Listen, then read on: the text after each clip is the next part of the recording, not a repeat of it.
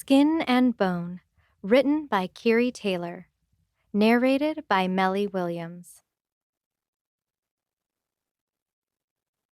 Chapter 1.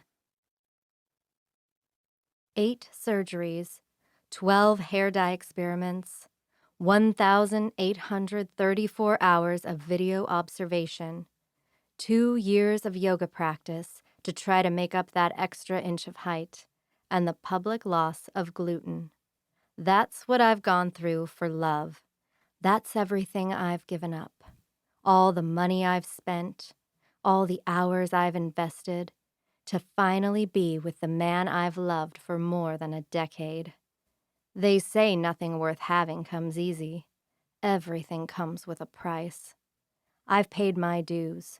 I've been more patient than anyone could ever comprehend. And now it's finally my time. I step from the closet into the bathroom. I check my makeup. What the surgeries couldn't accomplish is made up for with some well-practiced cosmetic techniques. The contour is just right. The eyebrow lift did exactly what was needed. My jaw is still sore, even though all of the swelling and bruising has finally gone away. But as I apply a coat of lipstick, apple sunrise, her default color, I smile at myself. Even my teeth required altering. $35,000 and they look just right, are just the right shade of white. It's perfect. I'm perfect. I am my own creation and I have to admire my hard work. It's brilliant. I press my lips together, blowing my own reflection a kiss, and step out of the bathroom. I cut through the nearly empty bedroom and aim for the dining room. My laptop sits on it, a cheap piece of technology, because after today, it's going in the crusher of the cement company down the road. Can't leave any evidence behind, which is tragic, because really, this amounts to the same amount of work as a doctoral degree. It's okay, though. I'll take the loss, so long as it gets me the prize, the reward for all my hard work. I open the web browser and sign into my email. I am sawyerjames@gmail.com.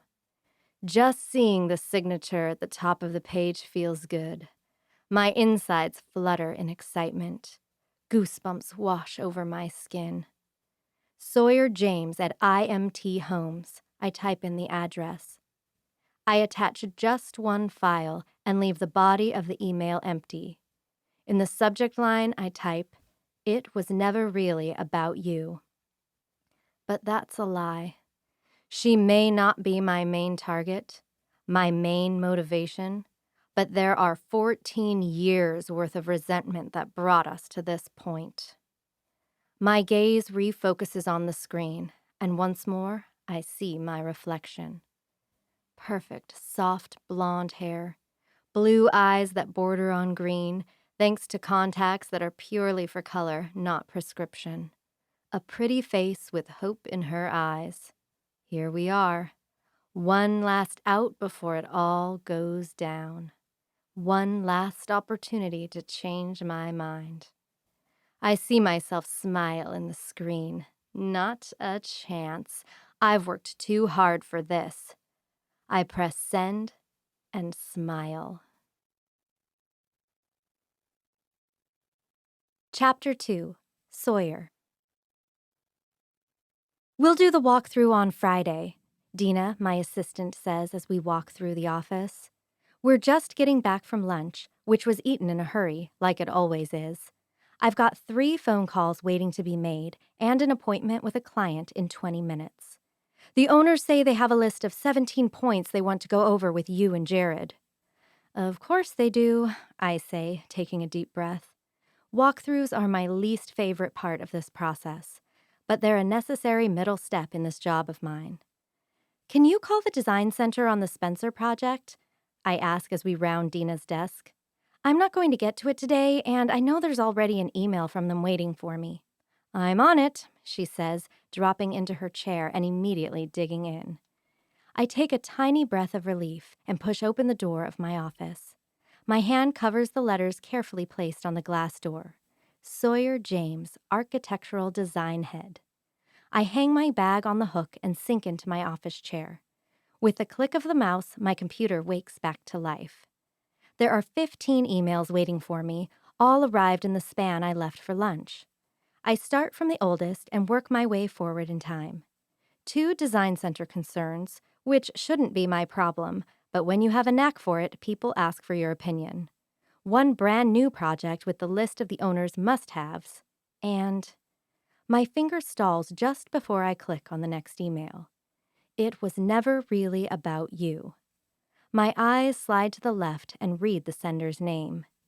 I am sawyerjames@gmail.com. What? I mutter, my mind trying to sort out what kind of new email cloning junk virus this may be. I'm about to delete it because I've seen this kind of scam before. But as the phone rings, I startle and my finger clicks on it, opening the email. I answer the phone. It's another client calling about our meeting next Tuesday and asking if they can change the date. I'm only half listening, trying to find the delete button before the email can steal anything important from my computer. But I still, because there's an attachment, and the thumbnail preview is a very clear picture of me. Yeah, my assistant manages my calendar. Is it okay if I switch you back to her and she can let you know when I'm available? Somehow the words come out automatic and clear. I've been doing this for enough years now that the words just fill in, even with my brain not giving them any attention. Thanks, talk to you soon. I end the call. I bite my lower lip, looking around. No one is watching. No one would think anything of me looking at my computer screen, which faces me and the window out the 11th floor. I'm nothing but a model employee. I should just delete the email. But that's me. The sender claims my own name. I click on it, even as my stomach ignites with black electricity. I'm seeing an outdoor patio area with a dozen tables spread along the side of the brown brick building. It looks familiar, but I can't quite place it. There's an older couple toward the back, sipping their coffee without talking. In the middle section of the seats, there's a man, though he's turned away from me just enough I can't see who he is. He's sitting alone, slowly sipping at his coffee, scrolling through his phone. I startle as a woman walks out from behind the camera. She's skinny and in good shape, with long blonde hair, wearing white jeans and a cute coral-colored top. Even her tan wedge sandals are adorable. I wonder where she got the entire outfit. It's totally something I would wear. As she walks down the sidewalk, I see the guy sitting alone perk up when he sees her.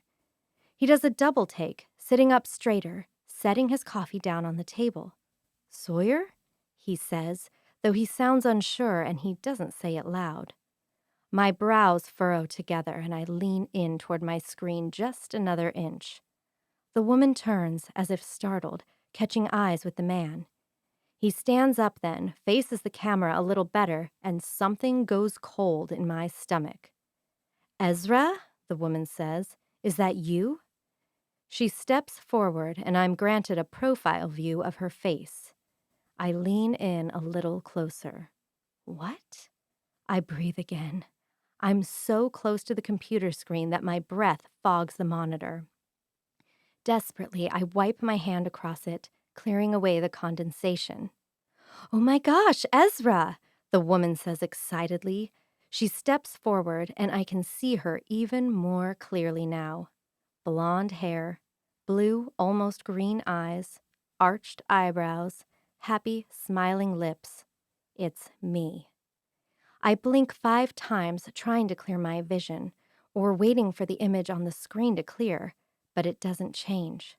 That's me. That's my hair. Those are my ears, my jaw, my nose. That's me who steps forward and wraps her arms around Ezra Knox, smiling and chatting so casual and comfortable. I know why that building looks familiar now. It's the coffee shop just 2 blocks down from the bar Ezra's brother bought forever ago. It's just around the corner from our old high school. That's my hometown, Snohomish, where I grew up from the time I was 12. Ez, I breathe, leaning forward. That me on the screen slips her hands into her back pockets and chats away with Ezra, talking about how they haven't seen each other in, 7 years at least. That me on the screen tells him I'm still working in Bellevue, that I'm the head of my department. I blink again. Even the way she puts her hands in her back pockets is me. My friends are always making fun of me for doing that when I'm talking to men, like I'm trying to push my boobs in their face. I guess it works. I see Ezra's eyes going up and down me. The problem is that he knows what everything under those clothes looks like. Wait, but that's not me. That can't be me. I haven't been back to Snohomish in a year, not since Dad had a heart attack 2 years ago, and then Mom followed him a year later when she fell asleep at the wheel one late night and crashed into a tree.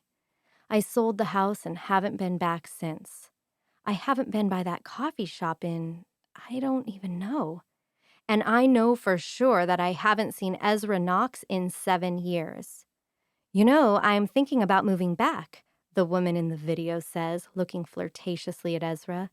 That's actually why I'm here today. I'm looking at places. What? Ezra asks, and he doesn't hold back the surprise and excitement in his voice. He was never very good at masking what he was feeling. I thought you'd taken off for good. The woman shrugs. I guess there's just some things I miss about home. I lean back, shaking my head. Even that shrug was exactly the same as mine. They say there's no place like home for a reason, Ezra says, and that smile on his face is way too wide, way too hopeful. It makes something in my stomach twist. Ezra is a good guy. There's a reason we were together for almost a year in high school. He goes in with his whole heart, and I knew it wasn't what he wanted at all when we broke up. I figured he'd be involved now all these years later. I figured he'd be married, that I'd be married. He's 31 now, and I'm about to turn 31 in a few weeks. I know that hope and excitement in Ezra's eyes. Hey, I have to get going, that woman says, pointing over her shoulder.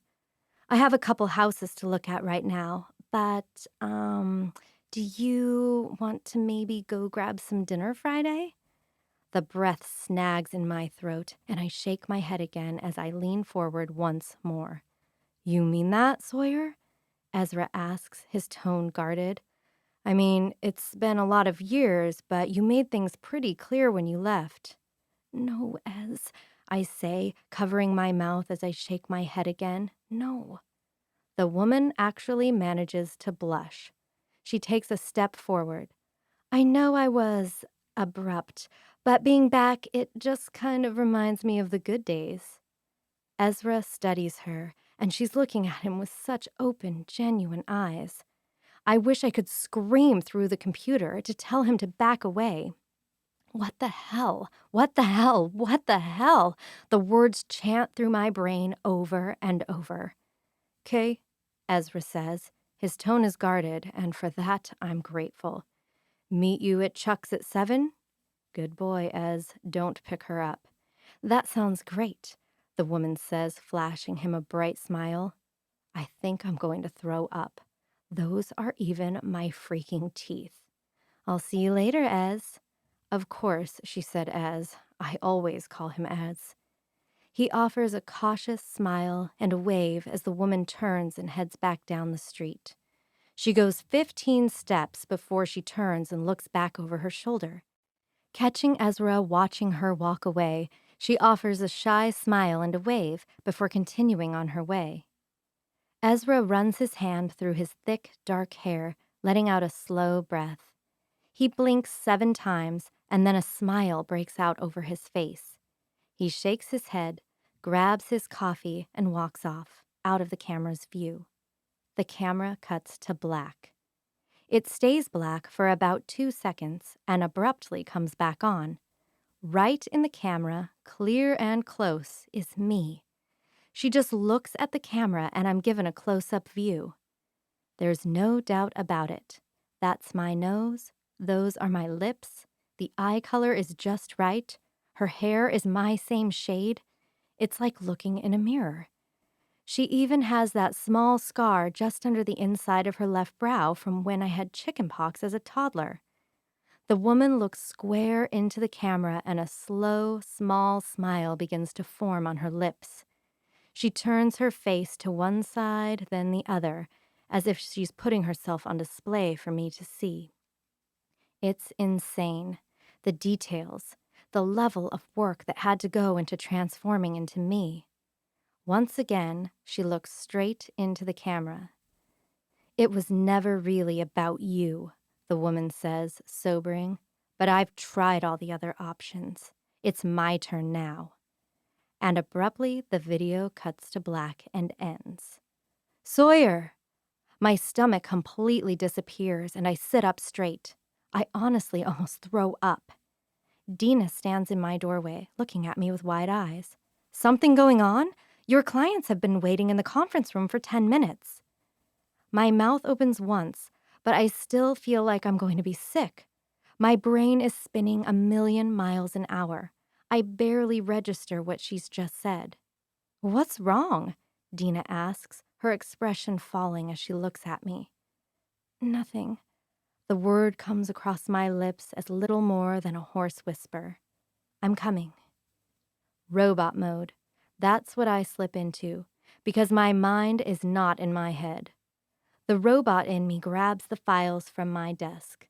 My feet know where they're going, which is to the conference room. I went to school for this for 5 years, so my brain takes over, going over designs and plans and options for bathrooms and home theaters. But my mind is still frozen in my office, staring at that screen. I'm replaying that end scene over and over again of that woman and her face. I don't have a twin. I am 100% certain of that. I'm an only child. My mother miscarried 2 babies after me and was eventually told it just wasn't going to happen. My parents were good people. I had the most normal childhood ever. So I know with absolute certainty that I don't have some long-lost twin out there. Do people know when they have psychotic breakdowns? Because I'm 100% certain I didn't have one, that I never went back to Snohomish, and I never filmed myself acting so creepy and strange. I'm certain I didn't do any of the things on that video. My mouth is talking about the approximate cost of adding this and that to this potential house, but my mind is checking out, already out the office door. The meeting lasts 2 hours, but it's as if I blinked and my mouth is saying goodbye and my hands are shaking theirs. I make it halfway back to my office before my stomach gives a twist and I throw myself into the bathroom and throw up into the first toilet.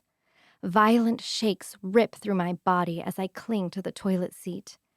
I stare at the handle so I don't see my sick floating in the toilet.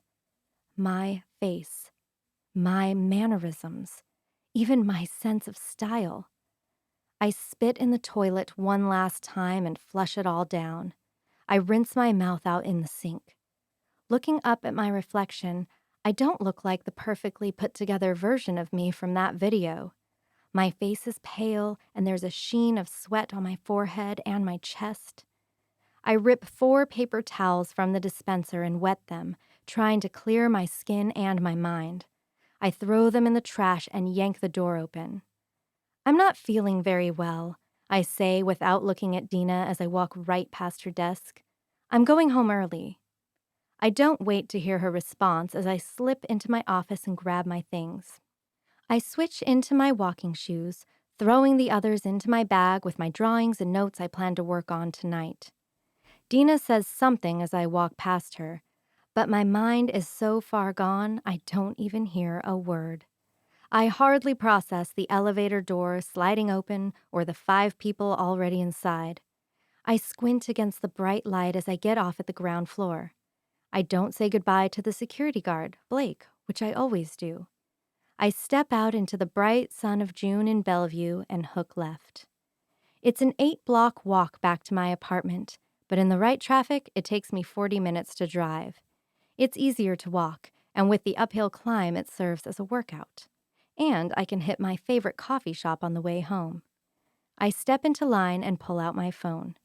What do I do with this? Calling the police seems extreme when I don't know anything. It could all be fake. Do I call a lawyer? A private investigator? What the hell are you supposed to do when someone walks around looking like you? I have to warn Ezra. I have to tell him that whoever he talked to, whenever that video was recorded, wasn't me. Unless he's trying to pull some sick prank on me and he was in on the whole thing. But that doesn't sound like Ezra. And why now? After 7 years without even seeing each other? I know that isn't what this is. I pull up my contacts and scroll through them. It's been so long since I had a reason to contact Ezra that I don't have a number for him. We were practically kids when we broke up. He didn't even have a cell phone back then. I give the barista my order, pay, and step off to the side to wait for it.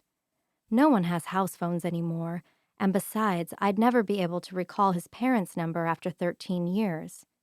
I have no idea where Ezra is working these days. A light sparks in my brain, and a quick web search shows me exactly what I need. Davis Knox, Snohomish. It immediately pulls up a website for Knox Properties located in Snohomish. The barista calls my name and I grab it, taking a draw as I walk out of the shop and aim up the hill toward home. I click through the site, going to the About section. Sure enough, there's a picture with his name. Davis is 4 years older than Ezra. I never knew him well. By the time Ezra and I were dating as seniors in high school, Davis had already been a realtor for 3 years and already owned 3 different commercial buildings around town. He was one of the most ambitious men I'd yet met as a 17-year-old. A phone number is plastered across every page of his website. I tap it, take a sip of my drink, and listen to it ring. Knox Properties, how can I direct your call? A sweet-sounding secretary answers. Davis Knox, please, I say. 1 moment. The phone rings twice. This is Davis. My stomach drops just a little and I stop on the sidewalk for a second. I hadn't actually planned out what I was going to say. Hi. This is Sawyer James from home? I cringe internally, squeezing my eyes closed hard. Sawyer James. His voice trails off and I can hear him racking his brain, trying to connect the name. I was Ezra's girlfriend back in high school, I say, barely resisting an eye roll as I keep walking down the sidewalk. My stomach gives another twist. Maybe drinking coffee just 20 minutes after throwing up was a bad idea. Still, I take another sip. Oh, wow, yeah, Sawyer James, Davis says over the phone.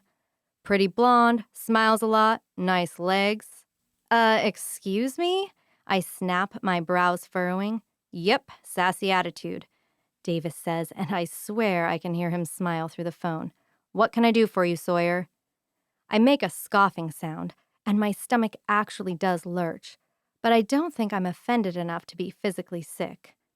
Look, I'm calling you because I need to get a hold of Ezra, but I don't have a number for him. I'm not giving you Ez's number, Davis says without a second of hesitation. And why not? I demand, my brows furrowing closer together. Come on, Sawyer, don't play dumb with me, Davis says. You know how you destroyed him when you left. I wipe my forearm across my forehead, wiping sweat away. My eyelids actually flutter. I think I'm going to be sick again. Maybe after I take a nap. Look, Davis, I say, blinking 5 times in an attempt to wake myself up. I know things went down a little rough, but it's seriously important that I talk to Ezra. No, he says again, almost sounding bored. You realize I could just drive the hour it takes to get there and track him down myself, right? I snap in annoyance. I stumble a step, spilling half my coffee. I swear, adjusting my bag over my shoulder, but it feels like it weighs 1,000,000 pounds. I take another step forward, but the ground beneath my feet seems to be spinning. I don't think you will, Davis taunts, still sounding bored. Davis, I hiss, but I blink rapidly because I swear it's getting dark. There's something going on. I think there's some woman that's after Ezra. Seriously? Davis scoffs. You broke up with him like 13 years ago, and now you're going to get jealous over another woman? It's not like I stumble again, mentally cursing at myself. I'm sick. Like really sick. It's not like that, Davis. This woman, she looks like... Are you okay? I hear Davis ask, but his voice sounds really far away. She looks like... But suddenly, my knees bark in pain. I feel hot coffee running over the cement beneath me. The world goes dark, and my ears won't stop ringing. Chapter 3. They say chivalry is dead, but plenty of men are still willing to help a pretty woman in distress. Feign embarrassment, throw just the right pitch into your voice, and they'll give you an obliging, flirtatious smile and do just about anything to help a woman they don't know. All I had to do was drive up at the right moment, make a scene, and I had two fine gentlemen darting my way, ready to help me out. The entire thing was taken care of in less than 2 minutes. I offered them a flirtatious smile and a wink as my show of gratitude, and off I went. After everything I've been through in the last few years, I'm a perpetual planner. I've been organizing my schedule to a T, lining up surgeries and hair treatments, yoga classes, Botox injections, not to mention my own work schedule, because somehow I had to pay for everything. So my brain is still rolling through everything that has to line up in the next 24 hours. First, the drop-off. That will be the hardest part, because on that end I won't have any help. Then, the camera pickup. Next, a morning visit to IMT Homes. The moving company is scheduled to show up at noon. I'll be settled into my new apartment by dinner tomorrow night. I smile and turn on my blinker, merging into the traffic aimed north. Chapter 4. SAWYER. There's a knife in my brain. I'm sure of it as I reach a hand up to my head. I expect to find some kind of steel, a handle. I'm expecting blood running down my face, caked in my hair. But it's just my head. My eyes flutter open, but my vision is blurry. I just make out a dark ceiling and note that the air smells damp and old. With a groan, I push myself into a seated position. My head spins and I lean over to vomit, but I just dry heave. With a shallow breath and my stomach pulsing hard, still unsure if it's going to evict its contents, I look up, forcing my eyes to focus. The space is small. Corrugated walls surround me, a dark green color. A single light bulb hangs from the ceiling. I'm lying on a cot with just one pillow and a worn-out comforter. There's a long shelf with canned goods and bottled water on it. I see some kind of strange-looking toilet at the far end next to a door. There are 2 buckets of sawdust next to it. And at the far end, there's a chair facing the wall, and on the wall is a big screen TV. A set of wires rises up the wall behind the TV and disappears into a small hole drilled in the ceiling of this metal box. "Hello?" I call out, but my words only echo back at me. My body shakes and pain stabs deeper into my brain as I stand. My hands go to my head and I stagger toward that door. "Hey, what's going on?" My fingers wrap around the knob and I give it a twist. I knew it would be locked before I tried, but I had to try. "Hello?" I scream, slapping my hands on the door. "Let me out!" I grab the handle again, twisting it as hard as I can, but my skin just screams out in pain. I back up a step and kick at the door as hard as I can. It only makes a loud sound and doesn't even dent. "Help!" I scream. I kick once more at the door, which doesn't do anything but send pain racing up my shin. I comb along the walls, looking for anything, any opening, any weakness. This looks like the inside of a shipping container. It's roughly 20 feet long and 8 or 9 feet wide. It's solid, save for 4 small holes where the wires rise up through them. I climb up on the chair and claw at the holes. I hiss in pain, pulling back my hand. I just sliced my fingertips open on the rough metal. I'm not clawing my way through those tiny holes. "Help!" I scream. My body has finally recognized the panic coursing through my blood. My heart is hammering in my chest. My hands are sweating. I would throw up if I stopped moving for a few seconds. My hands rise up and knot into my hair. The last thing I remember was talking to Davis Knox, Ezra's older brother. I pat my pockets. Desperately, I go back to the cot. I dig through the blanket, search under the pillow. My cell phone is nowhere to be found. My brain is throbbing in pain, but my mind is racing. I was talking to Davis. I remember feeling weird, dizzy. I kept tripping. I'd thrown up at the office. I was sick after watching that video of the impostor, but there's no way I would have completely lost control of myself like that over it. I'd blacked out cold. What the hell? I hissed to myself, my hands going to my hair once more. Was I drugged? By who? For what reason? I scream when the TV at the end of the container flashes on. Slowly, I lower my hands as I turn and face it, as the picture comes into focus. I recognize my office. That's my desk. My computer. I see hands reaching and taking stuff, putting it all in a box. It's like the camera is attached to their chest. "This doesn't make any sense, Sawyer." I know that voice. When I see the khaki pants come into view, it confirms that it's Jared, my boss. "After 5 years, after 4 promotions, you're just walking out with no notice? This doesn't feel like you. Tell me what's really wrong. Let me make it right." "I told you, I just got a big opportunity to strike out on my own." My blood goes cold because I know that voice. It's the woman from the video. It's good, very similar to my own. And if I wait at all, I'm going to miss it. I hate to do this to you, Jared. I know this is highly unprofessional, but I have to consider what's best for my future.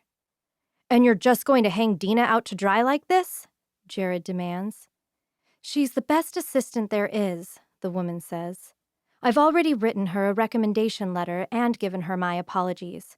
She'll find something even better." My view shifts, like she stood up straight, and I see Jared. He looks livid. He looks confused. I shake my head. Don't believe her, I think. I would never, ever walk out like this.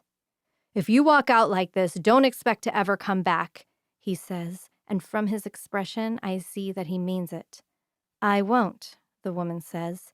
She grabs the box of her things and crosses to the door. "Thank you for all the opportunities you've given me. I wish IMT the best." Jared just shakes his head in angry disgust, and I hope he knows that's not me, because she just turns and walks out. I get a quick glimpse of Dina at her desk. She looks absolutely devastated. But the woman just keeps walking through the office, past all those people I've worked with for the last 5 years. She presses the button for the elevator and the video goes black. Which means that I finally notice the red light at the top of the TV. I notice the shine of the small dot. "Oh, hell no, you don't get to watch me," I growl. I take the comforter off the bed and throw it over the TV. I pace the floor, my fingers once more tangled in my hair. What the hell, what the hell, what the hell? The words once more chant through my head. "Who are you?" I finally blurt, turning toward the TV. Why are you doing this?" "It was never really about you." I remember the subject line from that email. "Why me?" I ask, and my voice cracks with hoarseness. "I'm a good person. No, I'm no saint, but I'm not a bad guy. I don't make enemies. I'm not a bad neighbor. I leave good tips. I don't even flip people off in traffic." Why are you doing this to me? Chapter 5. The movers dropped off the last of the furniture and boxes an hour ago. Despite having lived in her last apartment for 3 years, Sawyer doesn't have a lot of extra stuff. She's clean and organized and tidy. They had everything boxed up and packed in the truck in a matter of 2 hours. It was an hour drive from Bellevue to Snohomish, and then it took them an hour to unload everything. We wrapped up a whole hour ahead of schedule. I've moved a few times over the years I've lived on my own. It's always a stressful, horrible experience. But there's something sweetly satisfying about this move. There's something thrilling about unpacking these clothes. There's something real about taking out these makeup bags, going through their contents, trying out a few shades I never could accurately guess. I take out the pictures from one box, grab a family portrait, and walk into the bathroom. I hold the picture up beside me and look at our reflections in the mirror. Well done, I think to myself. As the light outside begins to dim, I continue unpacking her things, my things now. The dishes, the pots and pans, the throw blankets. I put the bedding back on the bed, set the towels in the linen closet. Sawyer doesn't keep extra stuff, but she does have one box of sentimentals. She has to be one of the only people left on this planet who still prints out pictures. She prints her own. I plugged in the photo printer in the spare bedroom. I pull off the lid and start looking through the images. Sawyer is the perfect extrovert who isn't overly loud or in your face. These are mostly pictures of her with friends, out on trips, cabins at ski resorts, or in Las Vegas, out on a boat. I recognize nearly all the faces. There are her parents, may they rest in peace, a sweet mother, a strong father. There are pictures of a few old boyfriends in here, though none of them have lasted very long. She looks happy enough in these pictures, but there's always something missing in her eyes. And there, at the very bottom, is the oldest picture in this box. Sawyer is wearing a pale blue prom dress, her hair done up in an elegant updo. Ezra stands beside her, his arms wrapped around her tiny waist. His nose is touching her cheek, and he's grinning like he's the happiest guy in the world. The picture was taken in Ezra's living room. His dad is in the background, about to head up the stairs, his older brother behind him. They perfectly photobombed what would be an adorable picture. I trace one finger down Ezra in the picture, smiling contently. Seeing him the other day had been amazing. Actually getting to talk to him was enough to make my heart race.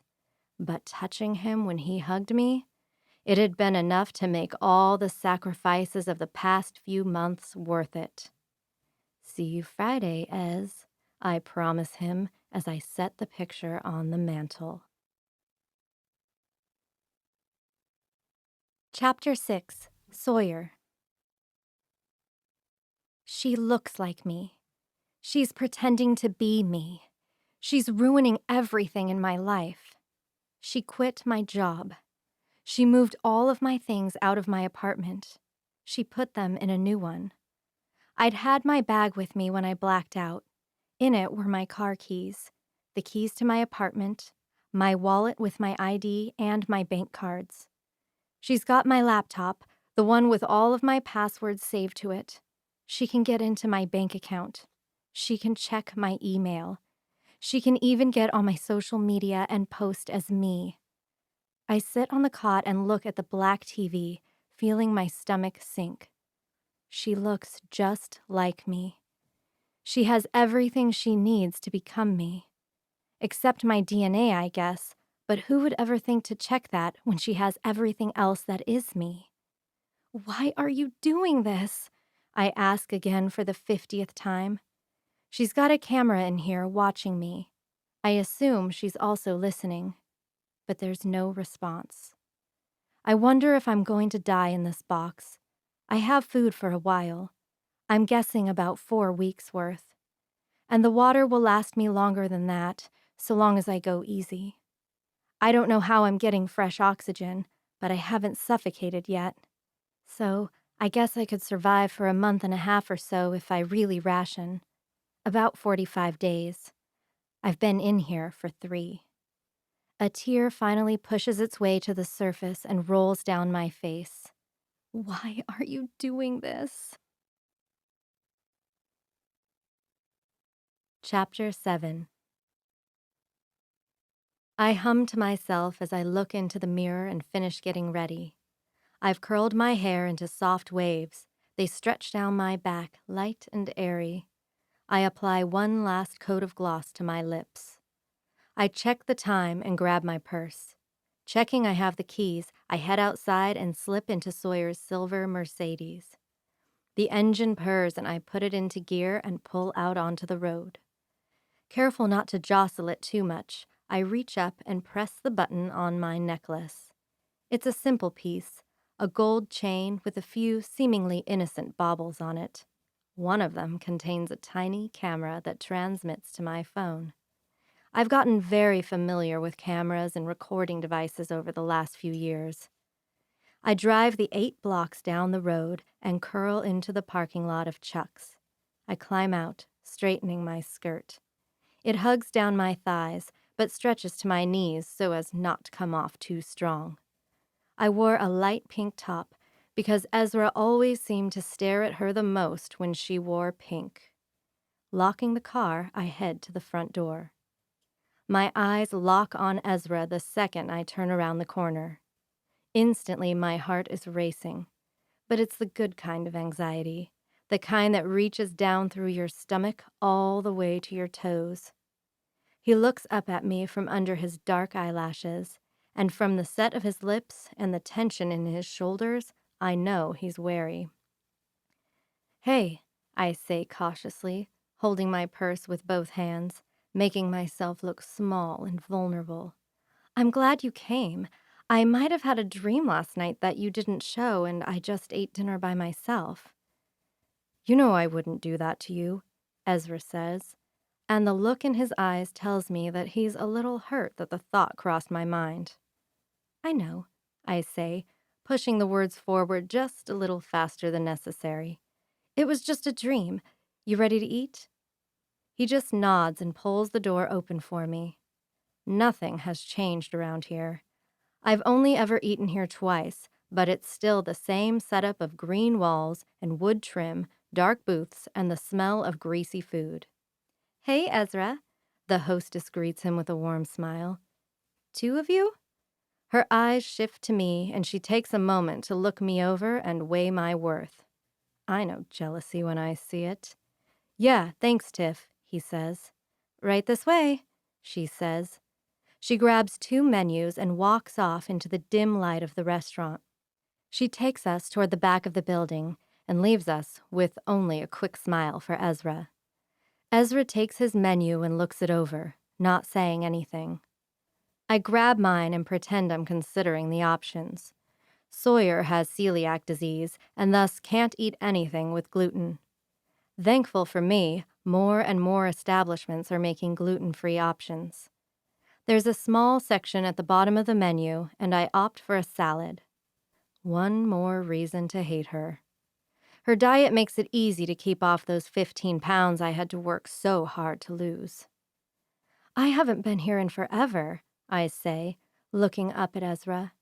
He doesn't look up at me, though. He keeps his eyes firmly fixed on the menu. "You still go for the double bacon and extra fries?" That does draw his eyes up to mine, and I hate that I can't read the expression in his eyes. They drop back down to the menu. "Well, you hit 30 and suddenly you can't get away with burgers every other night." My stomach sinks just a little. I was trying to be complimentary. Because even though he's not 18 anymore, he's still in incredible shape. Thankfully, the waitress comes then and takes our orders. Ezra gets the chicken and the roasted veggies. "How did your house hunt go?" he asks when she leaves, because Ezra is anything but awkward and rude. Good, I guess," I say, acting shy and a little embarrassed. I actually moved into my new place on Wednesday. His eyes widen a bit at that, and I see all kinds of guarding in his eyes. That was quick. Not too many architecture firms here in town. Are you commuting? I shake my head. I've been working toward building my own clientele the last year or so. I finally got to the point where I could strike out on my own. He looks at me like he's trying to read the truth off my face, which makes my heart beat faster. I have to lean back a bit, trying to put some distance between us. There are no scars. I paid tens of thousands extra to be sure there wouldn't be. But still, I'm afraid he's going to see something. That something will be off. Ezra spent a lot of time looking at this face. But it's been 13 years since he got a close look. I'm counting on that heavily. People change as they age. I'm just a little surprised that this is where you chose to go out on your own, he says, and my dread deepens a little more. You seem pretty anxious to get out of here before. I fold my arms on the table and look down at its surface, hoping to portray a little vulnerability. I guess the grass always looks greener on the other side when you're that young. I've enjoyed living in Bellevue, but I guess it's just kind of worn me out. The traffic, the people. There's a lot of ambition and money going on in that city, and while a part of me loves it, another part of me says I've done everything I went to that city to do. I guess I'm just looking to move on to another phase of my life. Ezra lifts his head, but his eyes never leave mine. He's quiet for a long moment, and I give him his time to sort through his thoughts. The waitress returns with our food and then leaves when she's made sure our drinks are full. What about you? I ask as I stab my fork into my salad. What have you been up to in the past 7 years? Just kind of the same, Ezra says, cutting a knife through his chicken. Dad is officially retiring at the end of the year, so I'll fully take over then. I'm already running 90% of the operations. How big is the crew now? I ask after swallowing. We've got 14 guys going on the main crew, another 20 between the subcontractors. I nod. The Knox family has been in the building and real estate business for forever. His father runs a construction company. Ezra grew up swinging a hammer and moved on into management a few years after high school. It's why he's never left Snohomish. He's tied into the family business. Well, my. I hear a voice and turn to see a familiar face walking up.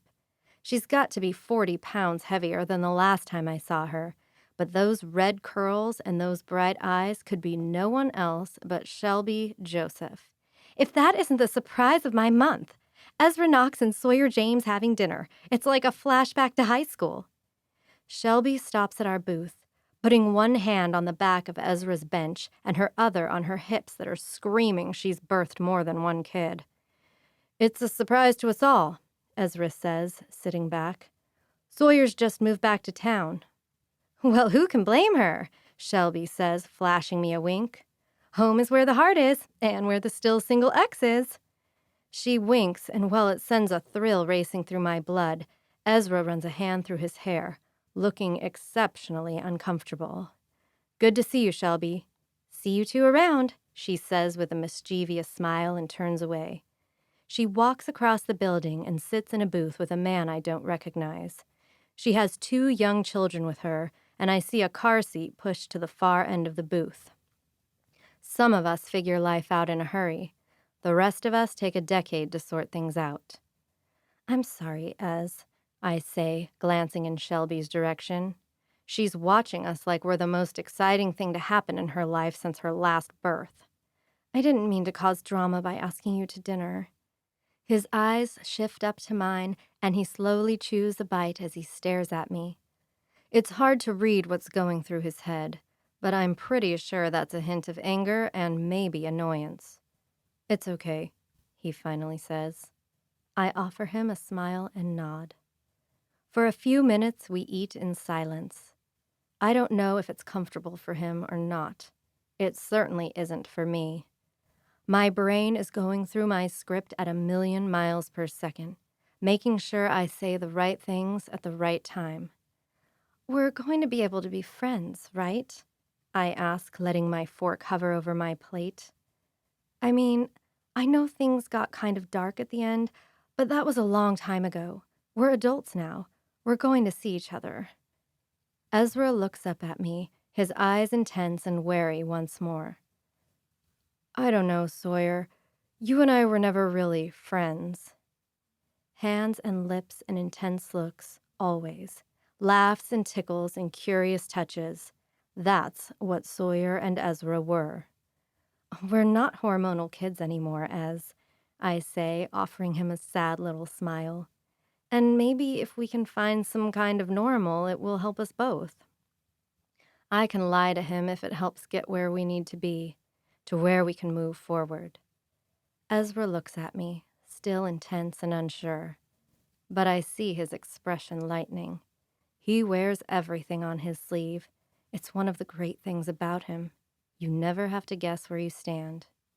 Sure, he says. We can try. I let a smile spread on my lips. Good, 'cause friends help each other move furniture, right? It's the dawning of the sun when a smile suddenly breaks out on Ezra's face. He closes his eyes and shakes his head with a laugh. Maybe this is working after all.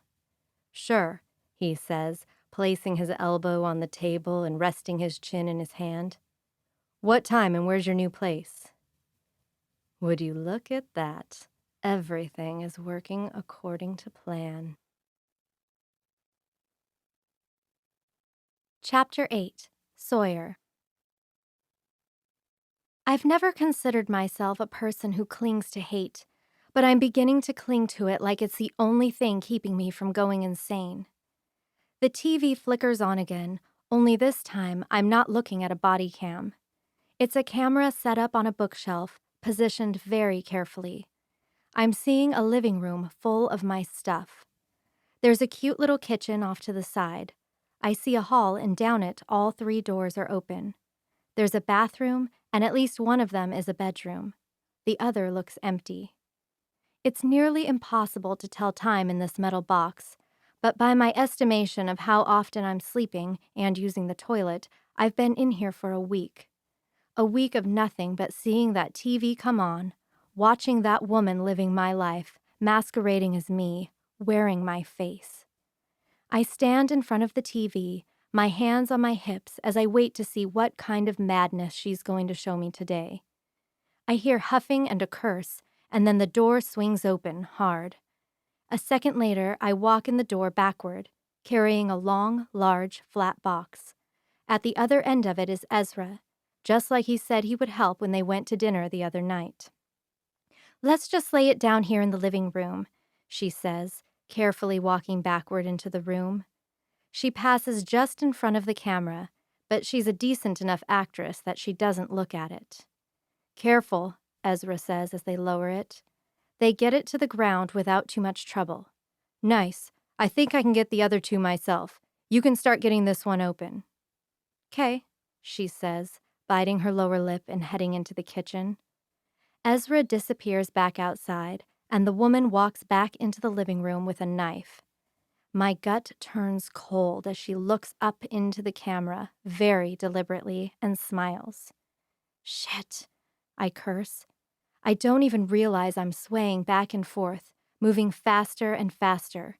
My fists are balled up together, and I'm pressing them into my lips as I watch the TV.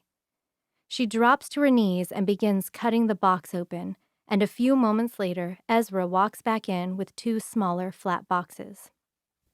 You said you needed help moving furniture, he huffs as he stands them up against the kitchen island. I feel like this is a guilt trap. I don't know what you're talking about, she says innocently, but with a hint of a smile as she pulls the assembly instructions out and opens them to the first page. Don't try to pull that one on me, Sawyer, Ezra says with a shake of his head. I still remember that time you tried to put your first desk together on your own. You didn't even look at the instructions. It came out all backwards. Are you trying to tell me I don't know how to read? She says in false accusation as she starts sorting out numbered parts. Ezra huffs a laugh and shakes his head. I'll be right back. He ducks out the door. She does this little laugh. My face contorts in a scowl. A minute later, Ezra walks back in, a tool belt around his waist and a screw gun in his hand. He pulls the trigger 3 times fast when he walks in, making her yelp in surprise. She totally faked it. "Easy there, He-Man," she says with a playful scowl. "They included all the tools I need, right here in this bag of parts. And if you don't want to be retightening everything in 1 week, you'll let me do it my way." "No, no, no, Ezra," I say out loud, resuming my pacing, even though I can't take my eyes away from the screen. "Don't you flirt with her. Don't fall for it." But he smiles as he drops to his knees beside her and starts sorting through all of the parts and pieces for a new dining table. I'd had one. She got rid of it. She's good. She's got this all planned out. And considering what she chooses to show me, I know exactly what's going on. It was never really about you. This is all about Ezra. I knew I'd broken Ezra's heart when I broke up with him before starting college. We were good together. We'd been happy. But his refusal to leave town and the fact that he got so angry about me changing his plan for our life together was just too much. He was happy living here in Snohomish, knew he was going to take over his dad's company since Davis had his own thing. I didn't hate Snohomish. I just wanted options. Ezra had planned out our entire lives together while we were in high school. For a while, I thought it was what I wanted as well. But as other kids talked about their college plans and their future careers, I knew I needed to chase my dreams too. I wanted the college experience. I didn't want my fate decided when I was only 18 years old. Ezra was happy where he was. It wasn't that I didn't love him anymore. It was just that love wasn't enough. So I'd kissed him goodbye after laying it out clean and simple. But it hadn't been that clean or simple. He'd begged. He'd cried. He'd gotten angry. He'd tried to bargain. I told him it wasn't enough because he kept talking in circles that landed us right back to where we were. I won't forget the look on his face when I glanced back over my shoulder as I headed for my car. I could see all that love in Ezra's face, but I could also see his hatred. Eventually, I had to avoid coming back into town because I would always somehow run into him, and every time, in his eyes, I still saw the same thing. He still loved me. He hated me for leaving. And there I am in front of him, come back to the town he will never leave. I've gone home. There I am, smiling at him, flirting with him, spending time with him. I see it in Ezra's eyes. That wariness he'd shown over the last 2 encounters is starting to weaken. It's beginning to melt. "Don't let your guard down, Ez," I breathe into my hands. Whoever that woman is, she's a good liar. She just chats and talks, and she really does sound just like me. I realize she has to have been watching me for a long, long time. She's learned my mannerisms, how I say certain things. She really is me. But every time Ezra starts to bring up our past, when he dips into some memory, she makes a vague comment and steers the conversation elsewhere with a flirtatious remark. They have the table completely assembled and are just breaking open the box of chairs when the timer on the oven goes off. "Sorry, I should get out of here so you can eat your dinner," Ezra says with a glance over his shoulder toward the oven. "I wasn't going to ask you to put together a whole dining set without at least feeding you," she says in an "isn't that a given" tone. "Not much I won't do for a home-cooked meal these days," Ezra says with a smile while she gets up and takes a dish out of the oven. She pulls a few things out of the fridge and then plates, and just like that, she's feeding him and he's working in the house like they're just a happy little married couple. "I really do appreciate you helping me out, Ez," she says as they stand around the island and eat. "It's kind of weird coming back home and my parents aren't here. And most of my friends have moved away or we've lost touch. She looks reluctant to say the words, and I have to applaud her for her acting skills. "I guess I kind of always knew I could count on you." That look of wariness comes back in an instant, but she quickly moves on. I guess this is where I say I'm sorry, she blurts out. She sets her fork down and looks right at Ezra. How I handled things was cruel and immature. Thinking what I thought, all I can do is blame it on being young. I should have. You were entitled to feel how you felt, Sawyer, Ezra says when she pauses. We were just kids. Of course, one of us was going to need to go a different way at some point. But by the way he clenches his jaw, I can tell he doesn't mean what he just said. It's almost as if he's repeating the words someone has told him over and over. A few weighted seconds pass, and I can feel something building, and I'm not even in the room with them. No, I say again, shaking my head. No. I didn't think it then, she says, and tactfully she shifts just a little closer toward Ezra. But being back here, walking through all these memories, seeing you, she places her hand on his. He looks at it intensely. I hear him breathe hard through his nose and see the muscles in his jaw tense. I think I made a mistake back then, she says in a quiet tone. No. The word comes out as little more than a whisper from my own lips, and my stomach sinks into oblivion. Because I know that look in Ezra's eyes as they slowly rise, tracing up her body as he looks from their hands to her face. I well remember that hunger, that heat. No! I scream at the both of them as she leans forward just enough to invite him, and Ezra's all too eager when he closes the distance between them. His fingers slip into her hair and he pulls her lips to his. No! I yell again, wishing I could scream loud enough Ezra could hear me, when her hands come to his arms, pulling him in close. I hear their hard breathing and watch as Ezra twists her and pins her between the island and his body. I remember how that felt, how he'd do that thing with his hand where his fingers splayed into my hair but his thumb brushed over my cheekbone. How can he just let her, her, in that fast? I dropped him and walked away. I broke his heart. How could he just forgive me after seeing me 3 times? Ezra, you soft-hearted idiot. I have to turn away because I can't watch, but I also don't dare take my eyes off them. I don't know what her goal here is, what she's got planned. I can't say she isn't some cannibal who wants to eat him alive because he's beautiful. I don't know if she's looking to get knocked up. She could just be plain crazy and want to kill him for fun after she screws him. Her hands go to his waist and she manages to pull his belt out of its loop before Ezra takes a quick step back. His lips are swollen and his hair is a mess. Thank you. I let out a breath of relief. Whoa, Sawyer, Ezra says as he closes his eyes and tips his head to one side. His hands fumble for his belt, re-cinching it. Come on, I think we have a lot to talk about before any of this happens. She swallows hard, her eyes shifting away, and I see her searching for words. Her chest is heaving, and I recognize the lust haze in her eyes. Yeah, she says, we should. We need to talk about this. Ezra steps away and stops at the door.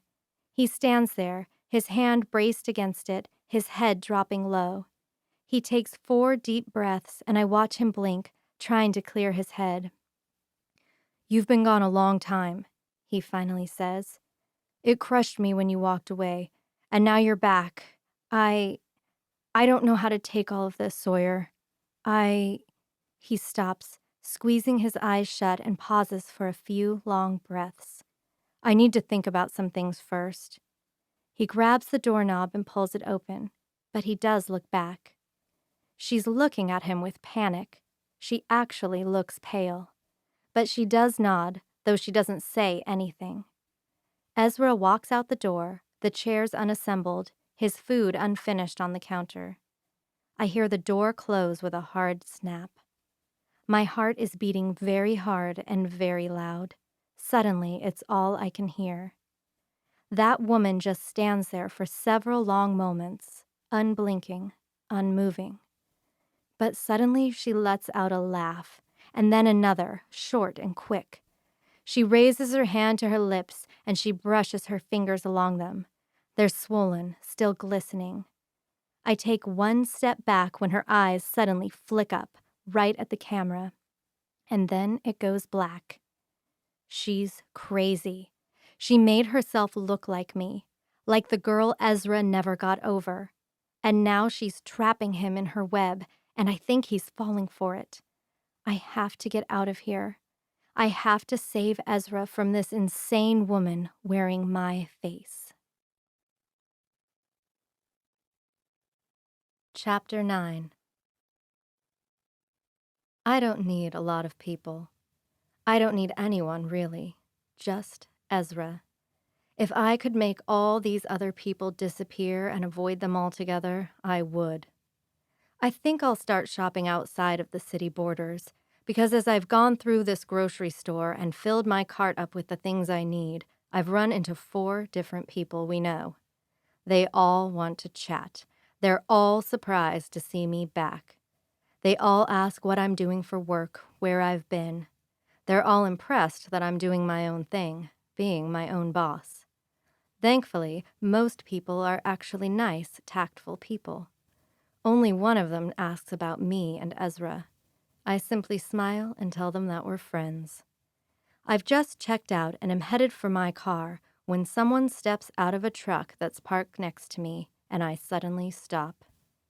Davis Knox turns to look at me, and he stops dead in his tracks, too.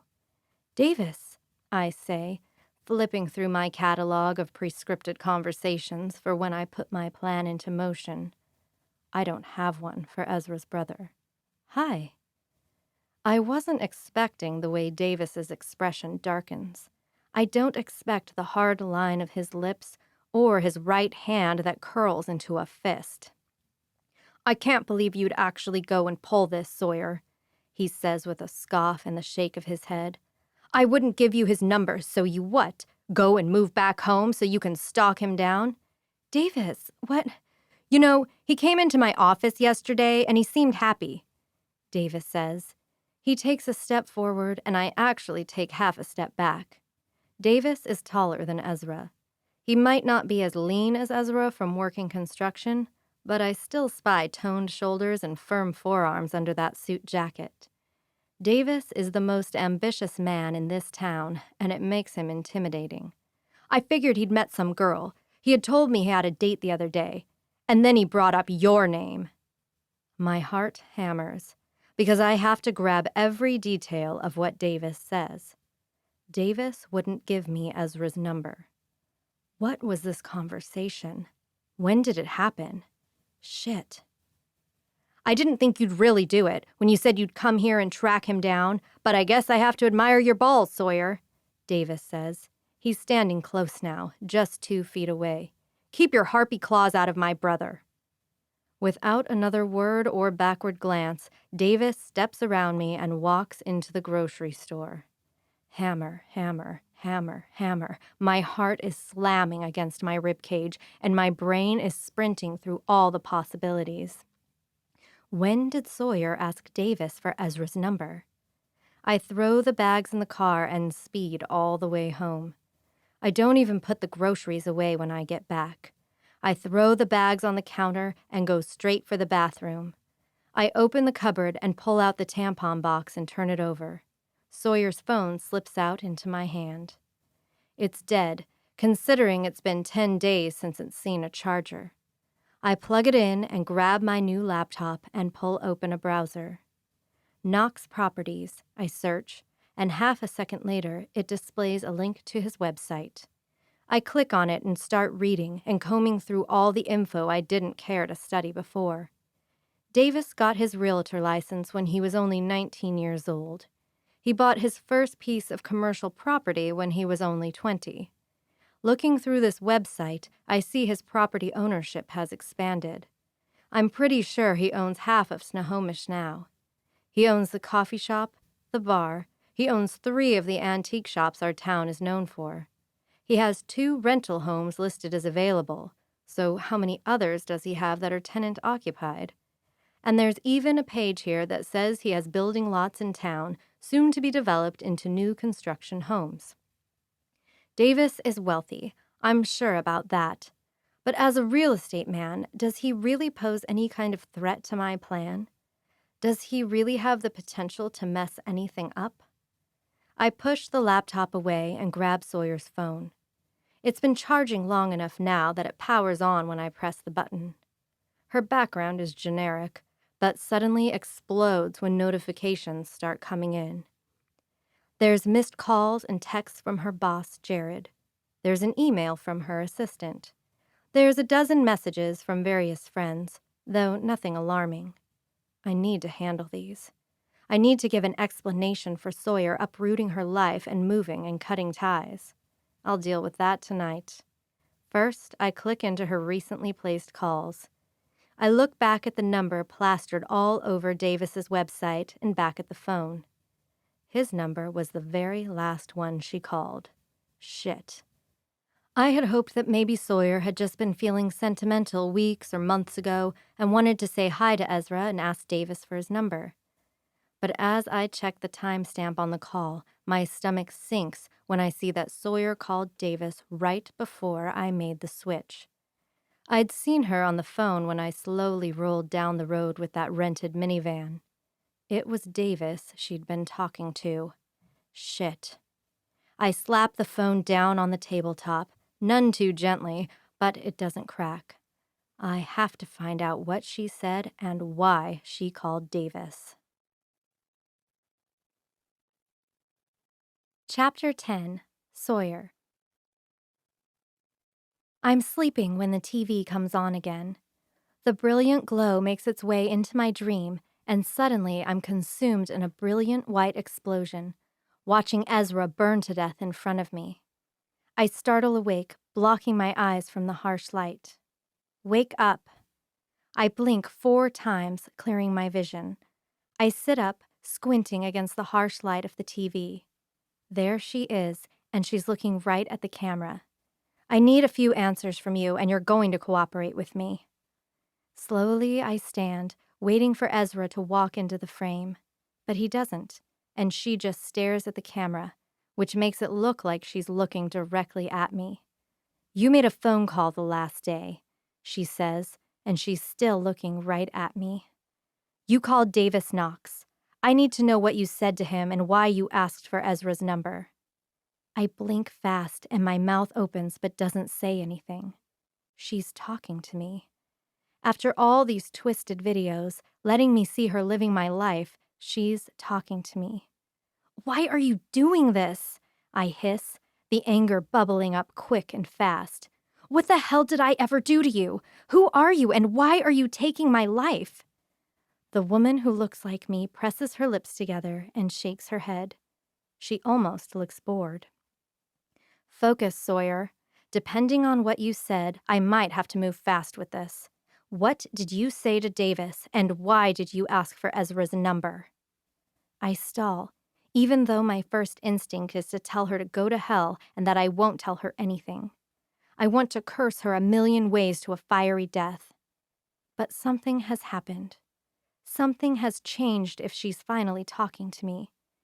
Somehow she knows I called Davis right before she drugged me. And something cold as ice slips down into my stomach. I can't put Davis in jeopardy. And suddenly I realize Davis might be my only chance that someone will realize that woman is not me. Someone from our high school died, I say, feigning confusion and innocence in my voice. A friend, John Hull. The student council was planning a memorial for him since he was part of the council. They were going to do a mini-class reunion as well. I was just trying to track down Ezra's number so I could call and help out. We were both on the student council. It was kind of my job to help handle these things. I see her taking a moment to consider this. She mulls it over, weighs it, considers if I'm telling the truth. Technically, I am. I saw the news on Facebook that John had died. The student council is planning a memorial and reunion for August. Ezra really is helping to put it together. I should have gotten in contact with the other student council members and helped plan everything. But I never intended to come back to Snohomish. You can ask Ezra about the memorial and reunion, I say, my voice coming out hoarse. I mean, you're pretending to be me, so I guess you'll be going too. Her eyes shift back to the camera like she's looking right at me. It's incredible, really. My eyes are unique. Some days they look bluer, some more green, and whatever contacts she's wearing captures that just right. If I find out you're lying to me, there will be a price to pay, she says. Menace and hatred and jealousy just barely creep into her tone. She keeps her composure so calm, so controlled. Why are you doing this? I breathe again. I feel myself already getting tired. After not using my body for the past, I don't know, more than a week, maybe almost 2, I already feel off. Why, if you're going to take over my life, be me, why not just kill me and get it over with? I've been thinking about it over and over on a constant loop in the last day or 2. Why let me live? Because I may be a psychopath, though the good doctor danced around the actual word, but I'm no murderer, she answers me, clean and simple, like she's thought about this a lot. I'll run out of food and water in 2 weeks, I say, my throat scratchy and my words sounding broken. You might not be wrapping your fingers around my neck, but I'll die by your hands just the same. A small smile forms on her lips, and she just gives a little shrug. My hands are clean. I shake my head and my stomach turns. So while you wait for me to die, you'll make me watch you tear Ezra's heart apart again? At this, I get to her. Her expression hardens. It seems only fair. It's what I watched you do. Smash him to pieces and walk away with him scattered across the floor. I'm the one putting him back together after 13 years. If you cared about him at all anymore, I would think you'd be thanking me. I don't say anything, because right then she drops something, a little crumb, a tiny bit of insight. You don't go live happily ever after with a psychopath.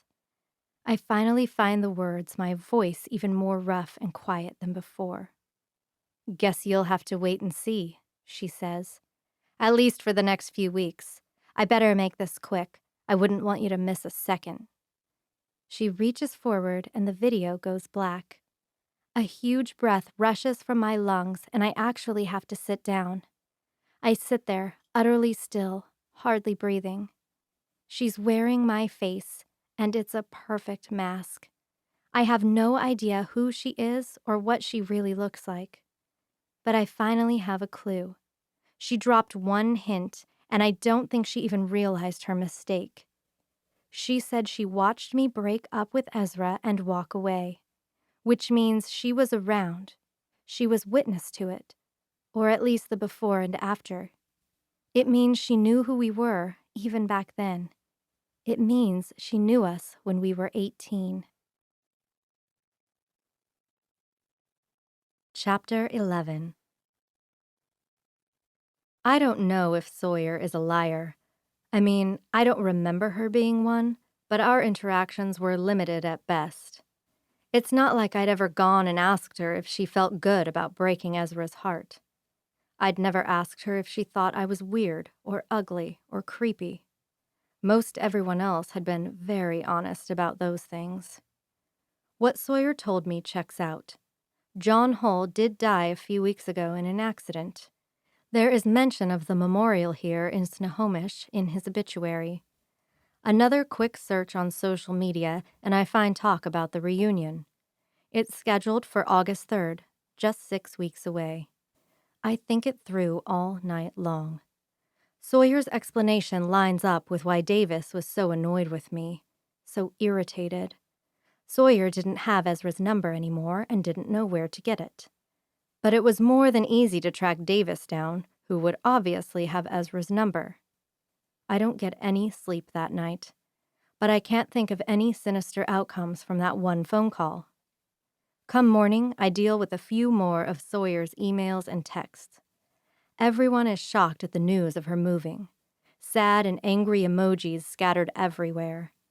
There are requests for a going-away party, all of which I decline in Sawyer's sweet, perky way.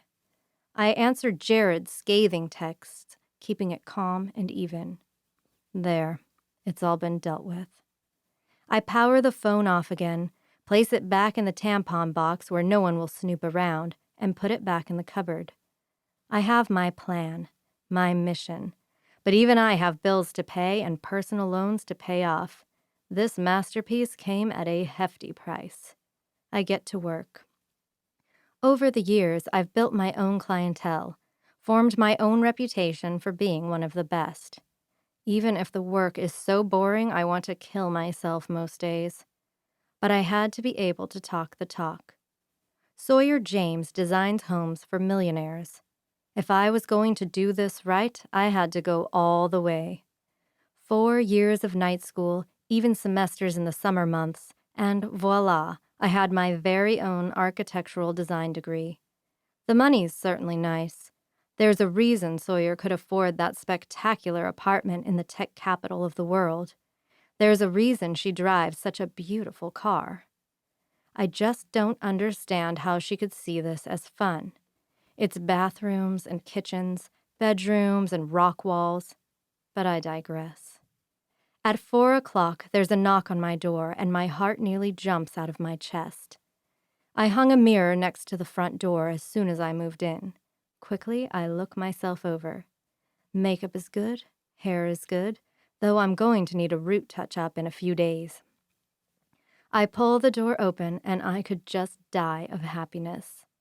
Ezra, I say with a smile. I reach up to my necklace and press the button, though it just looks like I'm fiddling with it in surprise and discomfort.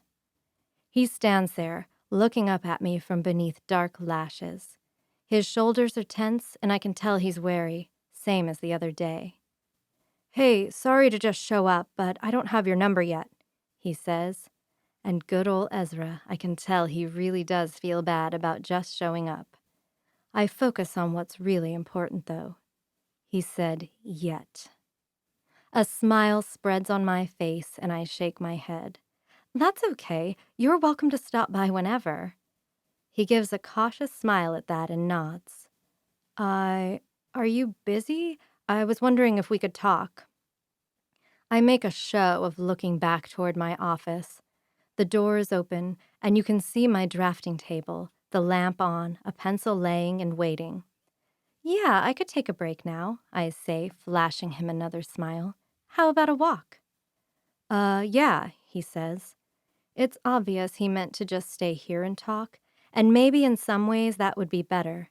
But I don't trust myself to not jump in too quick and scare Ezra away. Besides, there's a whole other aspect to this plan, and part of that is to be seen together, to get the whole town rooting for our reunification. I duck back inside and grab my phone from my desk and give Ezra a smile as we step outside.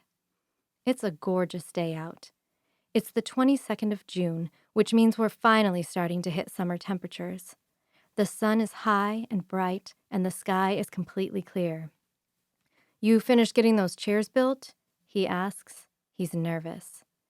"I keep telling you, I could have handled the whole thing on my own," I say, smiling as I glance over at him. We aim down the sidewalk, walking past the other houses in my neighborhood. "But I appreciate your help." Ezra nods, looking along our path. There's a park at the end of the road. I don't really know how to steer us into this conversation in a casual way, so I guess we can be adults and just jump right in?" I nod. That sounds like a good plan. He lets out a long breath, and I can just feel this eating him alive. He's nervous and scared, and I'm both those things, but for the first time in ever, I feel excited, hopeful. Things are really happening. "I guess I just have to ask," Ezra says without looking at me. "Did you move back to Snohomish to try to get back together?" I do everything to get together with you. The words fill my head full to every nook and cranny, but I can't respond with my instincts. I have to be Sawyer James. The answer to that question is kind of complicated, I say, letting a shy smile spread on my face. I meant what I said to you the other day. I just missed the place where life was simple and happy, and I let my words trail off, make myself seem embarrassed or unsure. I let the game play out that millions of other couples have played before they take the plunge. We reach the edge of the park, and I'm both delighted and annoyed when it's completely empty. There aren't even any noisy toddlers and distracted parents across the way on the playground. Just answer the question, Sawyer. I look over at Ezra, and my heart breaks clean in half when I see the look of pain and uncertainty on his face. Yes, Ezra, I confess. I did also move back because I needed to see if there was still the possibility that there was anything between us. He looks over at me as we slowly cross the grass. We lock eyes for several long moments, and I let him have his time to process what I've said. Why now? He finally asks, looking ahead to the picnic table we're aimed at. It's been 13 years, Sawyer. You haven't called once. We haven't once run into each other on purpose. It's been 7 years since we've even laid eyes on each other. Why show up now? We reach the table, and I sink down onto it, my back propped up against the table. Ezra sits beside me, though he keeps a 2-foot gap between us. I had needed to try something different. Go live somewhere bigger. Go stretch my legs, I say, hating all the words as I say them.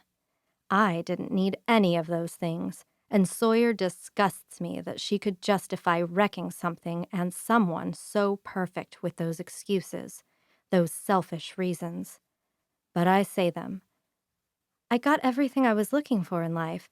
I got the degree, I got the career, I got the money and the social life I thought I needed, but I trail off, casting my eyes around the park.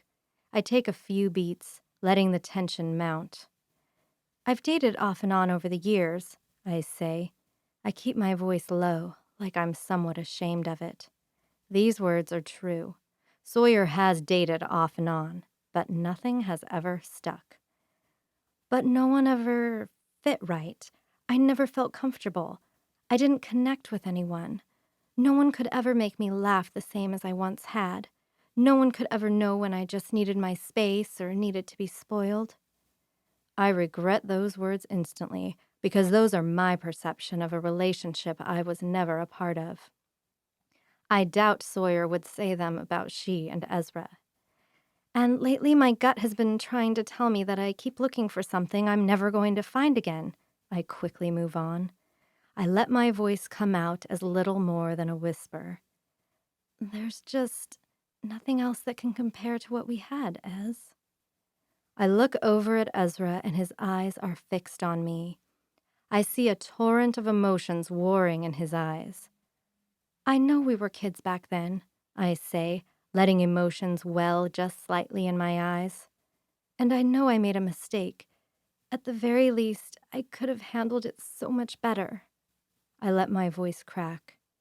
But if we were that good together as kids, I have to know what we could be like together as adults. Sawyer, I know you must hate me, and I am so sorry for how I acted the other night. I interrupt him, pushing the desperation and remorse into my act. But I hope that you'll just think about it, and I don't hate you, Sawyer. Ezra cuts me off, and just like magic, he slides closer toward me. Our eyes meet. I wanted to hate you for years, but I never once could talk myself into it. My eyes slide down to his lips, and I feel just one tear slip down my cheek. I'm so sorry, Ez, I whisper. But that's the honest answer to your question. I absolutely came back to Snohomish for you. I've never felt this kind of satisfaction, because I see something break in Ezra's eyes. I see that last bit of hesitation and self-control snap. He leans forward, his hand coming to my neck, and he kisses me. This is a kiss of 13 years of absence, of thought, of longing and regret and wishes for a different outcome. Ezra Knox's lips take mine. He kisses me like this is all going to evaporate if he releases me, and I will happily let him ride out his gasping wish. Deeper and deeper I let him into the kiss. His tongue finds mine. We give and take, and I barely suppress a happy moan from rising up my throat. I grip the front of his shirt with my hands, pulling him in closer, and his other hand slides down my back. Pace yourself, I think. I got a little too excited last time, and it scared him away. I can't rush this. I have to let it take its course, its own time. So I kiss him, and he kisses me, and I let that be everything. Ezra backs away, resting his forehead against mine. He closes his eyes, pressing his lips tightly together. "Is this what you really want, Sawyer?" he asks before letting his eyes slowly slide open to meet mine. "Do you really want to do this? Because if you have any doubts, please tell me now so I don't let myself go there again. I won't survive it a second time." In his eyes, I see that he means it. Every word. "I'll keep you safe, I think. I won't ever let you down." I give a small nod, giving an emotional smile. "It's what I want, Ezra. I know it. If you can forgive me, I'm ready to do this right." There are so many emotions in Ezra's eyes, and I wish I could hold and caress every one, appreciating all aspects of them. They're so real, so raw, so for me. "I forgive you, Sawyer James," he breathes. The words are clear as crystal, and I lock them away in my memory to replay later. Over and over, I forgive you. He pulls my lips back to his with a hand on the back of my neck, and I let myself sink into him, taking him in, capturing him in my heart, and losing my soul in return. It's done. I did it. And it wasn't even so hard, which makes my hatred and resentment deepen even further. Ezra forgave Sawyer so quickly, let her back in so easy, because his heart never let her go, not in 13 years. But I suppose I should thank her, because she made this so easy to find my way into his arms. Chapter 12. Sawyer. She's going to ruin him. I saw the look in Ezra's eyes. I saw the fall. I saw it when all of his wariness and hesitation just melted away with that impostor's words. Ezra is all in. She's going to decimate his heart. I walk back over to the door cut into the end of the shipping container. I smack my fist against it, giving it everything I have. "Is anyone out there?" I yell. I listen for a solid minute, but all I hear is silence and my own breath. "Hello?" I scream, pounding my balled fist on the door over and over and over. I kick at the door again, but as with all the other dozens of times, it just sends pain shooting up my leg. That door is made of solid steel, and I'm not doing a damn thing to it. I go back to the seam between the giant doors and pry my fingers between, but my fingernails only reach more steel. I pull and tug, but I don't have anything to grip onto. I just break another nail. I want there to be more I can try. I wish there was some hole I could be digging, some piece of this prison I could chip away, one bit at a time. But there's really nothing down here. Since the toilet is a composting one, meaning I throw a scoop of sawdust in after every use, it doesn't even feed into the ground. There's a vent that rises up into the ceiling, another one next to it, which I assume is giving me my air. There's that door, the shelving with food and water, my cot, the chair, and that damned TV. Tears threaten to well in my eyes. I feel panic rising in my chest, clawing its way around. It slithers and snaps inside of me. It's trying to rush its way up my spine to take possession of my brain. "You're going to die in here." The thoughts echo through my brain with maddening persistence. "She's going to trick Ezra right down the aisle, and you're just going to be a rotting corpse down here, and no one will ever even know that the real Sawyer James is dead." A scream works its way up my throat, but comes out as an angry sob. I scan the space, frustrated that there's nothing to smash, nothing to shatter. I settle for the pile of empty cans in the corner, screaming and screaming as I throw them at the locked door. Tears roll down my face in an angry torrent. "Let me out!" I cry, turning in a circle when I've run out of cans to throw. "Please let me out," I say as my fingers rise up to lace into my grimy hair. I close my eyes and force myself to breathe through my mouth, slow, controlled breaths, in and out, in and out. I breathe faster but keep my control. "I won't let you destroy me mentally," I think to the impostor. "I will not let you win." I drop to the ground and begin a set of push-ups, up and down, controlled and precise. I can't do many. In the time I've been down here, I've already lost muscle tone. I lay on my back and do sit-ups next. My body has been wasting away, living in these 170 square feet. Next, I get up and I do lunges back and forth across the space, over and over. "She's not a murderer," the impostor had said. "A psychopath." Even she admitted it. But my only hope is that she really actually can't live with my death on her conscience. I have to hope that the guilt gets to her, that she'll watch me on that camera and while I'm asleep, open that door to bring me more food and water. I have to be ready for that to happen. I have to be able to overpower her. I have to take control when my opportunity comes. I jog in place, forcing my heart rate to rise. Chapter 13. 2 dates out into town, 1 night of talking till 3 in the morning, and now Ezra is making me dinner at his house. It's been the best week of my life. Everything is moving right along just fine. I climb into my car Sunday evening and work my way across town. Ezra lives on the other side of it, where the lots are bigger and more spread out. When I pull up to it, I admire the craftsmanship. It's a farm-style house with white siding and red brick. It's classic-looking, like it could have been built in the mid-1800s, yet it looks brand new, because it is. Ezra built it himself and just moved in 6 months ago. It's the perfect house for the perfect happily married couple, the perfect family. I smile as I climb out, closing the door, and walk across the driveway to the front porch. I imagine all the lazy afternoons we'll spend here on this porch, all the lemonade I will make in the kitchen, all the cool glasses I'll bring Ezra after a long day at work. I imagine how beautiful it will be when we come home from the hospital with our firstborn.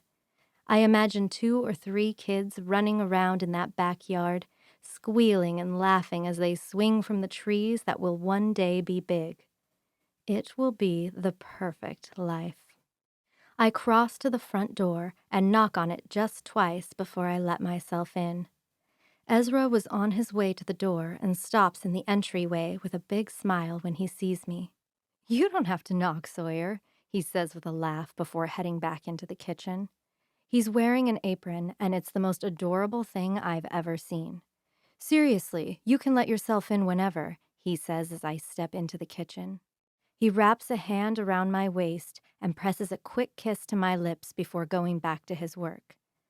"Ez, I really can't even say how much I love this house," I say, letting some swoon into my voice as I set my purse on one of the stools at the island and turn, taking it all in. "Your designer did an amazing job." That's my professional opinion. "Thanks," he says. "Give me just a minute and I'll give you the full tour." I let my eyes drift everywhere in this house, memorizing every space, every detail. The kitchen is huge. There's a full-size fridge, full-size freezer side by side. The cabinets are white and stick with that farmhouse look. A huge wood range hood is the centerpiece of the kitchen, and somehow I'm sure Ezra built it himself. The quartz countertops are gorgeous and modern. This is the biggest island I've ever seen. It has to be 10 feet long. A dining area is just off the kitchen and sports a table that also looks handmade by Ezra. 2 long benches stretch down either side, long enough they could each hold 4 people. And just off from there, I find a beautiful living room. The ceiling stretches high, at least 20 feet.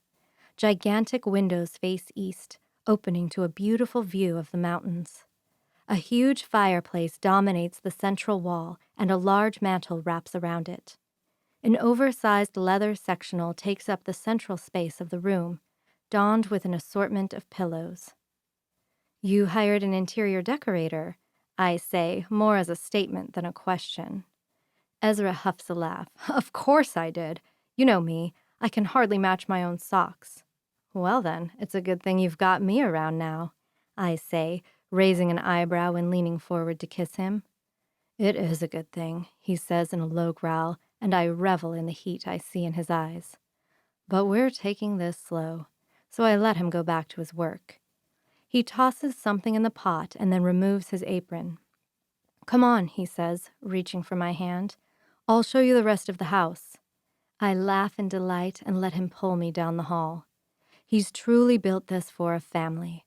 There's a mudroom, a massive laundry room, a 3-car garage big enough for his truck, a minivan, and a handful of outdoor toys. On the upper floor, he shows me 3 bedrooms and a loft with room for toys and games. He's made this too easy. We'll be settled in and happy in no time at all. And he shows me his bedroom. It's big and already boasts a king-size bed. I'd prefer a queen. No need for him to be so far away during the night. There's a master bathroom attached with a big shower and a huge tub made just for 2, and a closet with plenty of room to add in all my clothes. This place really is a dream," I say as we slowly walk back down the hall to the kitchen. "You did such an amazing job.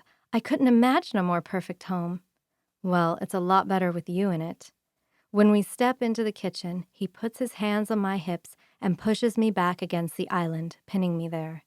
His hands come up to my jaw and he tips my head back so he can kiss me. I rest my hands on his chest and tell myself that it's okay that I haven't seen it bare yet. He's kissing me like he loves me, and that's enough. I hear the front door open and I startle as someone walks into the kitchen. Glaring at me like I'm the Wicked Witch of the West is Davis. "Sorry, Ez, I didn't realize you had company," he says as he sets a few folders down on the counter. "It's okay," Ezra says with an embarrassed but happy smile. He steps away and returns to the stove. He stirs something that smells divine. "Since you're here, you might as well stay for dinner." I've practiced my poker face for years, but something in it must slip when I look at Davis, because he forms this little smile that gets under my skin. Might as well. He locks his eyes on me as he walks around the island, pulls out a stool, and sits. The hair on the back of my neck stands on end and something writhes in my stomach. Why is he here? "You sure you can't pull the Walker development?" Davis says, sliding the folders back toward himself and opening them. "There's still a sliver of time for you to jump in. We don't break ground until Friday, so I haven't paid any money to anyone yet." Ezra turns and I help him put together the salad. "I'm sorry, I've already got more on my plate than my crews can keep up with. You're just going to have to stick with Jude." Davis makes a noise of annoyance. "That guy's a jackass." "I know he's a jackass," Ezra says with a smile, "which is why he's available, but he is good." "I know he is," Davis says with a sigh. "I've sold 3 of his houses. They all sell in the first week for asking price or above. He's just an arrogant prick." "I know," Ezra says as he takes the food out of the oven and sets it down on a hot pad. "I'm sorry." I find dishes in the cupboard, and even these are perfect and match everything.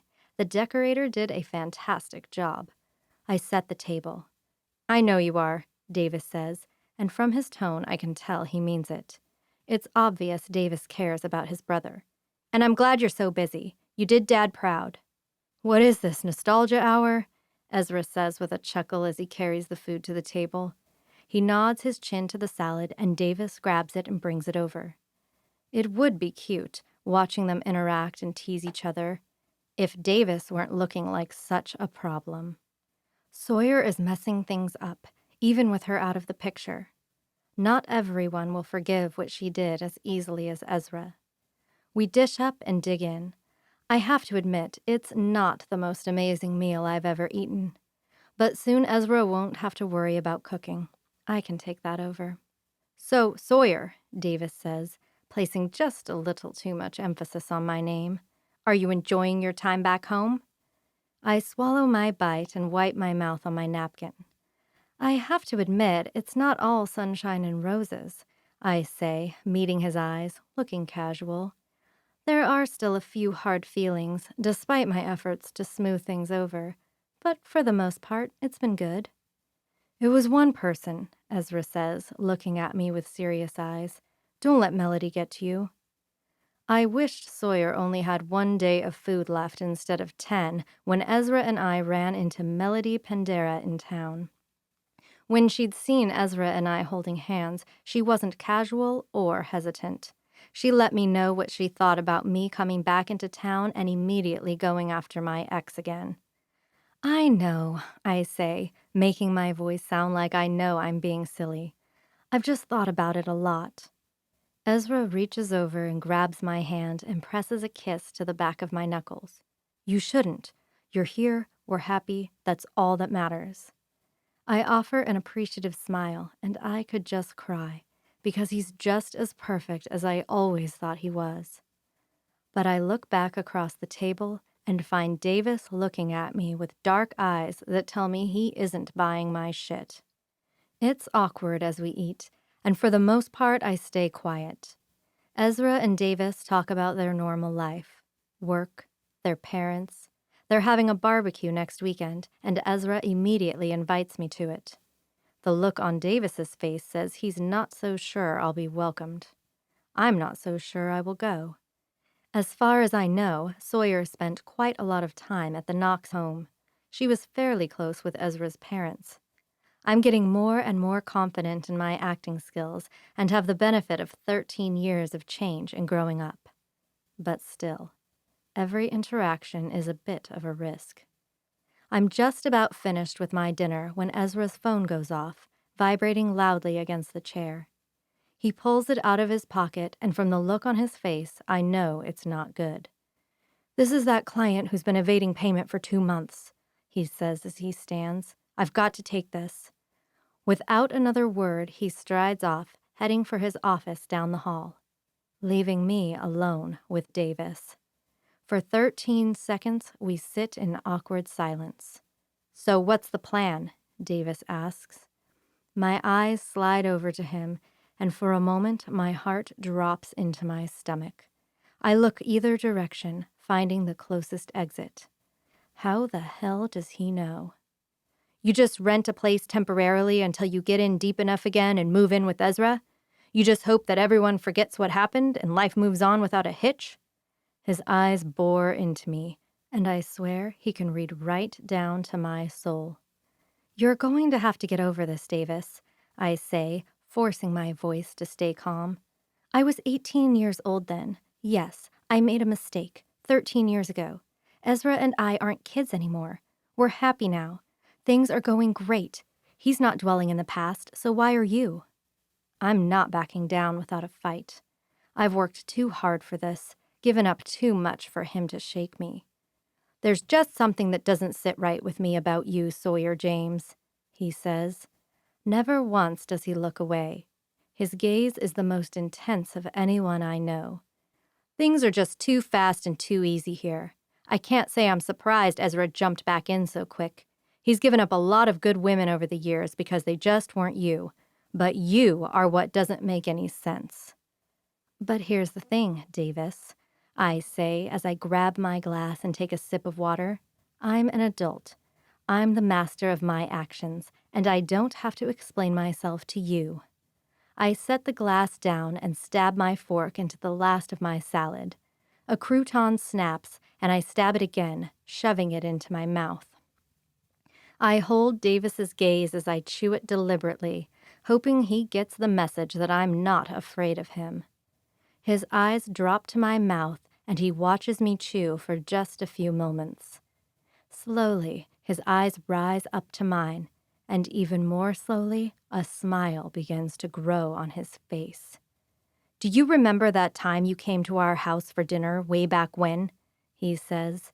He rests his elbow on the table and props his chin in two of his fingers. "Mom was so excited because Ezra finally brought you over so she could meet you. He'd explained everything carefully, and Mom had stressed so bad about making dinner just right. But about an hour after we finished eating, you ran for the bathroom and couldn't leave for about 30 minutes. Something cold drops in my stomach, and it isn't the food I just swallowed. The hairs on my arms stand on end. Mom felt so bad that she didn't think to check the seasonings to be sure there was no gluten in them, Davis says, and I don't like that little devilish look in his eyes. She apologized through the door all night long. I force myself not to look toward the salad bowl.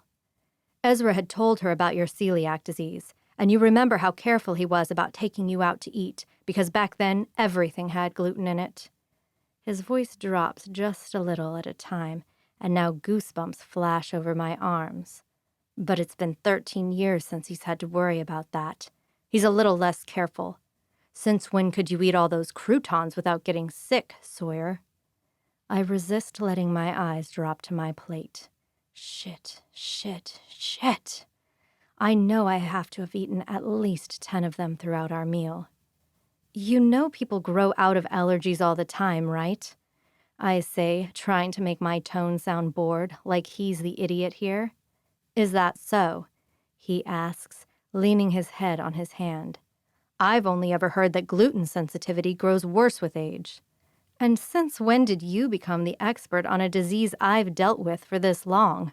I probe. I fold my arms on the table, leaning in farther. I won't back down. I won't. I'll find a way to fix this.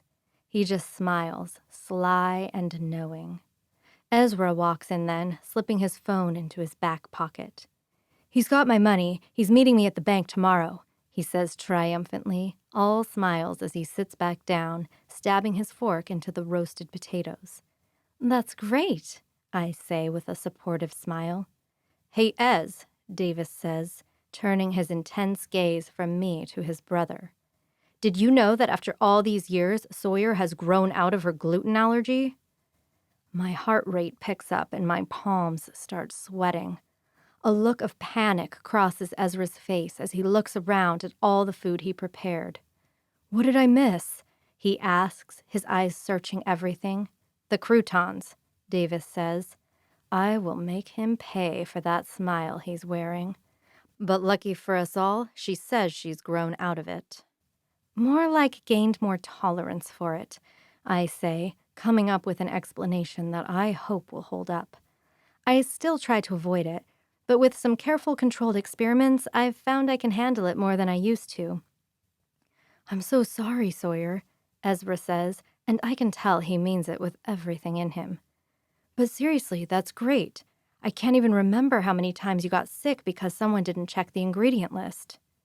I just smile, nodding my head, trying to sort through all of the problems this could cause. Once more, I meet Davis's eyes, and he just smiles, the look in his eyes a little triumphant. Davis is going to be a problem. He's going to get in my way. He's going to put his nose where it doesn't belong. Davis Knox is a problem I'm going to have to deal with. Chapter 14. Sawyer.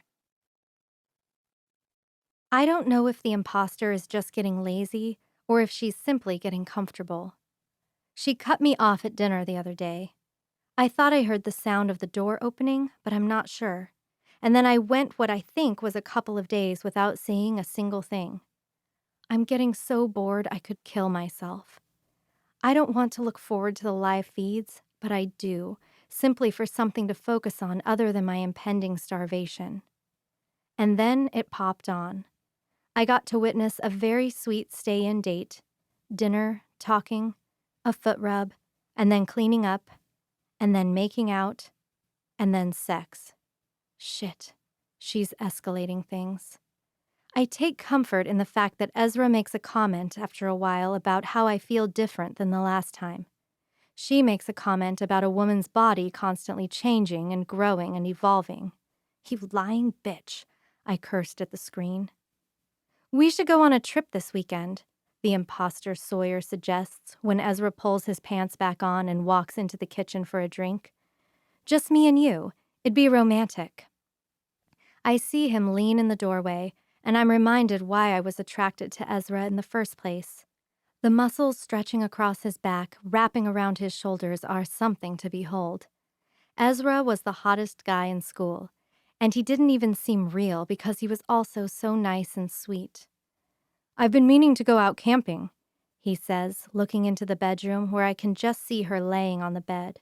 She's on her stomach, swinging her feet back and forth in the air. How about we head up into the mountains? That actually sounds perfect, she says, and I can just imagine the big smile plastered on her face. Oh, Ezra, you should know better. There are tiny signs here and there. I'm not one for camping. I'd rather explore some new city and crash in a comfortable bed. Camping would never be my first choice over another kind of adventure. And so the great planning began. Ezra already has all the gear.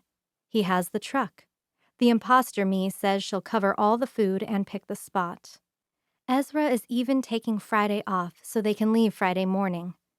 They'll come back early Monday morning. They'll be in the mountains, alone. That can't be good. There's also no reception in the mountains. Looks like I'm in for a boring weekend. Chapter 15. This is bad. Early in the morning on Friday, I power Sawyer's cell phone back on. Once again, it's flooded with notifications.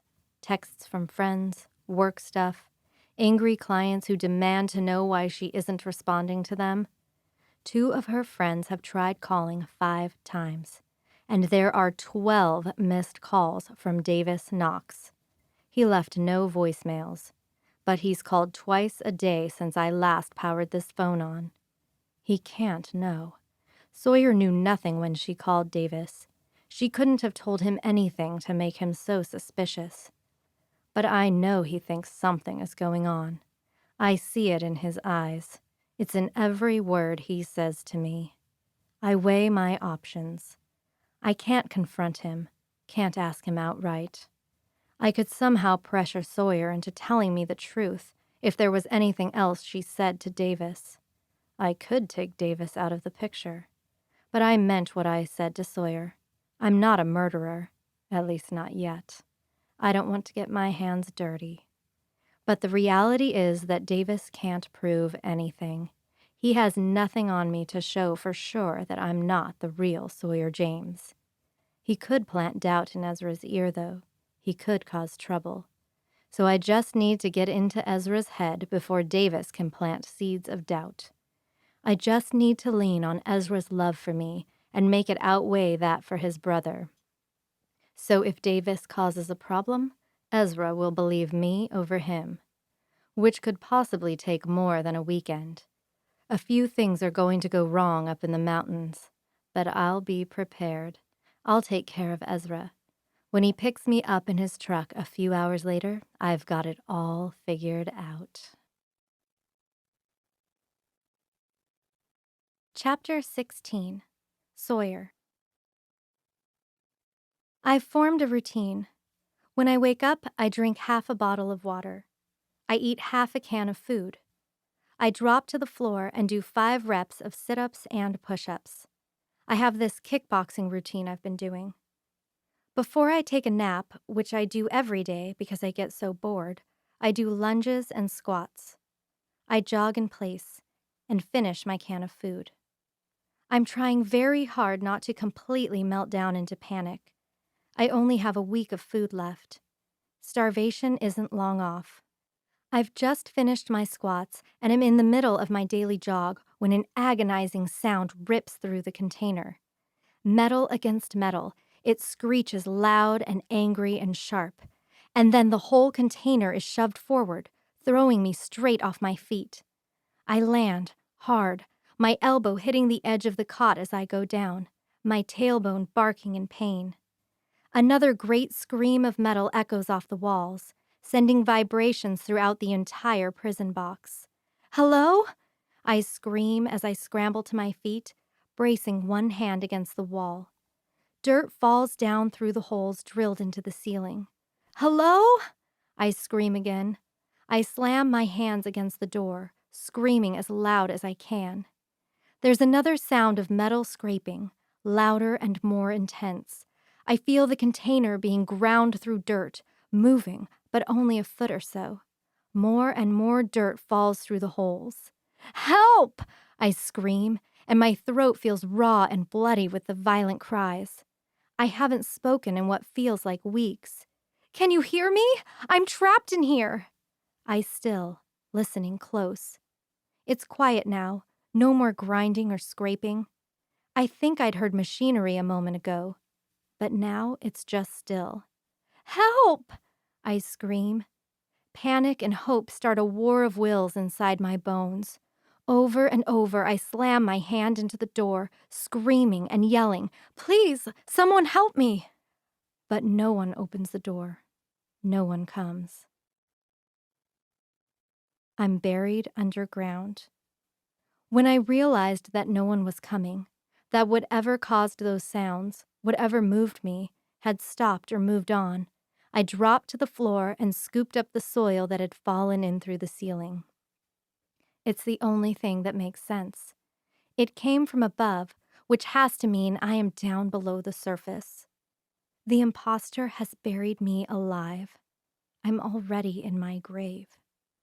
I lay on the cot, staring up at the ceiling, wondering who has even noticed that I'm gone. Who has any kind of idea that I didn't decide to just up and move? My friend Anita will wonder why I haven't been texting every day.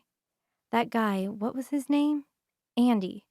We were supposed to go out on a date, what is surely a week ago. But who knows what the impostor is doing since she has access to my phone. There's a chance she will get away with this, all of it, because she's studied me extensively, done such a good job of becoming me. She could get away with it.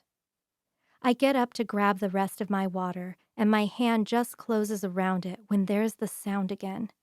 Angry and raging, it screams through the entire space. I'm knocked sideways as the entire thing shudders. Metal on metal screams, and I see the ceiling above the toilet dent. "Hello?" I scream once more, crossing to the door and slamming against it with my fists. "Help! Please, help!" More scraping, more grinding. Dirt falls in through the ceiling, streaming down in a steady flow. "I'm here!" I scream. My heart races, my pulse painfully strong in my ears. Hope climbs its way up my throat, threatening to choke me. "Help!" I scream so loud I taste blood in the back of my throat. Scraping, metal screaming, again and again and again. The wall dents and I back away as it scrapes down the side, inching toward the door. Scrape, scrape, scrape. More dirt falls in through the ceiling. Finally, something scrapes along the length of the door, creating a crease in it. I back up, my chest heaving painfully fast. "There's someone in here!" I scream, feeling emotion pricking in my eyes. "Please, help!" One more long, exceptionally loud scrape sounds, and then I hear the machinery turn off, and it goes quiet. "Help!"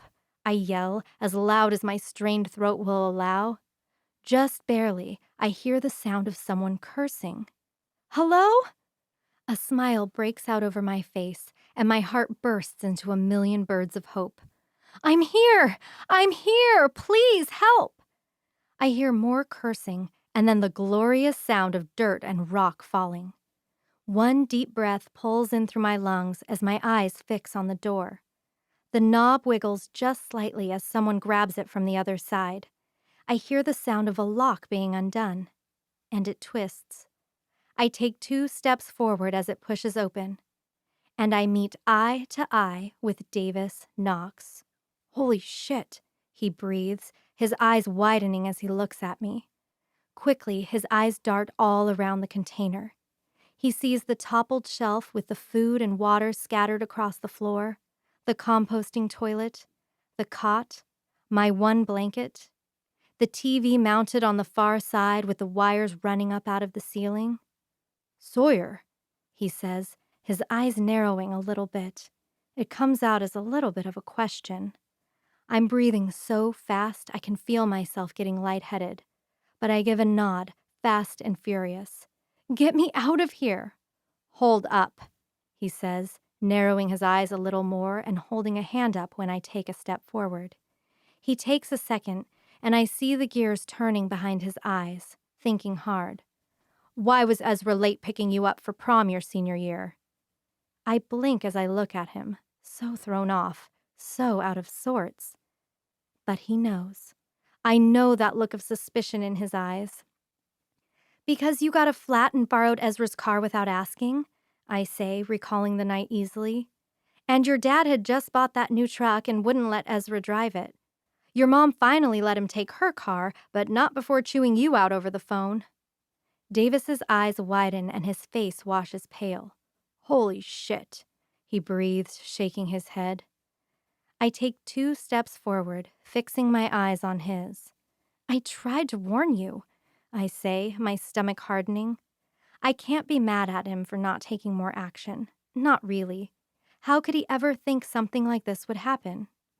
"I tried to tell you that she looks like me." "She doesn't just look like you, Sawyer," Davis says. When I wobble, suddenly feeling weak and overwhelmed, he grabs my hand and my arm, steadying me. "She is you. It's incredible. Same hair, same eyebrows, same lips.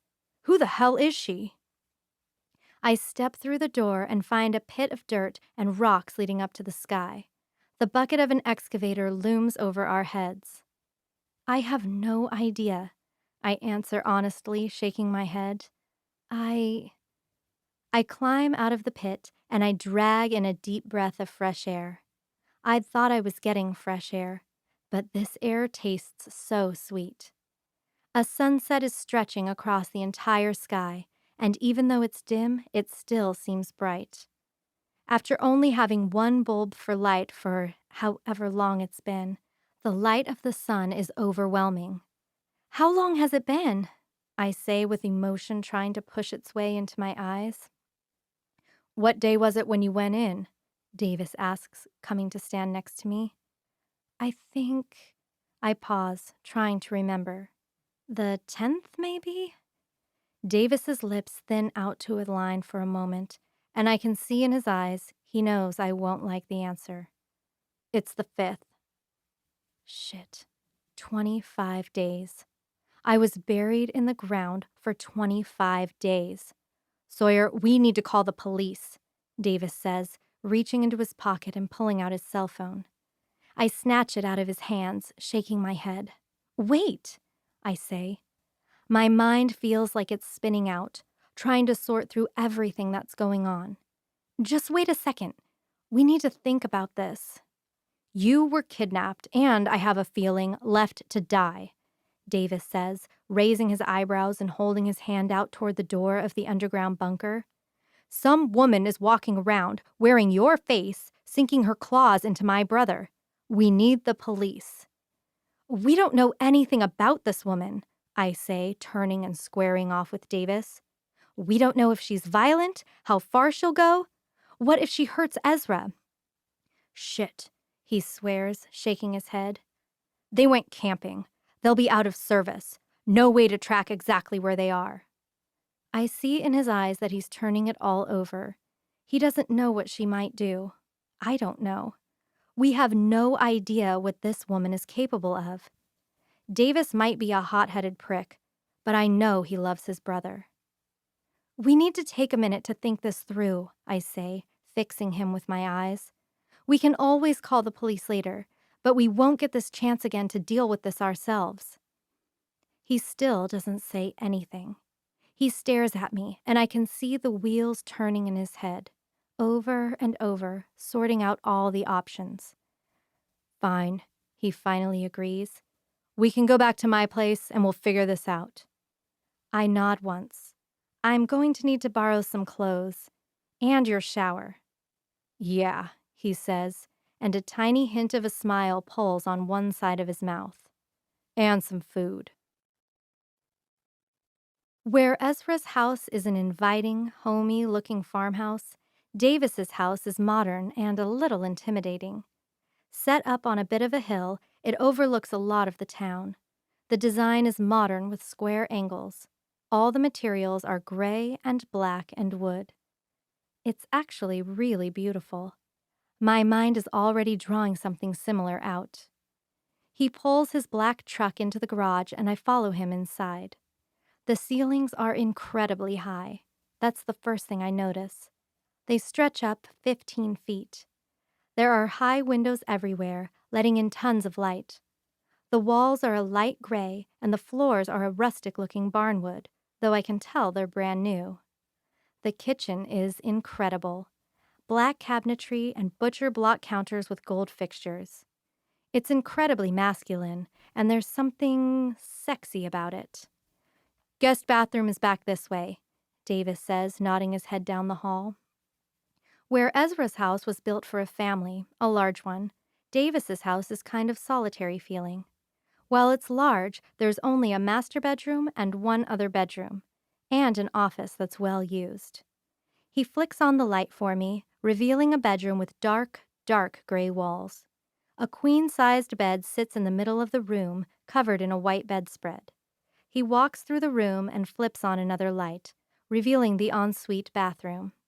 I'll go grab you something to wear and leave it on the bed, he says. We can figure something else out later. I nod, though I'm hardly hearing him. My eyes are fixed on the giant open-air shower, the rainhead calling my name.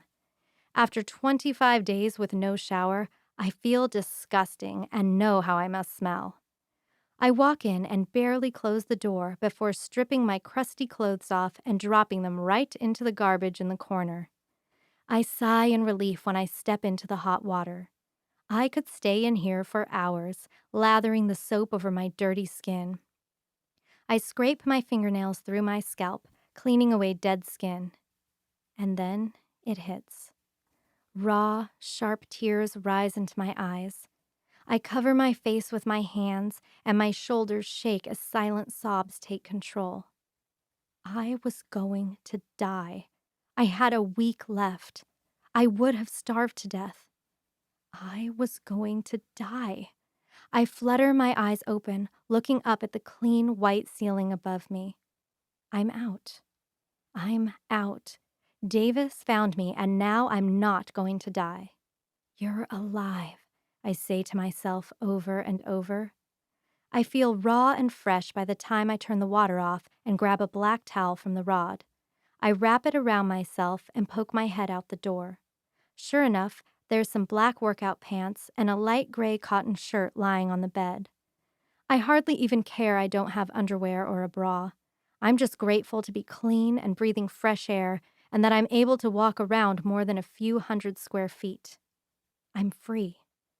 Looking in the mirror, I comb my fingers through my hair, brushing it back and away from my face. Already, I can tell I've lost weight. I was rationing my food, eating only the minimum to get by. I was determined to last as long as I could. I can see the difference in my face. Flipping the light off, I walk out, through the bedroom, and out into the main living area. I find Davis in the kitchen, cooking something. You look like you could use a meal, he says, looking up at me. I will eat anything that doesn't come from a can, I say, my lips curling in disgust, thinking about canned corn and canned beans and canned chicken. And no gluten, he says, and I wonder at the smile that starts pulling in the corner of his mouth. I tilt my head to the side, my brows furrowing. Yeah, though I'm surprised you remember. He huffs a laugh and goes back to the food he's preparing. This is bizarre. I just had a meal with you on Sunday. We had a whole conversation, but it wasn't you. He looks over his shoulder at me. That's actually what tipped me off, he says, letting his eyes rove over me, studying the real me. She messed up. She ate gluten and didn't even think about it. I knew something hadn't seemed right about her, but when she did that, the way she was acting, I knew, even though it seemed impossible. You really thought it wasn't me? I question, narrowing my eyes. Davis holds my gaze, not answering for a long moment. I guess I couldn't actually know it, but something just felt wrong. From you calling me a few weeks ago, the panic in your voice. I haven't seen you in 13 years, but I could tell something was wrong. Little goosebumps flash over my arms. Never in a million years would I have guessed that my savior would be Davis Knox. That one short phone call would tip him off. That one mistake of eating gluten would be the warning bell. She took me right when we were on the phone, I say, my voice turning rough and quiet. Earlier that day, she'd sent me an email from an account named I Am Sawyer James. Davis sets the food in front of me and stands with his hands braced on the countertop. I shake my head in disgust, though not over the thoughtful meal he's prepared. There was just this attachment. It was a video. My eyes rise up to see Davis focusing very intensely on me. He holds on to my every word. I see the tense set of his shoulders, the whiteness of his knuckles. In the video, there was a woman who looked just like me, I explain. It took me a moment to realize the backdrop was Snohomish, and there I could see Ezra having coffee at Peggy's morning brew. She just casually walked by, but Ezra noticed her. They had a quick conversation, just catching up, and then she told him she was moving back here and she asked him to dinner that weekend. He'd hesitated, I'll give him that, but he said yes. And there were no signs that he thought it might not be you? Davis questions, his brows digging furrows closer and closer together. I shake my head. Not at all. But why would he? Who would ever suspect something like this? You've seen her. She is me. Davis makes a noise of disgust and shakes his head. We need to figure out who the hell she is. I nod, picking up the fork and scooping the hot food into my mouth. I know. But first, I need an easier answer. How did you even find me?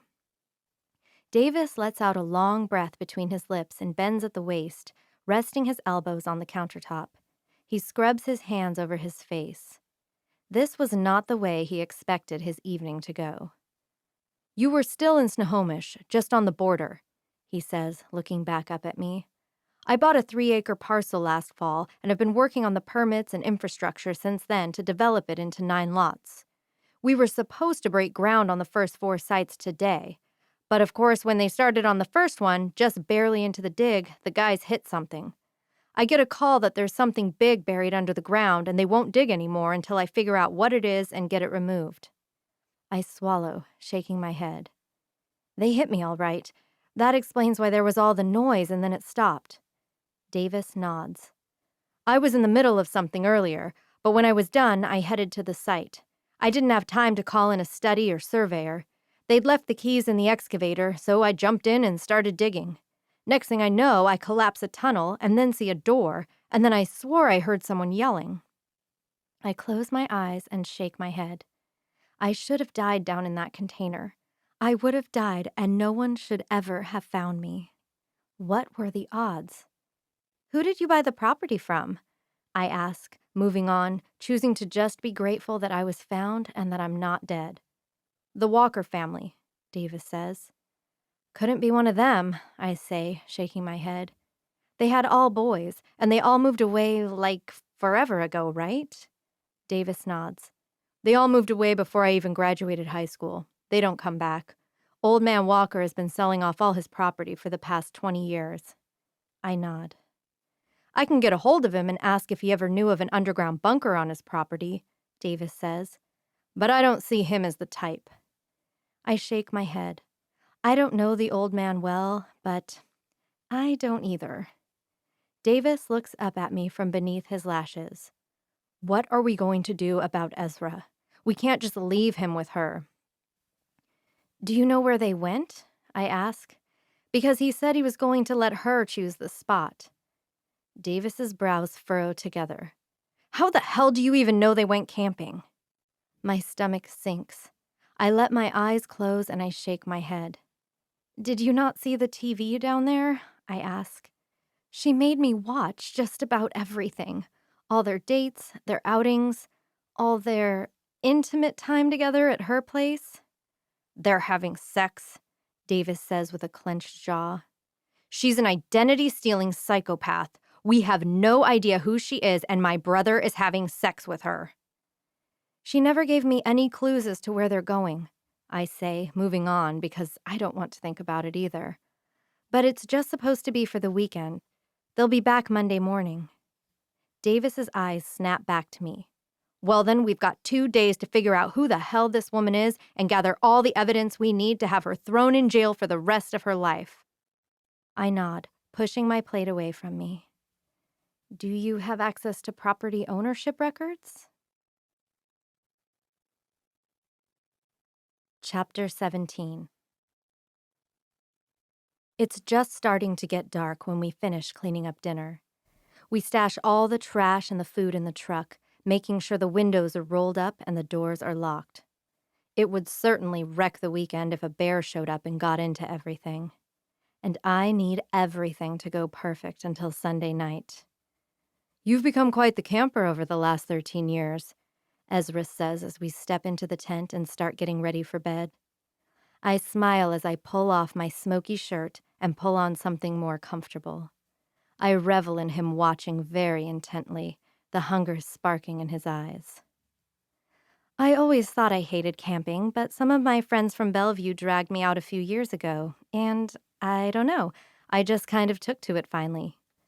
Well, your foil dinner skills are top-notch, he says with a smile as I slip on my pants. He pulls down the double sleeping bag and we both climb in. The air mattress wobbles in bunches beneath our bodies as we settle in. I'd be fine just sleeping on the ground in the sleeping bag, but Ezra was being thoughtful and bought us a brand new camping mattress. I tuck myself into Ezra's side, laying my head on his chest. He wraps his arms around me, resting his cheek on the top of my head. Today was awesome, he breathes. I smile, recalling the whole perfect day. The 2-hour drive, the light, easy conversation, setting up camp, the hour-long hike, splashing around in the river. Yeah, it was perfect, I say, smiling to myself. Who knew that Sawyer James was outdoorsy enough to go wilderness camping without even a pit toilet? Ezra says with a laugh as he hugs me tight. You highly underestimate the adult version of Sawyer James, I say with a little begrudging in my tone. Seriously, it really does bother me a little bit. Sawyer James was prissy and spoiled, and everything was just way too easy for her. She was kind of boring. Why did Ezra fall so hard for her?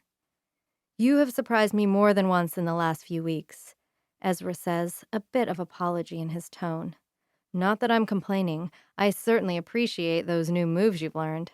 Ezra, I squeal, slapping his chest in mock embarrassment. I know the moves he's talking about, and he certainly has appreciated them. Many times. He just laughs and hugs me tighter. How long till you think everyone else will start seeing me as the adult version of myself and not the scared little girl who ran away? I ask carefully, stepping 1 foot down the path this trip needs to lead to. Are you still fixating on Melody? Ezra says, his tone losing patience a little. It's not just her, I say, giving a small shake of my head. Who? He asks. I take a few beats to answer, playing out reluctance, my hesitance to cause drama. It's just that... I pause again, playing it up. Davis just keeps making these comments. It's not that he's being cruel. At least, I don't think he's trying to be. He's just looking out for you. But, I don't know. You know how he can get under people's skin. What do you say? Ezra asks, a sharp prick in his voice, anger and annoyance flaring. I shake my head. I don't want to cause any drama between you two, Ez. He rolls over, propping his head up in his hand. Hey, he says, taking my hand in his free one. I'm in this for the long, long haul. And I don't know if you feel the same, but at least for now, we're together. And Davis is just going to have to get over himself. I'm not going to put up with him intimidating you. I know how he is, how he runs his business. My heart flutters, and a smile pulls on my face. I'm in this, Ez, I say, letting the Davis issue die for now. I've planted the seed. Now it's time to give it a few days to germinate. I'm here for the long, long haul. Even though it's dark, there's still just enough moonlight to allow me to see Ezra's face. I see the smile that spreads on it, and every careful plan has been worth it just to have that smile caused by me. He leans forward, cupping his hand around my jaw, and kisses me, gentle and sweet. His kisses are full of promises. They easily paint a picture of the future. It's so close, I swear I can reach out and touch it. Chapter 18, Sawyer. Davis's home office is intimidating and spectacular at the same time. The walls are painted a dark gray, stretching high up. A modern and contemporary chandelier hangs from the ceiling. White, gauzy curtains climb up the sides of the window. Rows of wood bookshelves stretch along one wall, organized to obsessiveness. A huge desk is pushed up against another wall, and Davis has not one, but 3 monitors. We pull chairs up, and together we start going through the property records, which in Washington state are public. The shape of the parcel I bought from Old Man Walker is long, Davis points out, following the strip that branches off from the main road south. You were here, at the end of it. The spot is close to the property line. What about these 2 properties? I ask, pointing at 2 parcels that back up to Davis's. They're large pieces of property. I'd guess that each is 2 to 3 acres. What if someone thought they were still on their property when they put in that bunker, but they'd gone just over? 30 minutes ago, Davis had gotten off the phone with the Walker patriarch.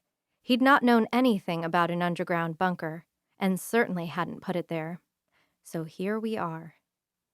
Davis clicks on the first piece of property. Immediately, a name comes up. One as Everly Peaks. How old would you say that bunker was?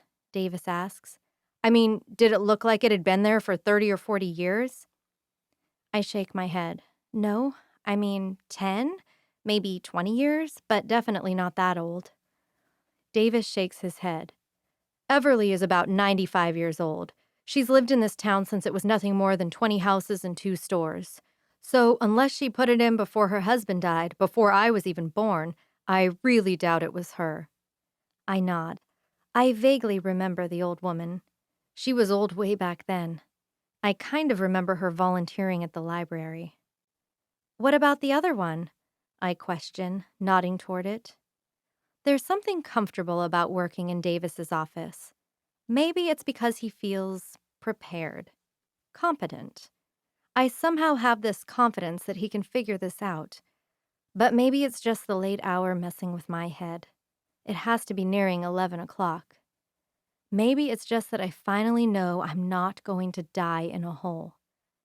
But I feel calm despite what we're doing. I feel in control. And oddly, I think that has a lot to do with Davis. He clicks on the other property, and after a second of thinking, the county site pulls up a box with a name. Brad Milton. Do you know this guy? I ask, my eyes glancing to Davis. Davis leans forward, his elbow on the desk, resting his chin in his hand. The name is familiar, but I can't... He pauses and sits forward once more. He opens a new tab and pulls up his social media. Brad Milton, he types into the search bar. A few hits come up, all variations of the name, but nothing seems right. He Googles the name next. We scroll through a few hits, finding nothing that looks promising, until the 9th one down. Articles from 2001. Davis says as both our eyes scan the screen. Brad Milton of Arlington was arrested for stalking. In an interview, he claimed to be a private investigator and was looking into the woman for a former lover who suspected her son was his biological child. When they searched his home, they found a camera with dozens of pictures of her, notes on her schedule, and habits, but no evidence could be found that he'd been hired. The charges were dropped, but a restraining order was issued. Brad moved to Snohomish to take care of some family matters. I read the end of the article. Yeah, Davis says, nodding his head. I remember this guy now. Kind of a creep. Huge loner. He totally fits the MO of someone who would put in an underground bunker. So it was him? I say, my brain spinning trying to puzzle this all out. He's helping whoever she is. Davis shakes his head. No, I'm pretty sure he actually died, like 5 years ago. Then who owns the house now? I ask, my eyes flicking back to the screen. Davis shakes his head again. If it had sold, the new owner would be listed here, but he could have deeded it to someone. The county is sluggish at updating that kind of stuff, so long as someone keeps paying the property taxes. I've got a guy at the clerk's office who could look it up. Well, let's call him, I say, hope surging in my chest at the possibility of answers. Davis looks over at me, and a little, controlled smile begins forming on his face. It's late, Sawyer. Like, way past an acceptable time to call in a favor like this. I'm going to trust that this can wait until morning. I sit back in my chair, running my fingers through my hair. I let out a big sigh, reining in my previous excitement. You're right, and I'm so tired I can barely think straight. You need some sleep, Davis agrees. We'll find you some clothes in the morning and make some calls, and by tomorrow night, we'll have your answers. My eyes fall to his. Through the dim light of the office, I see his brown eyes watching me. Thank you, Davis, I say, my voice quiet, for everything. He doesn't say anything at first. I can tell he's thinking. He's evaluating me, and he doesn't hide it. You're welcome, he finally says. He stands, and so I do too. Through his immaculate home, I follow him, back to the guest bedroom, and for a moment, I have to appreciate him. We didn't discuss me staying here tonight. There's just something about every bit of his body language, his behavior, the intensity in his eyes that tells me I am. He stops at the guest bedroom, pushing the door open for me. Good night, Sawyer. I step inside, hesitating as I look back at him. He looks dangerous in the dark like this. Broad shoulders, lean waist, hands curled and ready. I shouldn't feel safe, not after what I've just escaped, but I do. Good night, Davis. I'm going to pay you back, I say under my breath as the cashier scans the clothing items I picked out. It's the same exact thing I said at the other store when we grabbed toiletries, hair stuff, and other essentials. If you say that one more time, I'm going to take offense, Davis says from behind me, actually daring to glare at me. I'm doing pretty damn well for myself, Sawyer. I can afford to grab a few things out of the goodness of my heart. Goodness of your heart, ha, I say with a mock. I don't even live here, and I know your reputation, Davis. You're a shark. Well, when you smell blood in the water, he says, low and dangerous. Something in his voice makes me smile, and I kind of like what it does to my stomach. Davis pays for my clothes, and he grabs one of the bags before I can snatch them both. Side by side, we walk out of the store back to his sports car. It, just like his truck, is black. Everything matches. It's all coordinated, from his clothes to his house to his vehicles. I tell myself I'm not overly appreciating Davis's control and organization. I'm just admiring a successful professional. We climb into the low car, and the engine growls to life. I push the bags at my feet aside, though there isn't much room anymore. There's no trunk on this thing, and there certainly isn't a back seat. I adjust the sunglasses with a glance in the mirror and adjust Davis's ball cap, making sure I'm covered. I can't blow my cover right now. Not while we're taking advantage of this opportunity to look into things without tipping the impostor or Ezra off. I want to drive by Brad Milton's property on the way home, Davis says as he pulls out of the parking lot. Maybe it will give us some answers. I give a nod, looking both directions as we pull onto the road, even though I'm not the one driving. Davis called his contact this morning but didn't get an answer. He left a voicemail telling him it was urgent he call him back. So, for now, we're just waiting to hear back. We cut through town, heading far across it to the outskirts. It's weird being back in a town I've been away from for so long. In a lot of ways, it's changed a ton. There are a lot more homes, more businesses, but in others, it's still the same small town with the exact same people. How soon you leaving town once we get this all taken care of? Davis asks as we drive. I glance over at him, trying to get a read on his expression, his mood and motivation for asking the question. But he's hard to read. He has a good poker face. I think everyone here thought I hated Snohomish because I left, I say, looking back out the front window. But kids grow up. They leave home and they go to college. Just because Ezra wouldn't come with me, it's not fair I was made to be such a pariah. I feel Davis's eyes glance to me, and there's a weighted moment as he considers what I've said. You asked Ezra to go with you? Of course I did, I say, the defense jumping out of me after harboring it for so many years. Me and him, we were a good thing, but he started mapping out our whole future, from where we would build our house to how many kids we'd have. He planned to take a year off after high school to work for your dad, but when I told him I was still planning to go to college, he didn't like that. From the furrow between Davis's brows, I can tell he had no idea about any of this. I told him over and over that there was no reason for both of us to wait a year before starting college, I explain. I asked him so many times to just come with me, but he wouldn't deviate from that plan he had for us. So, in the end, I couldn't take it anymore. I needed to be my own person and figure out my own future. It isn't like it wasn't the natural way for things to go. How many high school relationships last forever? It was bound to happen at some point. Davis takes another moment to consider. He is always in control. He takes his time in deciding exactly what to say next. He considers his words carefully before he reacts. I hated that Ezra's heart was so broken, he finally says. He doesn't look toward me, just out the window at the road before us. But I never blamed you for leaving. I kind of admired you. You saw what you wanted, knew what you wanted for your future, and you just went for it. You didn't hesitate or look back. I've carried this little weight around with me for the past 13 years, knowing what the town thought of me, the prom queen, leaving her king behind. I never let it grow too heavy, because I've always known that the picture was so much bigger than high school and everyone's little fantasy of us making it all the way. But that weight has been there. And suddenly it feels so much lighter with Davis's words.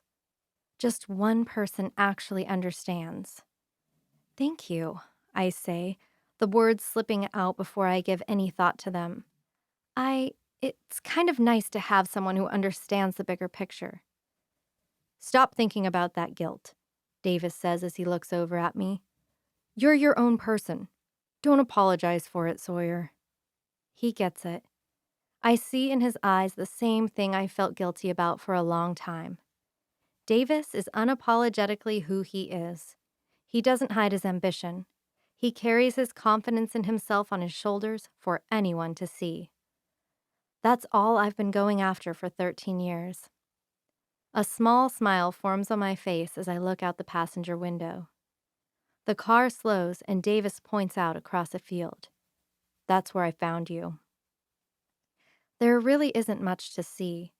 Tree stumps stick out of the ground. There are tractor tracks zigzagging across the property. And toward the back, there's an excavator sitting unused. And I know, down in the ground, there is a shipping container that was buried in what was surely once surrounded by trees. You said there was a tunnel you collapsed? I ask, squinting against the bright light. Had to be. Davis says, pulling over and turning his blinker on. The ground suddenly gave way. There wasn't any obvious access from above. So there had to be access from somewhere further away, I say, mostly thinking out loud. Maybe there's access somewhere on the Milton property. The tunnel could run from there, clear to the bunker. And if whoever this was had seen the development you're doing here, surely they'd see it as too high of a risk. I mean, they would have known some digging would start soon.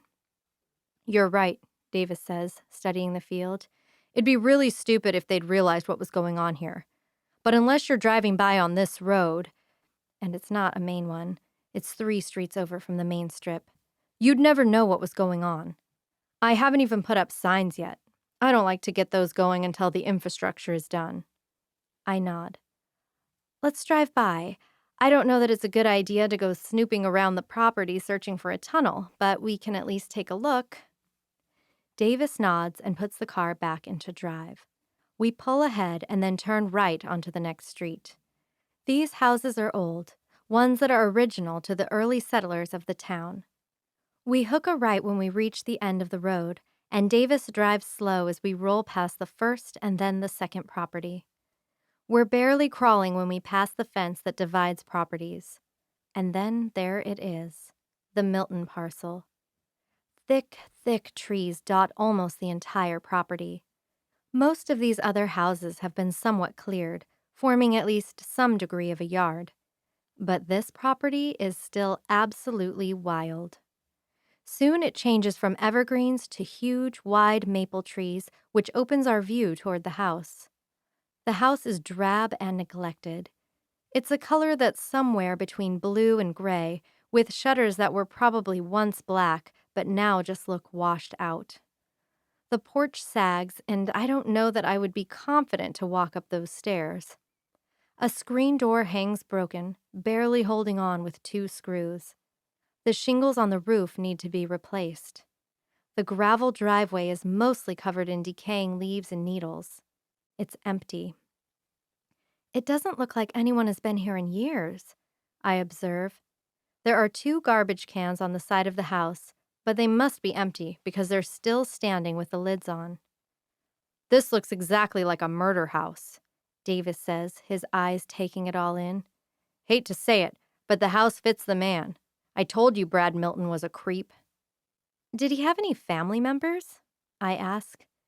I've got goosebumps just at the thought of walking through that property.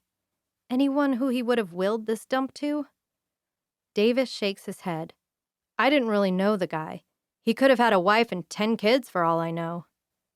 I sit back in my seat, my mind racing, and suddenly I find something to grasp at. Does Ezra have security cameras at his house? Do you have a key? Davis's eyes slide over to meet my eyes. Yes and yes. I nod, thinking through it all. Call Ezra just to see if he has any cell reception.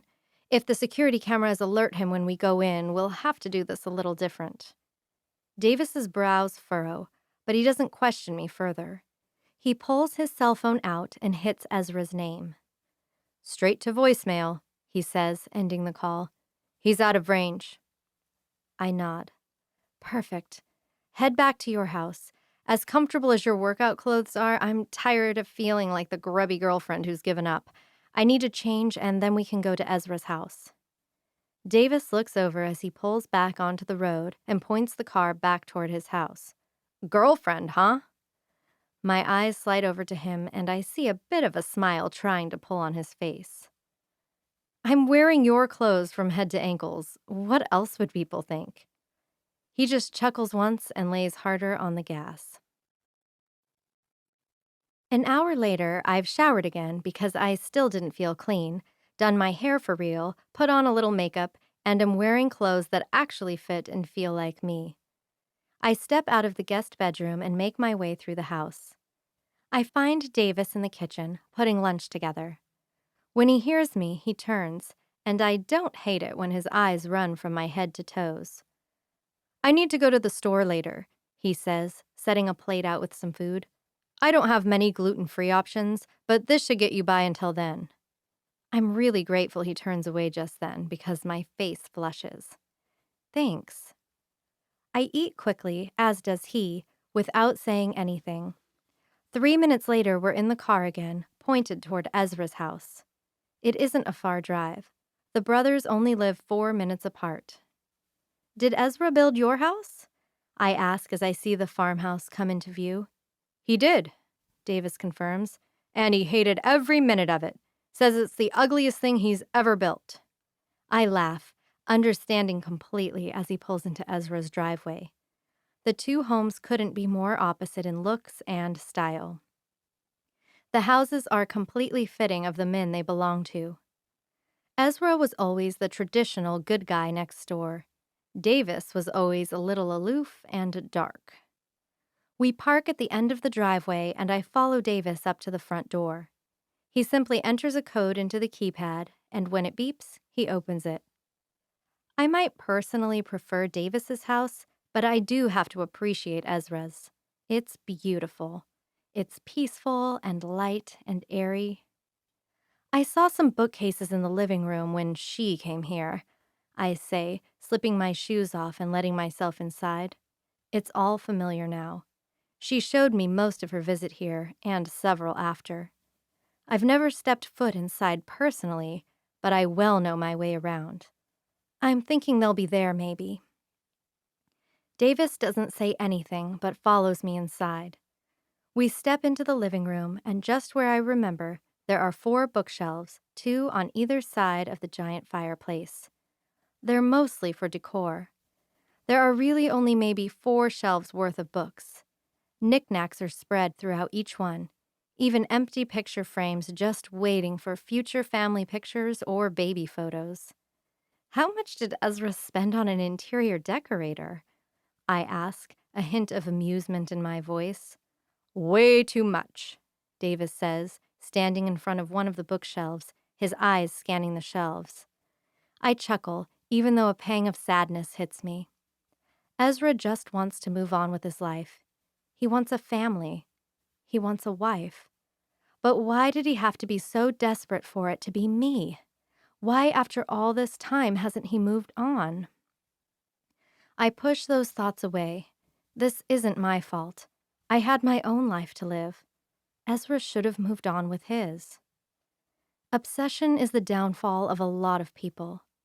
I scan, looking through the titles, all the spines. One by one, I eliminate possibilities. They're not over here, Davis announces as I finish my scan. Not here either, I say, disappointment seeping through me. I got one more place to check, Davis says, annoyance and impatience creeping through his tone. Back here.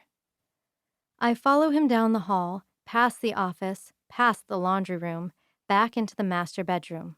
It's all so put together. But it's not so meticulously organized like Davis's house is. There's more hints of a man living here. Clothes thrown into that corner, a towel thrown over that chair, a discarded bra to the side of the bed. We both choose to ignore it as I follow Davis into the closet. He rummages around, though he's careful not to leave anything disturbed. He checks the upper shelf behind the door. And then, in the far back, on the floor, behind the long coats and dress pants, Davis produces a box with a lid. He raises an eyebrow at me as he steps out of the closet with it and sets it on the bed. I don't really want to open that box. My stomach is full of knots and snakes. But I have to have my answers, so I lean over and watch as Davis removes the lid. A dozen pictures lay on top of the books we were looking for. There's also a small box with an array of random items. Ticket stubs, a silver necklace, a dried-up boutonniere, a handwritten note with lipstick lips pressed into the paper. The pictures are all of Ezra and I, our senior year. There's one from the school fair, one at a football game, one from homecoming, another random few. One of us at prom with crowns on our heads. Shit, Ez, Davis swears, looking through the pictures one by one. Has Ezra never dated anyone else? I ask, my stomach feeling sick. I'm horrified and disgusted at the same time. It's been 13 years. There's been a few women, some that were serious even, Davis says. But you could always tell Ezra was holding back, hesitating. I had no idea he was still this hung up on you. I shake my head, and the meal Davis made is threatening to come up now. Why? Why? I mean, I'm not that amazing. I was just some girl back then. There had to be dozens better than me. Why? I shake my head, taking just one step back from that box. Davis looks back over his shoulder, and I see in his eyes that he understands why this disturbs me so much. He lets out a sigh. I don't know. Ezra doesn't talk about this kind of stuff. I mean, it's been pretty obvious he's been stuck on you. But this, he shakes his head. I shake my head, sick and full of pity. Davis, I think Ezra needs to talk to a psychologist or something. This isn't normal. This is obsessive reflection.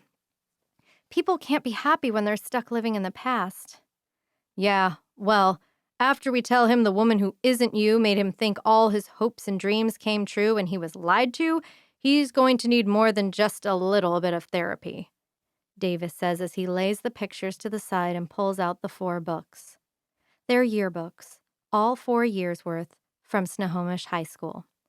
Come on, Davis says. He takes all the yearbooks and walks out of the bedroom. Down the hall, I follow him to the big handmade dining table. I sit next to Davis, and he hands me 2 of them. With a glance at the years on the spine, they're from my sophomore and senior years. Without saying anything, we both turn to the back, checking the last names. I scan past Marks, through Mackenzie, and then on to Mordo in the oldest book. No Milton in this one, I say, setting it aside and pulling over my senior one. Not in this one either, Davis says, setting aside the very oldest from my freshman year. I flip to the back, my eyes immediately finding the M section. Matthews, Marks, Mordo, no Milton. Nothing here either, I say in frustration. Here either, Davis confirms. I take a deep breath, closing my eyes.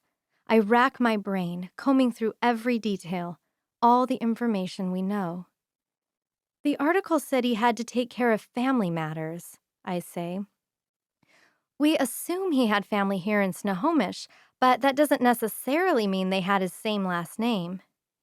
That doesn't help us much, Davis says, resting his elbow on the table, his head propped between his thumb and 2 fingers. Everything she's said makes me think she knew us from back then, I say, flipping to the first of the yearbook.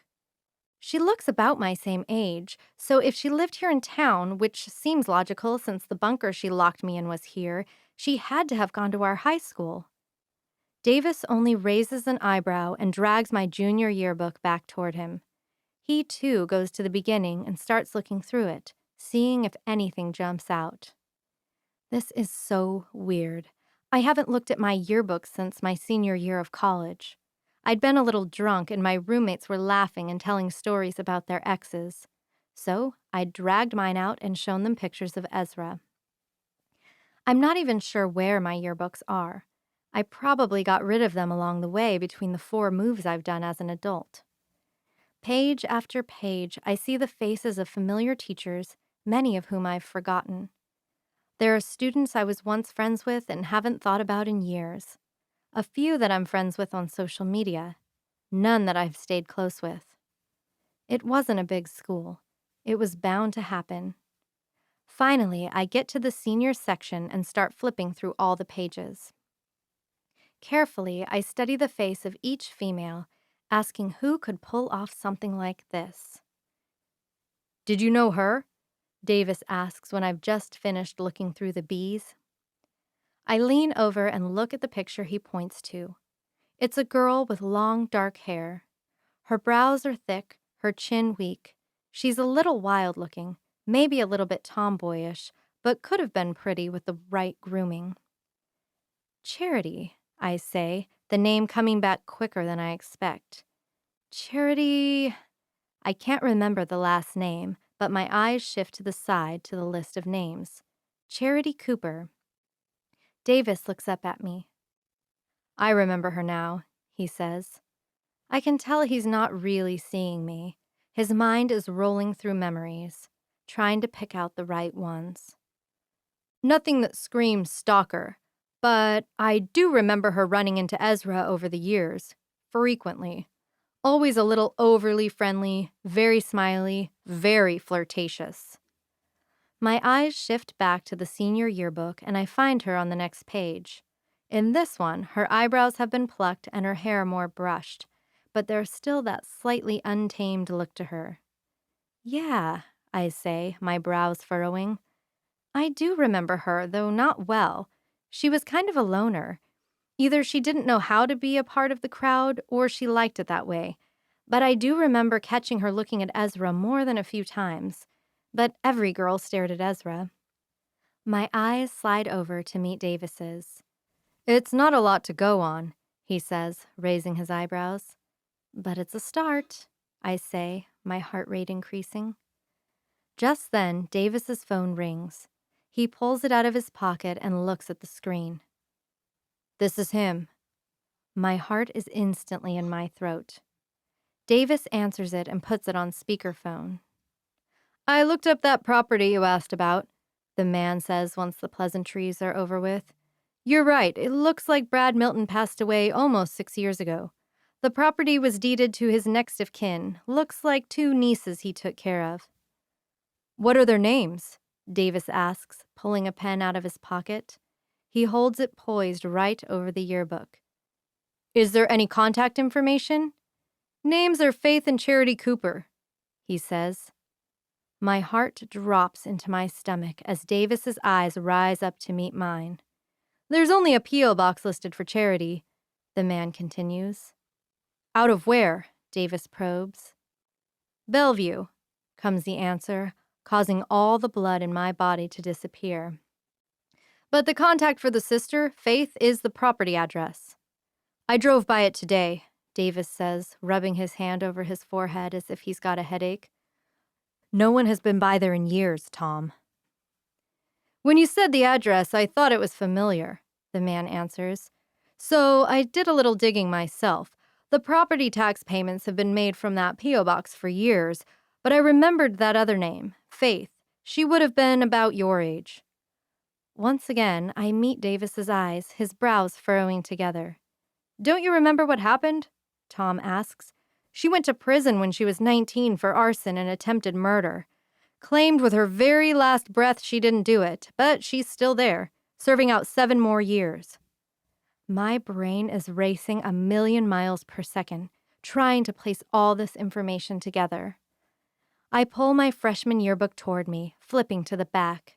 My finger scans down the page until I find Cooper, Faith, listed just below Charity. I turn to the page, and sure enough, there she is. She looks similar to her younger sister, though far more tamed, more traditionally pretty. Thanks for this, Tom, Davis says, looking at me, asking with his eyes if there's anything else we should be asking. But I can't think straight enough to come up with anything. I owe you one. Pretty sure this is our 8th IOU, he says with a laugh. You can repay me by letting me know the next screaming deal you're about to list. The wife wants to upgrade to more square footage. Done, Davis says, and something in his voice tells me he means it. He'll get it done. Talk to you soon. He hangs up the phone and looks at me. For a full minute, we both just look at each other, stunned into absolute silence. I remember it now, I say, my stomach rolling, when someone set the east end of the school on fire. With 2 cheerleaders locked inside, Davis says. His voice is rough, low, hoarse. I shake my head. I trail off, struggling to remember the details. They found all the supplies in her bedroom or something, didn't they? I think so, Davis says, his voice rough. And I swear they had her prints and the squad said they saw her through the windows when the door was locked. I flip through my sophomore yearbook until I find Charity's picture, the year Faith supposedly did what she did. I lay it next to the book with Faith's picture side by side. They very nearly could be twins. Did you know Faith? I ask, looking up at Davis. He runs his hands through his hair, though I notice somehow he doesn't mess it up. Kind of. You're talking nearly 20 years ago, and she was actually a year younger than me. But she was just this quiet girl, kind of sad, but that's no surprise if she was being raised by her creepy uncle. But she was nice. Not the kind to go back to her old high school and try to burn a couple of cheerleaders to death. I shake my head and I feel all the color drain from my face. When I was in the bunker, I asked her why not just kill me and get it over with. My voice comes out rough and quiet. I wrap my arms around my waist, telling myself that I don't have time to be sick. Davis reaches out and lays his hand on my thigh, a small show of comfort I barely process. She said she may have been diagnosed as a psychopath, but she wasn't a murderer. When I pointed out that I was still going to die because of her, she said she at least wasn't getting her hands dirty. Davis swears, looking away, though his hand on my thigh tightens. It isn't that hard to imagine, I say, my voice growing even quieter. Kids can say cruel things, and if those two girls went after Charity about anything, maybe even Ezra, she could have locked them in the building and started that fire, believing she was innocent of their murders, but still getting her revenge. And she pinned it all on her sister, Davis says, disgust dripping from his tone. He leans back in his seat, looking like he could be sick too. She really is a psychopath. My eyes drop to Charity's picture. I take a few deep breaths, racking my brain for any particular memories of her. But there's nothing specific, just her presence. Davis, she isn't just crazy. She isn't just obsessed. I look over at him, and in his eyes, I see the understanding, the darkness. She's dangerous. Davis crosses his arms over his chest, and in his eyes, I see his wheels turning. I think we need to go to the police now, I say. I was scared down in the bunker. I knew that I was going to die. But then I was out, and I knew that somehow things were going to be okay.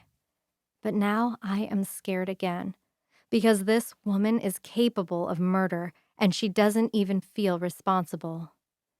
We don't have enough evidence, he says, though I can tell he hates saying the words. They can run a DNA test, I say, hope and action making my voice rise. They can test mine. They can test hers. It's right in Ezra's bedroom, just laying on the floor. Why would they run a DNA test when they see no probable reason, Sawyer? Davis says, sitting forward. You're going to look crazy, asking them to run your own DNA, and you could be bringing them the DNA of anyone. Unless you have her right next to you, showing them what's going on, they're not going to see a reason. And without Ezra being in provable, obvious danger, no red flags are going up. He went away with her willingly this weekend. So we're exactly in the same place, I state, hating that his logic is right. We're solving this on our own? Davis lets out a hard breath through his nose, and his eyes wander through the house as if he's going to find the answers. He shakes his head. I don't know, for now. But I do know that when we go to the police, we have to have enough evidence they can't delay and can't deny. Because if she really is capable of trying to burn those girls alive and throwing you to rot in a bunker, Ezra will be in serious danger as soon as she's tipped off. So will you, Sawyer. My head raises back up to meet Davis's eyes. I've only been scared for Ezra ever since I got out of that bunker. But I'm the one walking around wearing the same face. But now Davis knows, too. She can't find out you know, I say, or you will be in danger, too. His expression changes, his color paling just slightly. It might already be too late for that. What is that supposed to mean? I ask, dread creeping into the back of my throat. I didn't know she wasn't you, but everything just seemed off, and you'd called me before, he says. So I was suspicious, and I had a little fun making her squirm.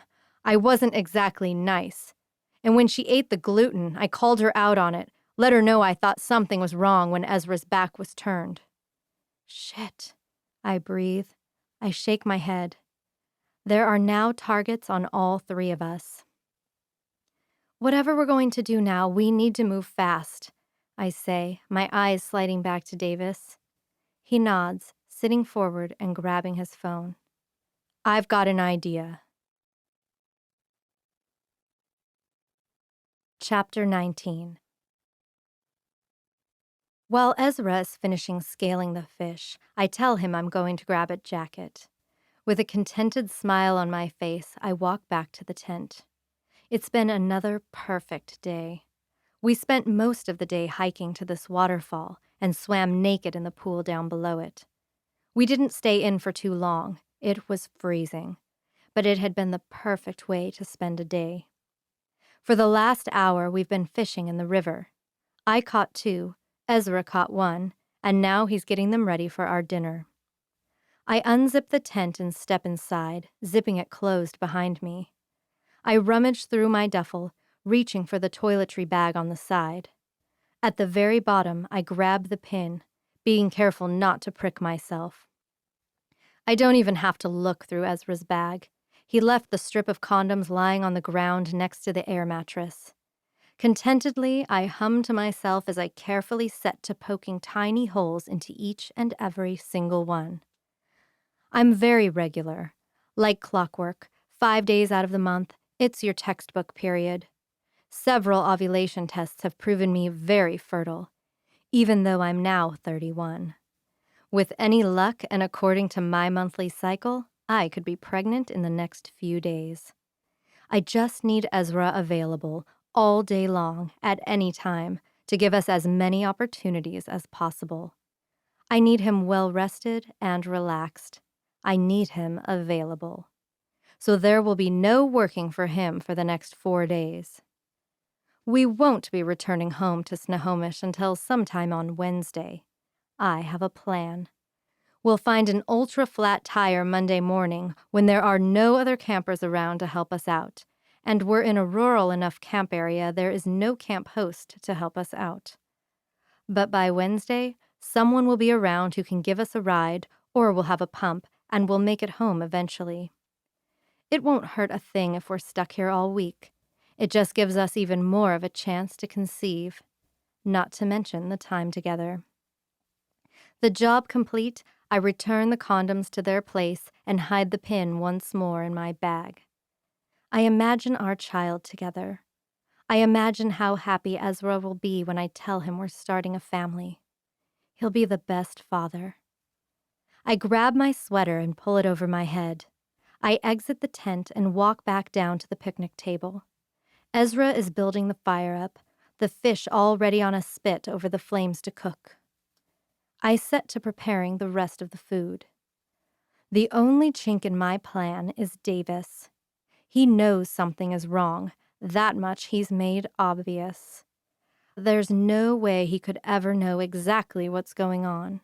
But he's suspicious of SAWYER. Obviously hasn't forgiven her for breaking his brother's heart. Him giving me a hard time is just going to be a headache in what is otherwise a flawlessly executed plan. I'm going to cut the brakes in his car. Ezra will tell me where Davis lives, or maybe I'll suggest a drive by his house. And one of these days, when I know they're both at work, I'll head to Davis's house and see how many vehicles he has.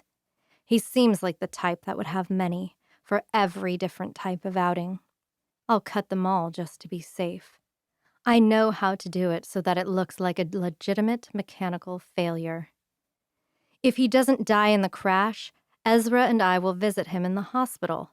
And while Ezra is in the bathroom, because I'll make sure he has plenty to drink on the way over, I know a few deadly concoctions that can be administered in multiple ways. I can make it look like he had an allergic reaction, which is exactly what will happen. Nice and clean. Ezra will mourn. It will tear him up because I know those brothers love each other. But Ezra will have the joyous news of our baby to focus on. He'll have my growing belly to give him hope for the future. He'll have our wedding to lift his spirits.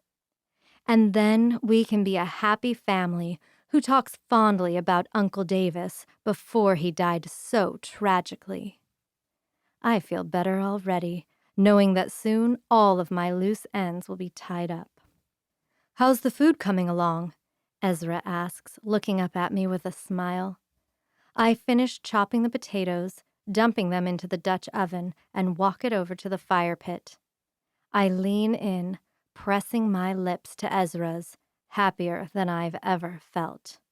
"Perfect," I say. "I hope you're hungry." Chapter 20. Sawyer.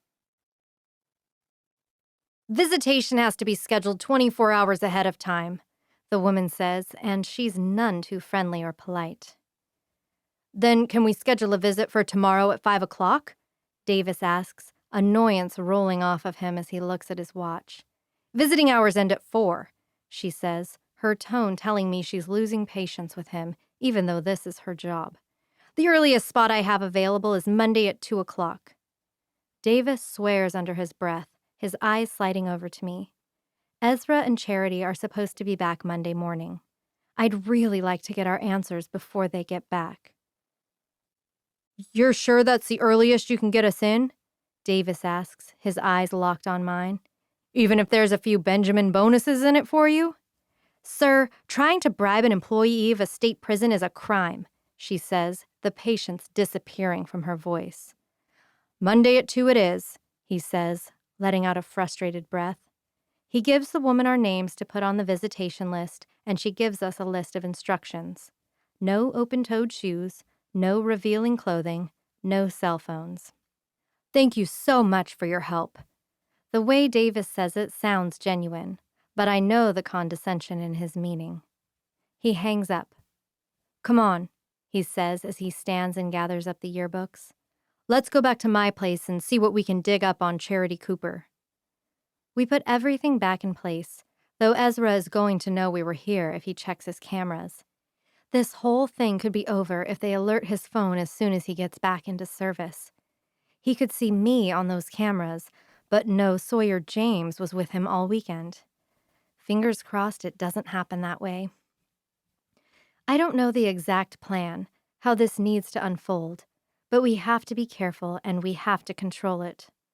When my stomach gives a massive growl the second we get into the car, we make a detour to the grocery store. Once again, I pull a ball cap low on my head, donning massive sunglasses. We make it quick, don't talk to anyone, and I just hope and pray that no one noticed me. We're in and out in 20 minutes. "This is so weird," I say as Davis pulls into his garage. "I don't even have a place to live anymore. All of my stuff was moved by someone else. I don't have the apartment I lived in for 2 years. I don't have a couch or a computer or even my own driver's license. She just took over." "I know this must suck," Davis says, letting his eyes slide over to me. "But you can stay here for however long this takes to sort out." I meet his eyes. "For some reason, you seem like the type who likes having this house to himself. Something tells me you don't have guests over too often." The small smile that curls in the corner of his mouth tells me I'm not wrong. "Yeah, well, for some reason your company doesn't suck." "Are you saying that most other people's company does?" I question, raising an eyebrow. A small laugh huffs out of his lips. "Yeah, actually, that's what I'm saying." I feel myself blush, and I wish I would stop doing that. But I find I don't mind when Davis takes it in, and I like the expression in his eyes. We climb out of the car and take the groceries inside. Together we sort through them, putting things away, and I set to cooking dinner. Davis takes over the vegetable chopping, working with skill and precision. Ezra always acted like he could cook, even back when. But everything he ever made was mediocre at best. But everything Davis has cooked thus far has been excellent. He's someone who, if he's going to do something, he's going to do it very well. "Why did you stay in Snohomish?" I ask when we're done cooking. He and I head out onto the back deck, sitting in the big, black, comfortable chairs outside. "It's not that big of a town. You have to own half of it by now." Davis smiles, stabbing his fork into a piece of squash. "Only about 25% of it." "You own a quarter of an entire town?" I say, my tone exasperated. "You realize how ridiculous that is for one person. What's your net worth these days?" "Who the hell asks that kind of a question?" he says, shaking his head with furrowed brows. I laugh, leaning back in my seat and forking some of the chicken into my mouth. "I've stayed in Snohomish mostly just because it's home, where I grew up." Davis answers my question as he looks down at his plate, mostly just pushing things around. "But over time, it was largely because I understood the market so well. As the monopoly grew, it got easier and easier to keep doing what I was doing." "But I hear it in your voice," I say, raising an eyebrow. "You're getting hungrier. You're getting bored, aren't you?" He looks over at me with the words, and he just holds my gaze for a long moment. "Are you always this good at reading people?" I swallow my bite, looking out over the beautiful landscaping that is Davis's yard. "Not everyone," I answer. "I never thought of myself as easily readable," Davis says. "You're not," I say. Davis doesn't respond to that. He just leans back in his seat, and in comfortable quiet, we finish our dinner. Charity Cooper doesn't have any social media pages, which doesn't necessarily surprise me. As the picture of who she is slowly begins to come together, I'm finding a recluse, a socially impaired woman who desperately wanted to be something other than what she was. Her name does pop up on the school website as having graduated the same year as Ezra and I, but it's nothing we didn't already know. "Holy crap," Davis says as he scrolls through hits on the web. We're in his office again, him on his laptop and me on his iPad. "Her name pulls up here on a web chat talking about hiring investigators. It doesn't exactly call her a PI, but according to this, they hired Charity Cooper to track down some girl who stole a bunch of money from her sugar daddy." "What?" I demand, sitting forward and looking the page over. "How long ago?" Davis scrolls up to the top of the feed. "This is dated from 8 years ago." "Didn't her uncle claim to be a private investigator?" I ask, opening another tab. I type in Brad Milton's name and find the link again. "Yeah," he says. "He was a professional stalker. Sounds like it was the family business." I scan the article again, all the right words jumping out. Stalker, private investigation, pictures, schedules. "You said Brad Milton was a creep, but he and Charity could have been close," I say. "He could have taught her what he knew, and it makes sense. If this is what she did, no wonder she was able to mimic me so well. She knew our history. She'd watched Ezra and I back in high school. And if she's been stalking me..." "She's a professional at this," Davis says. "Can you find any other evidence that she did this kind of stuff professionally?" I ask. He goes back to the computer, scrolling through hits. "Nothing that's jumping out." I go back to my own search, clicking here and there, until a link on the second page jumps out at me. It's a graduation list from the University of Washington, from the architectural department. Charity Cooper. Holy crap, I breathe. I zoom in on her picture, taken with a graduation cap. Here's a picture of her from a year ago. Davis, she even went and got the same degree as me. He rolls over in his chair and leans in to see. Her brows are still the same unruly shape, darker and thicker than mine. Her jaw is still her own. But her cheekbones are certainly changed from what they once were. They look like mine. and her hair is now dyed blonde, though poorly. That is so disturbing, Davis breathes, looking up at me, looking for the similarities. It's like she was transitioning. How much money must she have sunk into surgeries to change her looks? A fortune, I say, noting that her nose already looks like mine in this picture too. Because she had to change everything. Her nose, her brow, her jaw, even her ears. How many years has she been working on this? Davis asks in horrified wonder. She was thorough, I say, checking once more that I'm looking at the right department. Architectural design. She went to my same college, got my same degree. She was covering bases in case questions came up. What a psycho, Davis mutters, going back to his computer. Together, we keep scrolling, searching for info on a woman who knows how to cover her tracks. Dim gray light comes in between the white curtains. As one eye opens and then the other, I faintly hear the sound of rain. I roll over, folding the comfortable comforter away from me, piling it in the middle of the bed. I don't remember coming to bed last night. Davis and I had worked late into the night, going through every single hit that came up, finding absolutely nothing more. As I look to the door and find it slightly cracked, I have to wonder if Davis brought me in here last night. With a smile on my lips, I roll out of bed and go get dressed. I pull on jeans and a simple t-shirt.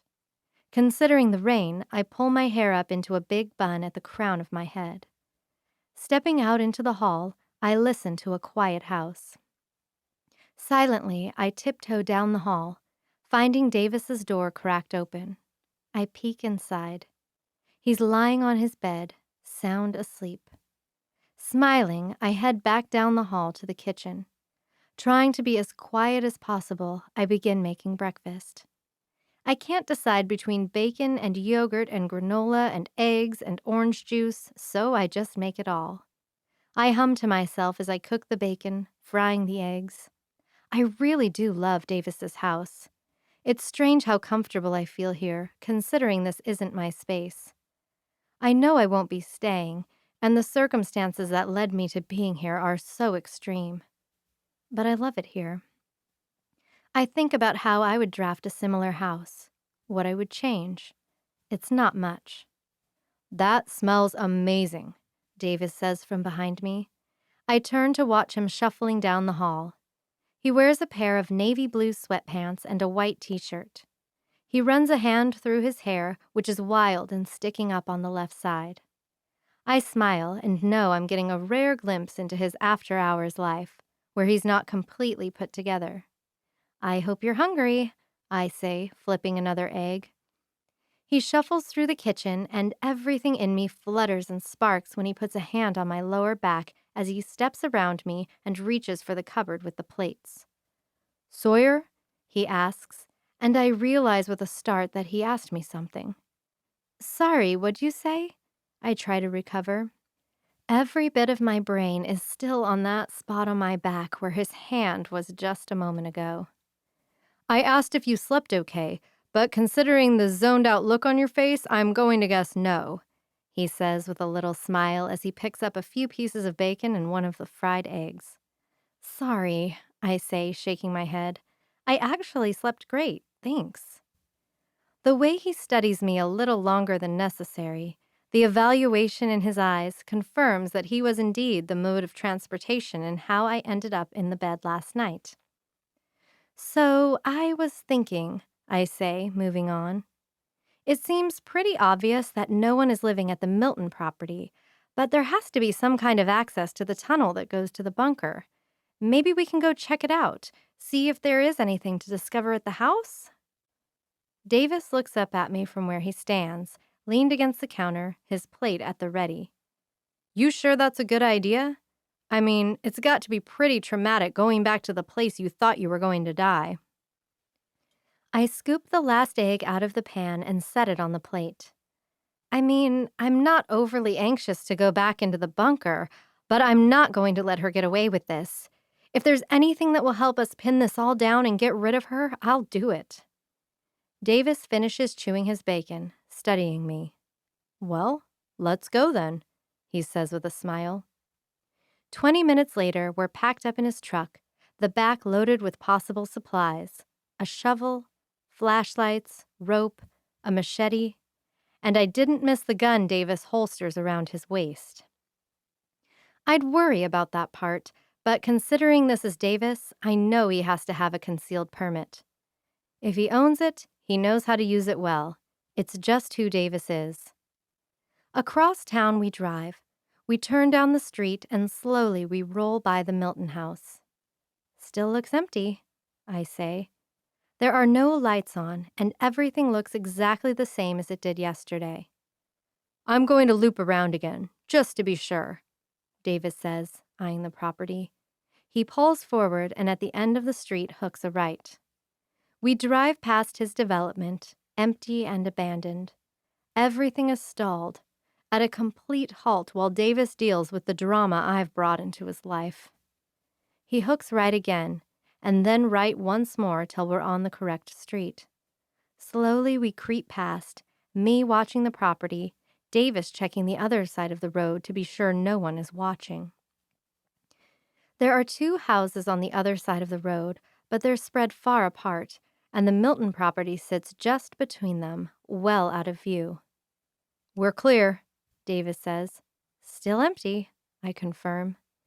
Carefully, Davis pulls over to the side of the road, off into the gravel and long grass, 30 yards past the house. He puts it into park and the 2 of us climb out into the soggy weather. I pull the hat down lower on my head as we step out into the light rain. It's not a downpour, but heavy enough that we'll be wet soon if we stay outside for long. The ground is covered with dead leaves and old pine needles as we work our way back toward the house.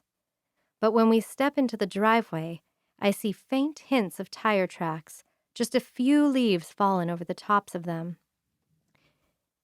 These look like they could have been made a few weeks ago, I note, nodding my head along their path, which wraps around the left side of the house. Davis nods in agreement, and together we follow their path. The house looks even worse up close. The paint is peeling off the siding. There are several broken windows. The foundation looks to be settling on the north side. It's falling apart. There's a garage off to the right, but the sagging door of it is wide open, revealing an empty space. There's a deck branching off the back of the house, and surprisingly, it seems to be in okay condition. But we walk past, into the trees, following the tire tracks. They run for 15 yards, deep into the woods, and then end. That wasn't too hard, Davis says as we look down at the rusted metal door. There's a pile of leaves scattered over the top of it, but it was concealed carelessly. She wasn't too worried about covering her tracks, not here on her own property. I look ahead into the trees. She wouldn't have seen your development from here, I say, shaking my head. The woods are so dense, that's all you can see. She wouldn't have realized what was going on just above that bunker. Davis nods and crouches next to the hatch, brushing the leaves out of the way. He grips the handle and pulls. With a loud screech, it lifts, opening into a dark pit. Davis, I don't... You stay here, he says, pulling a flashlight from his pocket. I just want to check it out and make sure it really goes where we think it does. Maybe I'll find something useful down there. I wrap my arms around my waist, hating that I feel scared and useless. But Davis doesn't hesitate. So I just nod and watch as he climbs over the ledge and makes his way down the ladder. When he reaches the bottom, I lean over the edge. He's down at least 10 feet. There's a tunnel here, he says, shining the flashlight in the direction I assume leads to the bunker. It's only about 5 feet tall, but it wouldn't be too hard to carry a body down it. Don't call me a body, I say, goosebumps rising on my arms. I wasn't and am not dead. Sorry, he says, a little smile curling on his lips. Stay put, I'll be right back. He instantly disappears from my sight. All the hairs stand up on the back of my neck, and fear sprouts in my stomach when I stand, realizing I'm alone. As I turn, taking the property in, anxiety spikes in my blood. There are certain places that just have a dark vibe, that make your skin crawl, that sprout a sick feeling in your stomach and make you want to skitter away as fast as possible. This place is oozing those feelings. I try to imagine it. Brad Milton coming here to raise his nieces. A grown man inheriting a couple of teenage girls. I imagine Faith Cooper accused of trying to burn a couple of cheerleaders alive. And Charity Cooper being groomed by her uncle, taking all of her anger and resentment out on the people she thought deserved it all, believing her hands to be clean. My eyes move from one window to the next, and I try to imagine their life here. I wonder if Brad ever stopped stalking people or if he just started training Charity. I wonder who their targets were, how many pictures they took. I wonder how long Charity watched me and Ezra. A chill works its way down my spine and my ears start ringing. When a hand rests on my shoulder, I scream, swinging an arm as I twist out of its grasp. "Whoa, it's just me," Davis says, barely getting a hand up to block my blow. His eyes are wide. I nearly trip myself over the branches and leaves, my heart hammering 1,000,000 miles per hour. Both my hands come up to cover my chest, and my breathing rips in and out far too fast. "Sorry," I mutter. This place is just..." I blink, trying to tell my body to let go of panic mode. "I'm fine." "You're fine," I mentally whisper to it, over and over. "Hey," Davis says. He takes 2 steps toward me. "It's okay if this place creeps you out." I can only nod, but I can't find my voice just yet. With concern in his eyes, he takes another step toward me and wraps his arms around me, holding me gentle but firm. And it's just enough to get my heart and brain to pull out of panic mode. My arms relax, and I let them wrap around Davis, my cheek resting against his chest. 1, 2, 3, 4, 5. I count my breaths as I take them in and out. I listen to the sound of Davis's heart, focus on the strength of his arms around me, and remind myself that this is what's real right now. This is what's actually happening. "Sorry," I say again, feeling embarrassed for my overreaction. "It's okay," he says, bringing his hands to my shoulders as I take a step back. "Don't feel like you aren't being brave, because you are. It's been 2 days and you can already handle coming back to the property." I nod, letting myself believe what he's said. But mostly, I just can't believe that it's only been 2 days since Davis found me and I got out of that bunker. So much has happened and been discovered since then. "Did you find anything down there?" I ask as I slide my hands into my back pockets and Davis drops his hands. "Just a tunnel," he says, looking back toward the still open hatch. "It was empty. Ran for about 50 yards, maybe a bit more. And then it was filled with dirt, where I collapsed it with the excavator." I nod, and we both look back toward the house. "Think you want to go in?" he asks.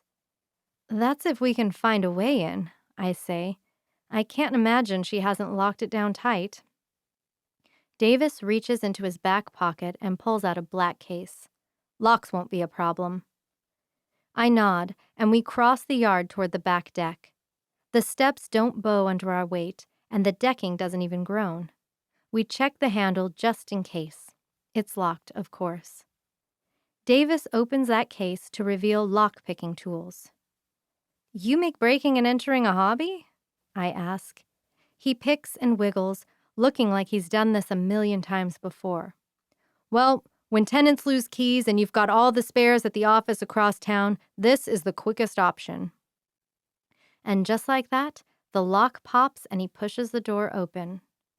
The dust is so thick our shoes immediately create tracks. Places in Washington easily smell like mildew and rot, and the process just speeds up if no one is caring for them. It's so overwhelming in here, I cover my nose with my shirt. We step into a dining room. There's a table here, its surface scratched and dinged. There are 3 chairs around it, one of them with a broken leg, another with 2 broken spokes in the back support of it. A small kitchen with peeling green cabinets is off to the right. It's dated. I'd guess it hasn't had a remodel since the early 80s. To our left is a small living room. A brown couch is accompanied by an orange-colored chair. An old-style TV sits on a dresser that looks like it weighs 800 pounds. One end table is set up next to the chair, and there I see a picture frame. Crossing the space, regretting the footprints, I reach for it. There's Charity and Faith Cooper. They stand next to a man and woman, and without even looking too hard, I just know they're the parents. They're all looking at the camera, smiling, fishing in a lake. Charity would have been, 14 when her uncle came to town to take care of them? Davis says as he looks at the picture. Something like that, I say. My throat is tight. I don't want to have pity for the woman. She's done awful things. But who's to say I would have turned out any differently if my parents had died when I was that young? I set the picture back down. Turning back to the house, I follow Davis down the hall. There isn't much to explore. There's a bathroom that is slowly getting taken over by mold and broken tile. We find what looks to be the bigger bedroom. Brad's room, I take a guess. There's a full-sized bed in the middle of the room and a dresser opposite it, and a tiny closet. One by one, we start going through the drawers.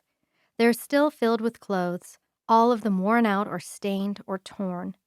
In one of them, we find a graduation program from my senior year. My eyes scan through the names until I find Charity's. He must have cared enough to keep something like this for years, I say, laying it on the dresser. And print a few photos, Davis says, scooping them up from the bottom of the drawer. That's him, Brad. I lean over, looking at the pictures. Brad has a similar look to the girls and their parents. Dark hair, dark, thick brows. He's in good shape, though he doesn't seem to care much for his physical appearance. He looks a week ripe in all of them. The first one is of him and Charity sitting next to a fire pit roasting hot dogs. The next is of the 2 of them sitting out on that back deck, seemingly in deep conversation. A third is just a picture of Charity in a graduation gown. She looks at the camera, a dour expression on her face. Does it seem like Charity and her uncle were close? I ask, my brows furrowing as I look up at Davis. His eyebrows raise and he keeps looking through the pictures. There are 4 others, all of either Charity or her and Brad Milton. I'd say it looks like there was some favoritism, Davis says. Faith isn't in any of these.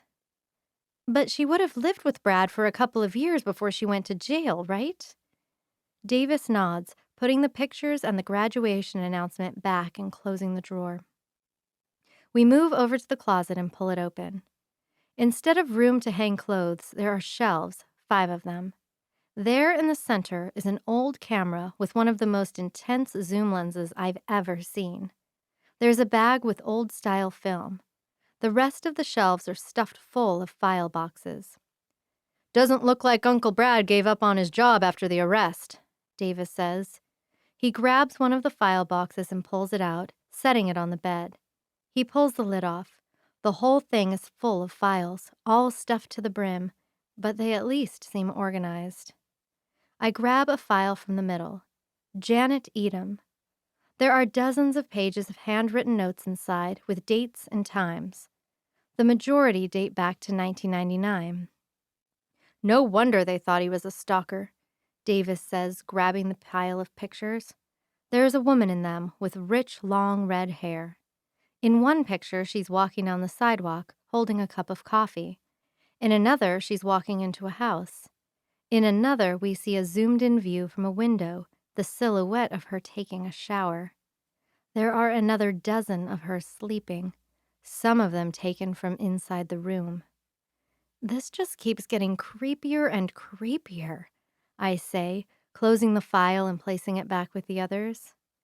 But it does tell us that Charity could have easily had the training to spy on you and learn everything about you, Davis says, pulling out another box. It's the same, and with a quick check, we find similar files, notes and pictures of women. How did you say Brad died?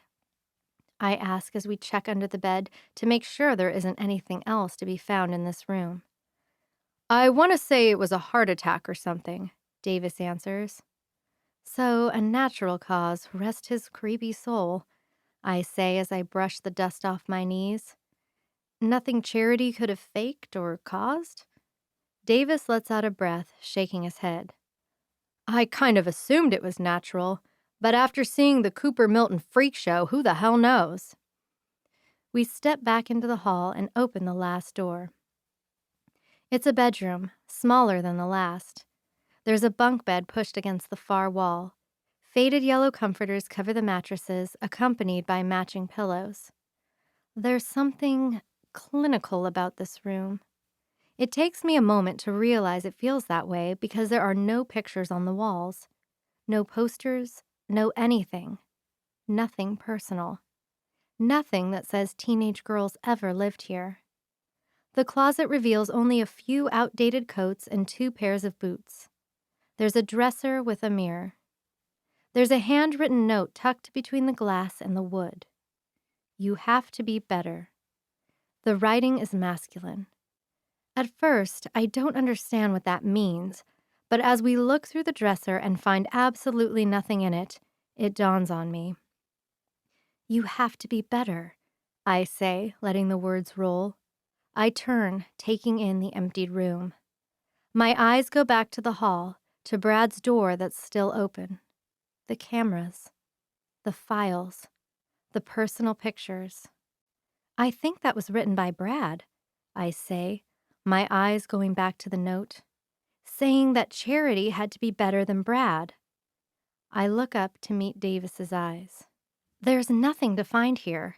There was nothing down in that tunnel. She's left no trace online, and the ones that exist, it's because she had no control over them.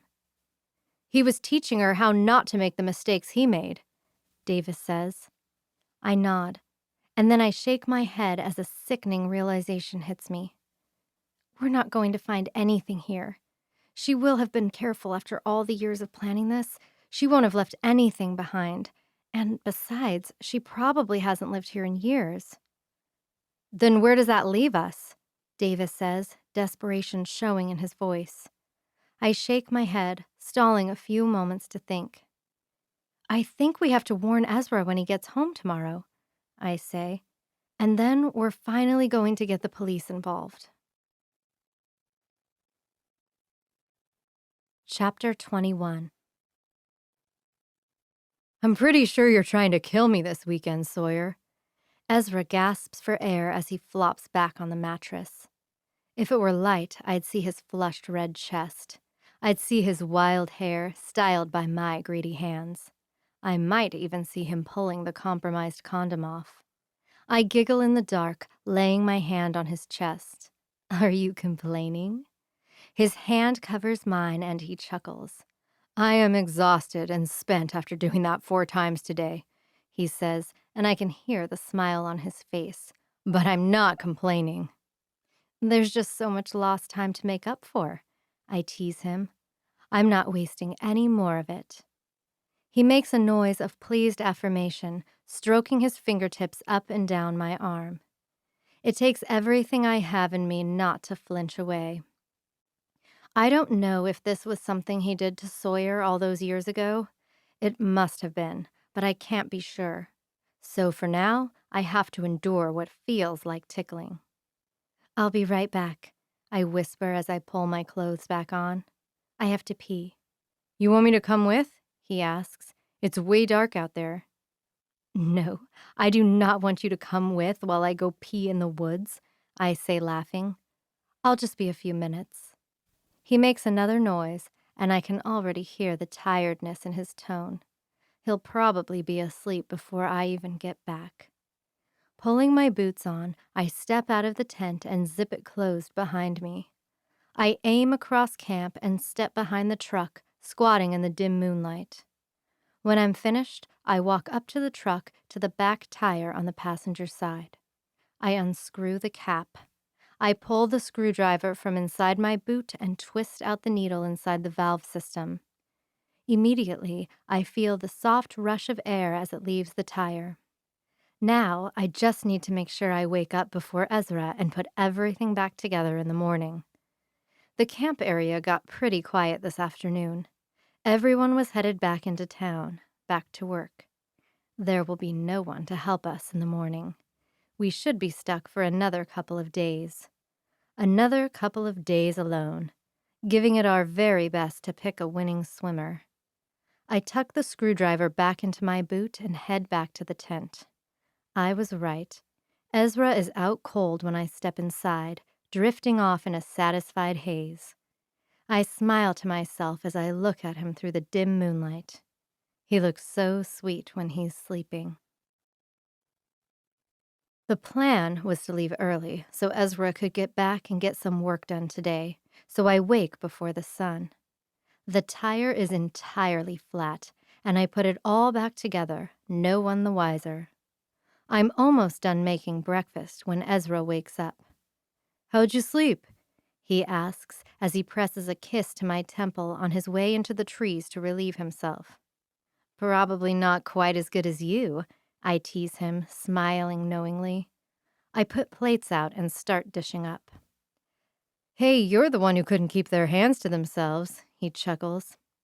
I thought this would be harder, that Ezra might question more, that he'd bring the past up more, that I'd have to rely on my memories of someone else. But it hasn't been that difficult. I have the advantage of time. It's been 13 years since we were in high school. Ezra doesn't bring it up all that often. Things are just progressing forward. We eat together, and Ezra jokes and tells me some story of one of his crew members. And then we clean up breakfast and pack all the food into the cooler. "How fat were you trying to make me this weekend?" Ezra jokes as he carries the cooler to the truck. "You could have fed a whole army with as much food as you packed." "Hey, better too much than too little," I joke. I take my time in packing things up. And timed just as I planned, I hear Ezra set the cooler in the back of his truck and then swear. "What's wrong?" I call out. With my back turned to him, I let the smile curl on my lips. "The truck has a flat tire," Ezra says, annoyance and disappointment filling his tone. "What?"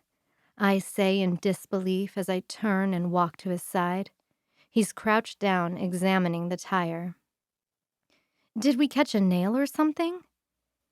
He takes a moment to examine, feeling the inside of it, running his fingers along all the edges. "No, I don't think so."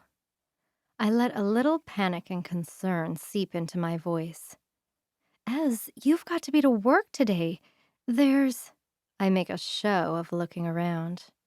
"There's no one left up here but us." No. Wait a second. That's not right. Ezra places his hand on my knee, a calm, comforting movement. "Hey, you know me better than that. I'm always prepared." No.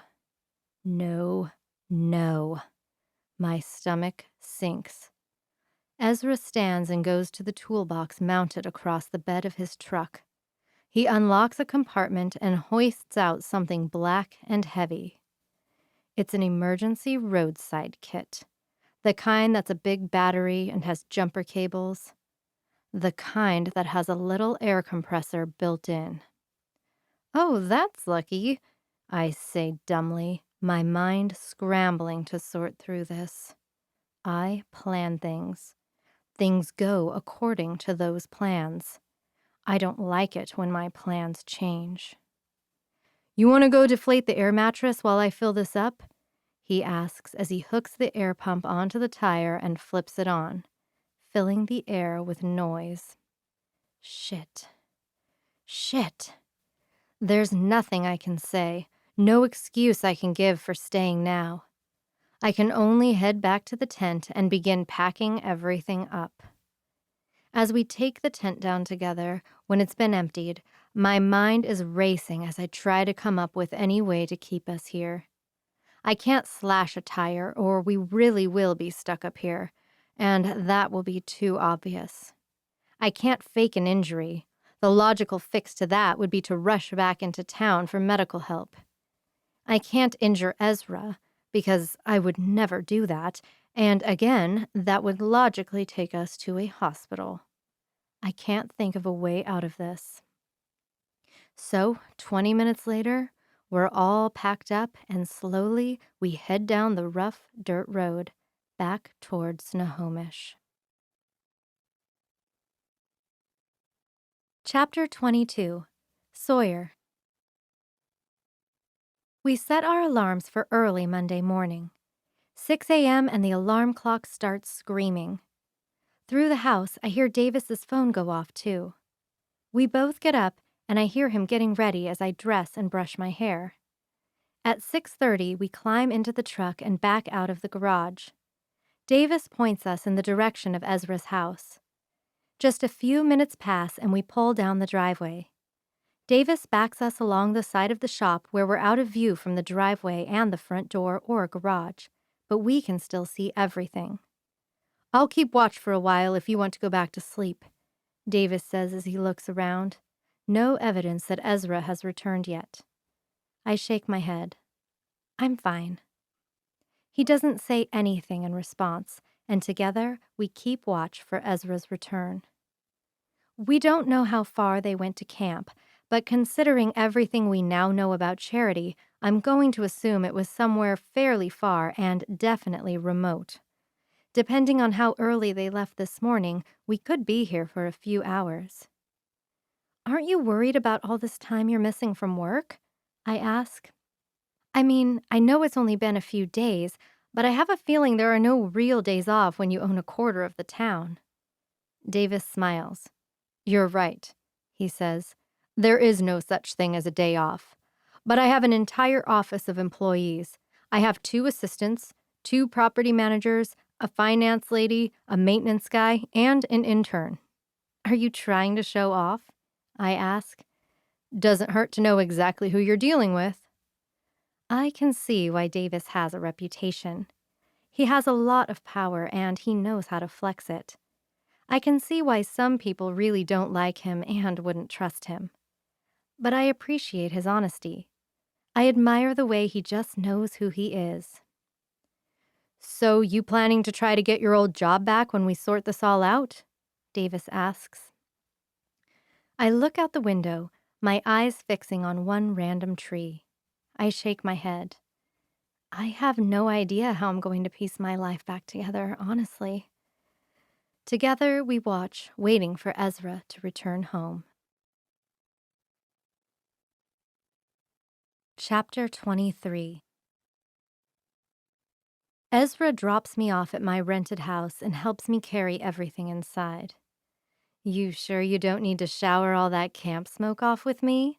I say, teasing and sultry. "As great as that sounds, babe, I'm headed straight into the job," he says. I hold onto his hand, but he walks backward toward the door. "Hey," I say, pulling him to a stop.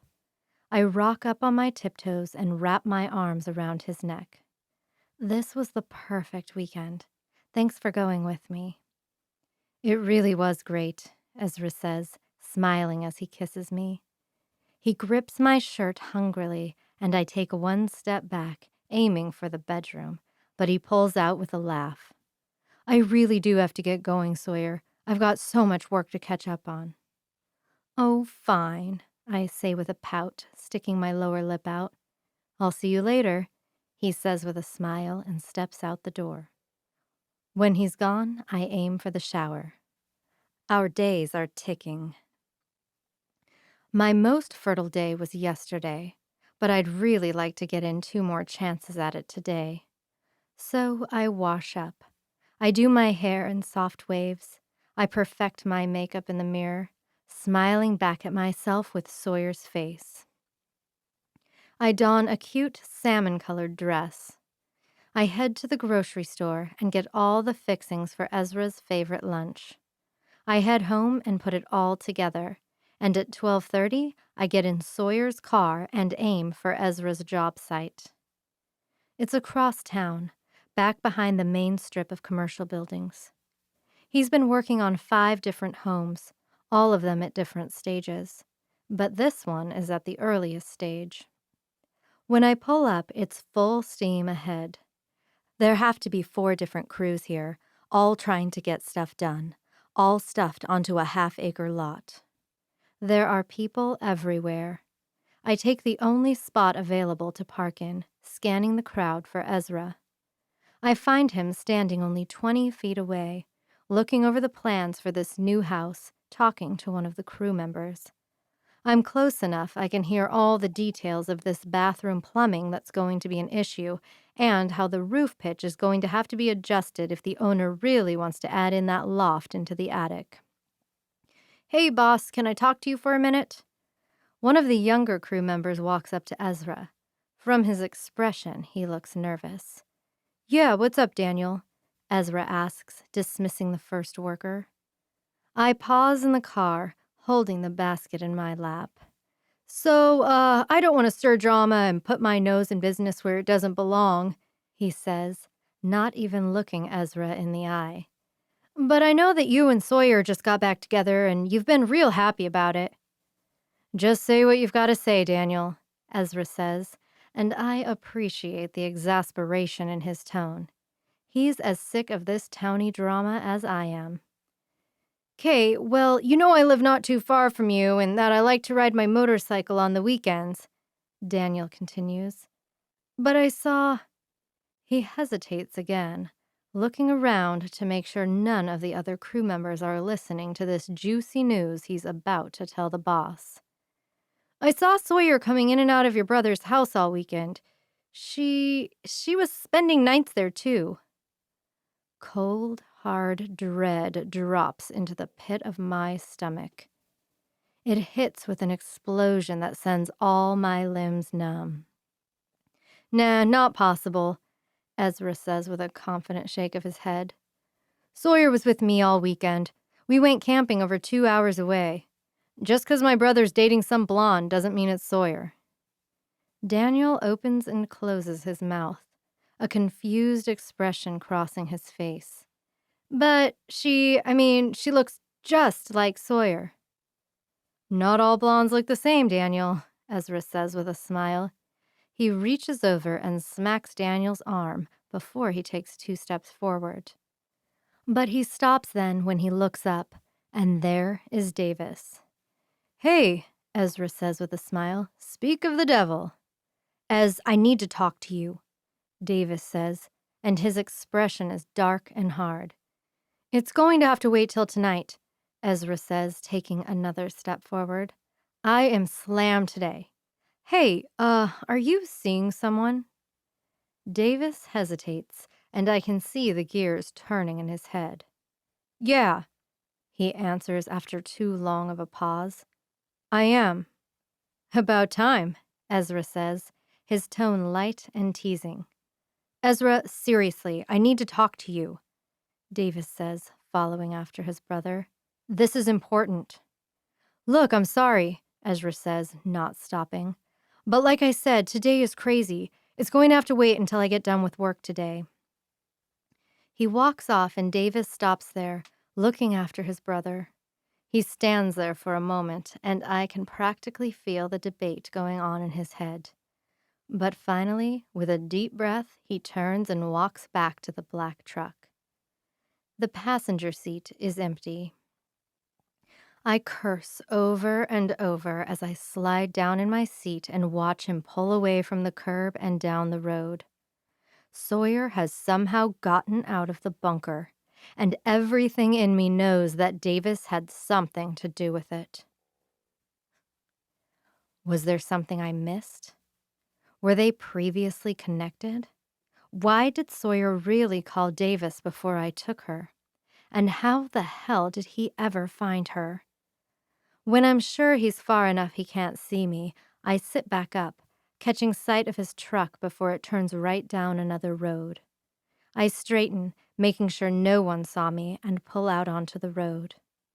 I follow at a safe distance. I can't see details of him, so there's no way he can see details of me. We roll through one street, two, and then we turn onto the main road, and I watch as he pulls into the small parking lot of a pristinely renovated building with a sign that reads Knox Properties. I stop down the road a little bit, just where I can see him. Davis parks the truck, climbs out, and walks inside. He's an immediate threat. From the look in his eyes, I know he was planning to tell Ezra whatever he knows. He's probably in there plotting my demise right now. Sorry, Ezra, I think to myself. As much as I care about you and as much as I know you love your brother, he's become too much of a liability to our happily ever after. I don a big, wide hat, the one I planned to sport for our cute picnic. I slip on some sunglasses and get out, going to the trunk. I grab the cutters and hide them in my oversized bag. I take a casual stroll down the sidewalk, searching for security cameras. There's one pointing off the front of the building toward the main entrance. There are two across the street, but from their angle, I can tell they won't capture the parking lot. There is one camera aimed right at the parking lot, but it's low. I take a swing at it with the cutters, being careful not to get in the frame. It sparks and then hits the ground with a crack. I'm careful not to touch it. I simply kick it across the parking lot into the overly landscaped garden beds. There. Problem number 1 solved. If I were the real Sawyer, I'd probably care about how dirty I'm getting this dress. But it's a necessary part in getting access to what I need. Snip, snip, snip. I calculate the velocity at which he'll travel. If he leaves when the main road is fairly quiet, I doubt he'll even try to stop as he pulls out of the parking lot. This main road is a 45-mile-per-hour road. It runs for a few miles before you leave the city boundaries. He'll have to turn off somewhere. I wish I could guarantee he'll be traveling faster, but this is what I have to work with. Eager for a little more insurance, I climb under the hood of the car and do a little rearranging, ensuring that when he crashes into something, there will be a nice, fiery explosion. When the deed is done, I snap a picture of his license plate so I can use it to look up his address and head back to the car. I can't imagine anywhere else that Sawyer would be. If she hasn't gone to the police yet, she could only be at Davis's house. I thank the crew member that gave me that information. It makes my job much easier. You can find so much information on the web these days. With a quick search and 3 minutes of investigation, I have Davis's home address. I have to work quickly, though. I need to find the closest veterinarian, but preferably one outside of city boundaries. And I have to hope that I can do it in time before Davis gets very far. Shit. I don't like working in a hurry like this. It's messy. It leaves so much room for error. But when my hand is forced, I'll do whatever it takes. I pull back onto the road and lay on the gas. Chapter 24. Sawyer. It's been a frustrating morning. First, Ezra never came back to his house. After sitting there clear until noon, we finally came to the conclusion that he'd gone straight to work. When his phone continued to go straight to voicemail, we had to take a guess that it was dead. And Davis suddenly decided to be all protective and cautious. He made me wait at the house while he went and tracked Ezra down to warn him. Only when Davis finally found him, Ezra wouldn't give him the time of day. Reluctantly, I'd agreed to stay home and we would try again come evening. I couldn't go out parading through town, causing a huge scene with Ezra. Instead, I spent the entire day here, calling lawyers. I couldn't even get anyone on the phone for the most part. I got secretaries and paralegals, all of them telling me I'd hear back from so-and-so in the next 2 to 3 days. The others wouldn't take the time to hear me out over the phone. All wanted me to come in and speak with them in person. They all wanted money up front. I couldn't do either of those things. I couldn't risk leaving the house and Charity seeing me. I didn't have any access to any money. At least Davis had some luck this morning. He'd called a private investigator this morning, and the man immediately got on the job, diving into Charity's history and gathering proof of what she's done. I dial the number for lawyer number 9 and listen to it ring. Davis's house is new, so doors don't creak, but I hear it when he gets home and walks across the kitchen. The phone rings again for the 4th time, and I sigh, realizing that I'm not even going to get someone on the phone at this office. This is turning out to be such a pain in the ass, I complain as I hear Davis looking through the house for me. There's a reason why lawyers have such bad reputations. I swivel in the seat to face Davis. Only my eyes widen as I see my own face. I don't even get a breath in before she lunges forward. Something sharp sinks into my neck. I drop the phone Davis bought me. And before I can even piece together everything that's happening, a cold, numbing sensation begins creeping through my veins. She takes a step back and slips a cover onto the needle, then carefully slides it into the pocket of the dirty salmon-colored dress she's wearing. I try to leap out of my chair, to wrap my hands around her neck, to violently hurt her. I lunge forward, but my legs give out and my torso doesn't have the strength to hold me upright. I barely get my hands under me to keep my face from shattering on the floor. Pain barks at my wrists, but I can feel it dulling. "Get away from me!" I growl, trying with every ounce of strength I have to get my legs under me. It doesn't work. "Oh, I tried to put some distance between us," she says. She bends over, sliding her hands under my arms and hoisting me up. I cringe at her touch, trying to yank away from her. But bit by bit, I can't feel my arms anymore. As she props me up against a wall, my neck barely has the strength to hold my head up. That's what the bunker was for. You were supposed to stay there, and we were never even supposed to be in the same room. Yeah, well, stay there and starve to death wasn't my favorite option. I spit. More and more, my body grows numb. I can't feel my feet at all. I'm pretty sure my torso doesn't even exist anymore, and I can only twitch the thumb and pointer finger of my left hand. "You're more surprising than I expected, Sawyer," she says. In her eyes, I see absolute hatred, utter animalistic rage. I would love to hear how you managed to get out of that bunker. "I'll pass, Charity," I say, putting every ounce of spite and hatred into my voice. "But you can go to hell." I know we were right the moment I say her name. The color drains from her face. Her lips slacken. Her eyes widen just slightly.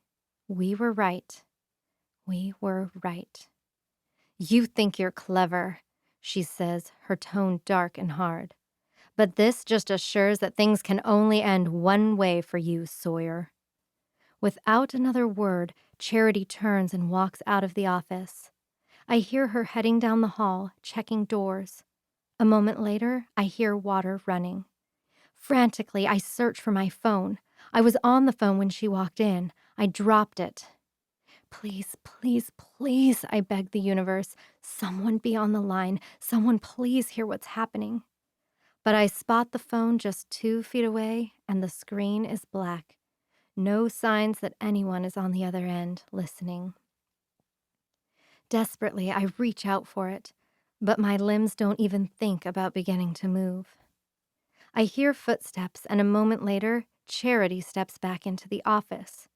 She grabs my wrists and pulls me forward, flopping me onto my chest. It would probably be painful, but I can't feel a thing. "What did you stab me with?" I question, desperate to get all the information I can. You know, they watch the hospitals and doctors' offices very closely, she says as she drags me back toward Davis's bedroom. But no one ever thinks about the vet clinics. They have really potent stuff there. Stuff strong enough to temporarily paralyze a bull or a horse for hours.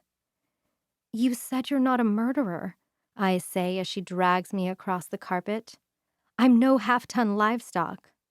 Oh, I didn't grab that kind for you, she says, and I hate the smile I hear creeping into her voice.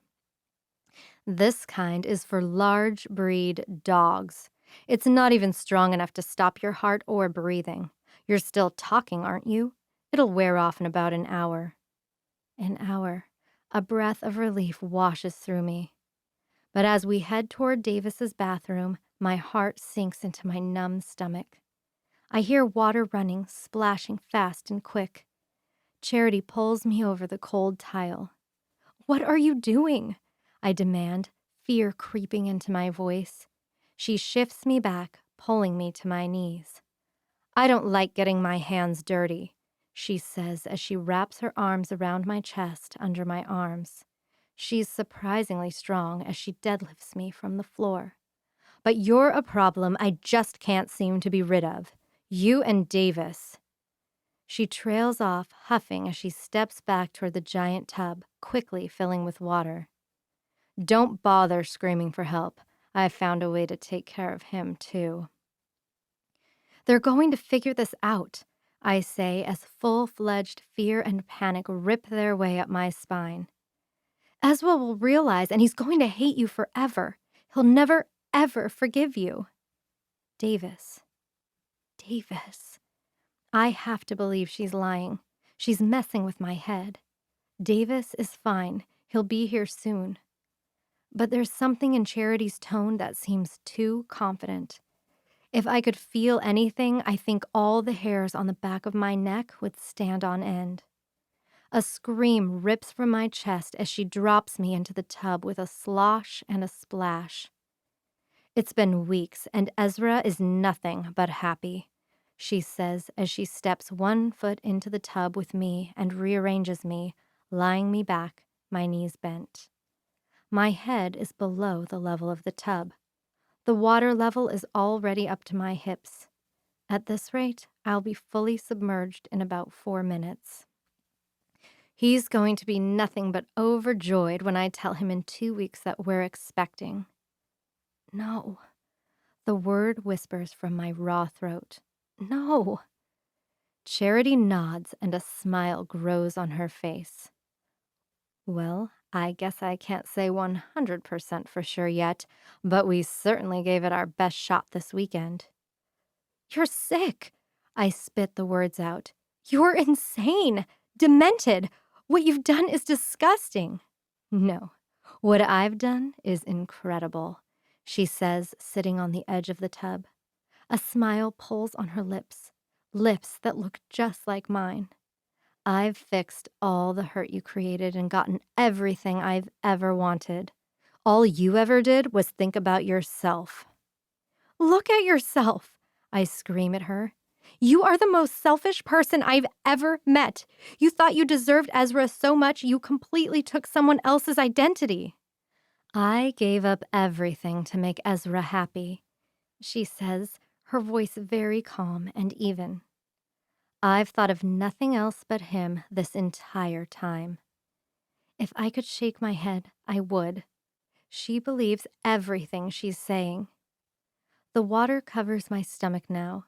With a downward glance, I see it begin climbing up my chest. Even if Ezra chooses to be blind to the differences, I say, determined that if I'm going to die, I'm at least going to put doubt in her head. Someone else will realize. There is too much history you missed.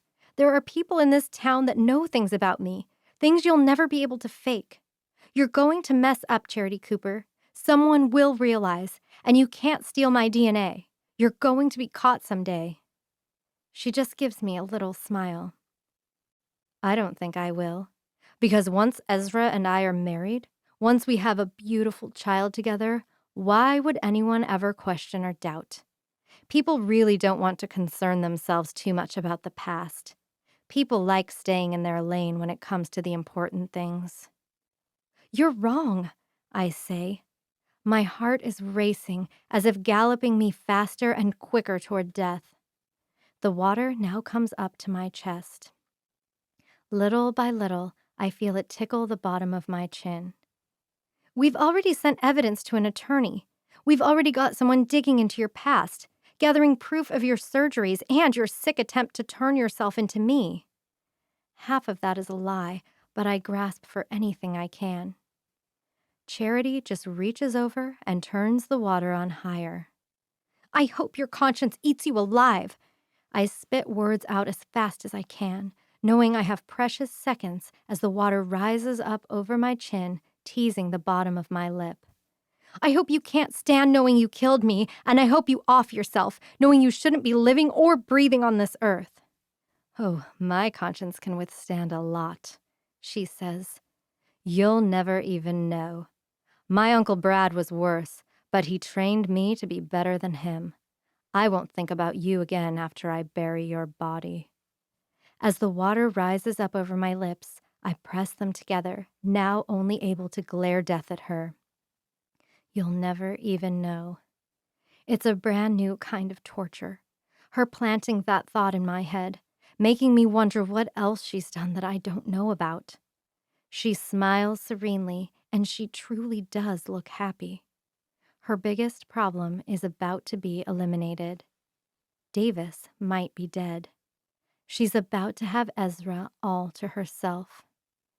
I feel water tickle the bottom of my nose, and I suck in just one deep breath before it slips inside, begging to be let into my lungs. I hope you enjoyed your time being Sawyer James, Charity says. Do you think it's true what they say?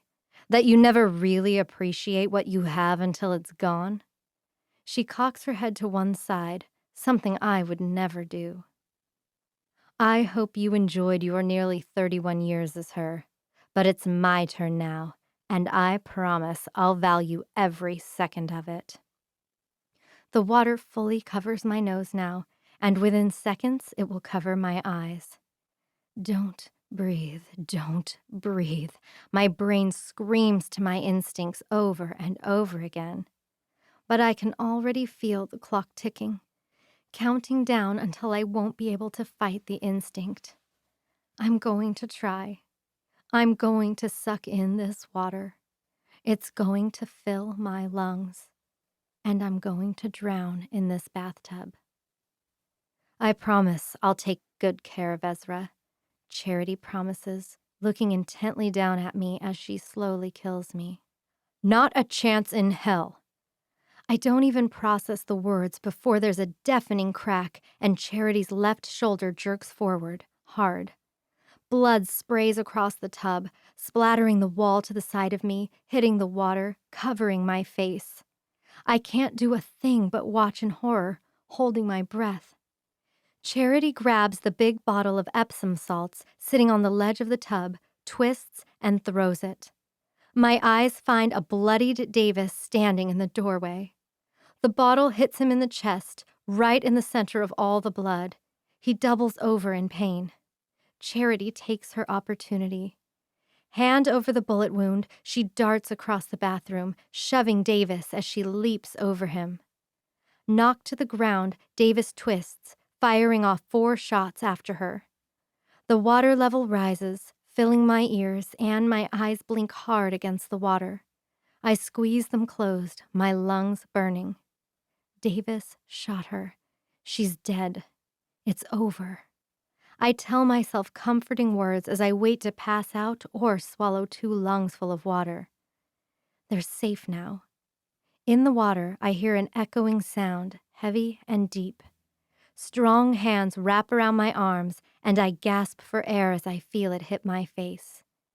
Davis hauls me up and out of the water, his face wincing in agony. His blood transfers onto me, running down us in rivers. Up and over the ledge he pulls me, and we crash to the tile floor. Is she dead? I ask, my tone desperate and terrified. Frantically, I try to look toward the door, but I'm still entirely numb. Did you get her? Davis, tell me you got her. With a wince, Davis looks toward the door. I hit her in the back of the leg, but she got away. Shit, I breathe, and I thought I'd burned through all of the adrenaline in my body, but it kicks into high gear again. I feel my left hand twitch. What's wrong? Davis asks as he sits up. He grabs me, pulling my head into his lap. What did she do to you? She got in the house and stabbed me with a dog paralytic, I say, moving my fingers as, bit by bit, I feel something. A burning sensation begins in my chest, the pain from being dropped and dragged over the edge of the tub. She said it was supposed to last an hour, but I can already feel it wearing off. That's psycho, Davis says, but he groans in pain, holding his side. He tips his head back, hitting the concrete countertop. Davis, what happened? I breathe, trying to reach for his bleeding face, but I don't have the strength in my arms yet. He pulls a drawer next to him open and grabs a hand towel. He presses it to a cut on his forehead, which seems to be where most of the blood is coming from. After I called the investigator and we had a long conversation, I got in my truck to come back here, he begins explaining. I was turning off the main road when I could tell something felt wrong. The crazy bitch cut my brakes. I made it within half a mile before I crashed. The engine caught fire. Davis, you need to get to the hospital, I shriek. I can feel my toes now, and I make small movements with my ankles. You're bleeding everywhere, and your ribs are probably broken. We need to make sure Ezra is safe, he hisses. He reaches for his pocket for his phone, but hisses in frustration. Damn, my phone was in the truck. Wait, you said you made it within half a mile, I say. Did you walk the rest of the way here after the wreck? Yeah, he says with a hiss of pain. Davis, I trail off, not knowing what to say. It's too much. Too fast. Too life or death at this point. I knew she had to be going after you if she was willing to escalate to trying to take me out, he says. He looks down at me, and with shaking, bloodied fingers, he brushes the hair out of my face. Finally feeling some strength in my arms, I reach up, holding on to Davis's wrist. How did we get here? Just days ago, Davis and I didn't even really know each other. It had been more than a decade since we'd last seen each other. We've probably only ever had half a dozen conversations before this. And now we're here together, a million secrets shared, bloodied and fighting for life. We look at each other for several long moments, knowing that what's happened is going to change us. But we both feel the clock ticking, and every second we waste is another second Ezra is in danger. We need to call the police, I say. Yeah, he agrees. Where's your phone? I dropped it in the office, I say. Davis shifts, getting to his knees. Carefully, with a lot of pain, he helps me get into a sitting position, my back propped up against the cabinet. I'll be right back.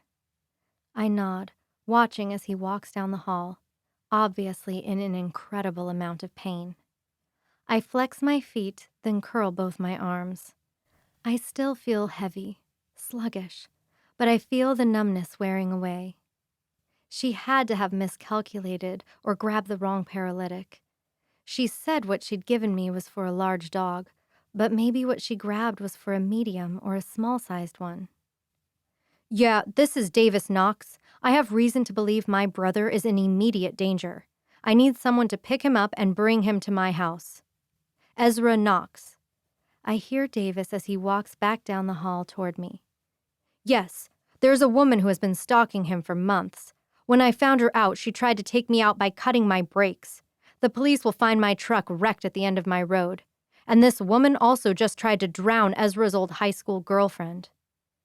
Davis steps back into the bathroom, his eyes locking with mine. No, I just need someone to go find my brother and bring him to me so we can tell him what's going on and make sure he is safe. I see annoyance and anger flare in his eyes. He rubs them with his index finger and thumb. I feel the control he's exercising right now. Not until they pick up Ezra first. A pause. No, but he is in immediate danger. The same woman who tried to kill me is pretending to be his girlfriend. He is in danger. There's a long pause while he listens to the dispatcher. I see Davis's jaw clench and unclench several times. Look, get the police over to his job site, Davis says. His voice is cold and low and dangerous. In that moment, I understand completely why he has such a reputation. He gets things done. He doesn't take no for an answer.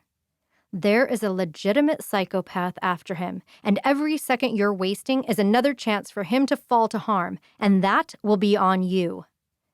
He pauses. He stands a little straighter, and then he rattles off an address. I'm not getting off the phone until I hear the police have my brother. Whoever is on the other line must finally get sick of arguing with him. Davis's eyes slide to me. He leans against the counter and switches the phone to speaker. It's the longest 10 minutes of my life. The police have your brother, Mr. Knox, a male voice finally says on the other line. He appears to be fine. He's very confused and worried, but he's okay.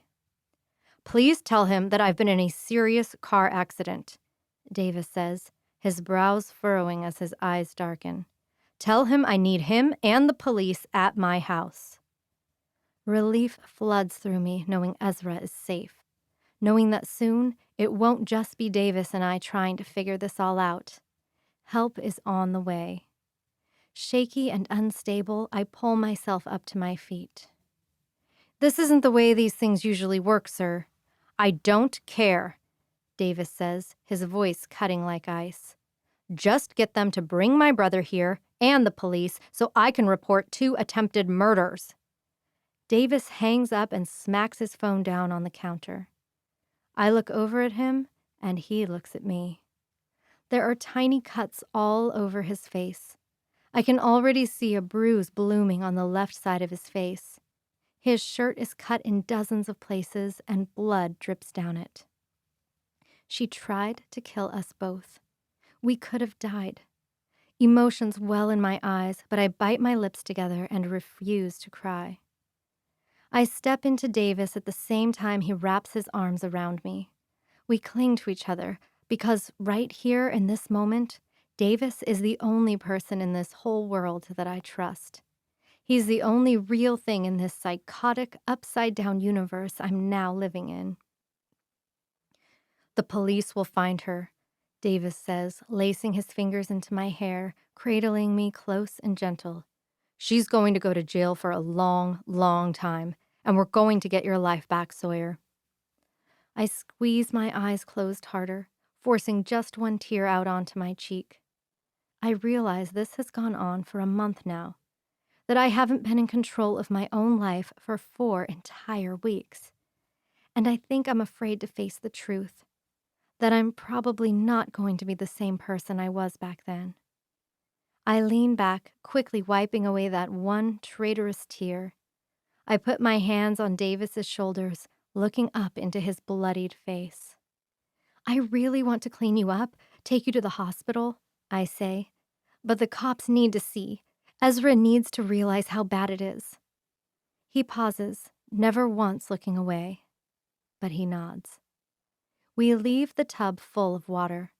I don't even change out of my wet clothes, and I don't brush through my half-wet hair. I don't even wipe away Charity's blood splattered over my face.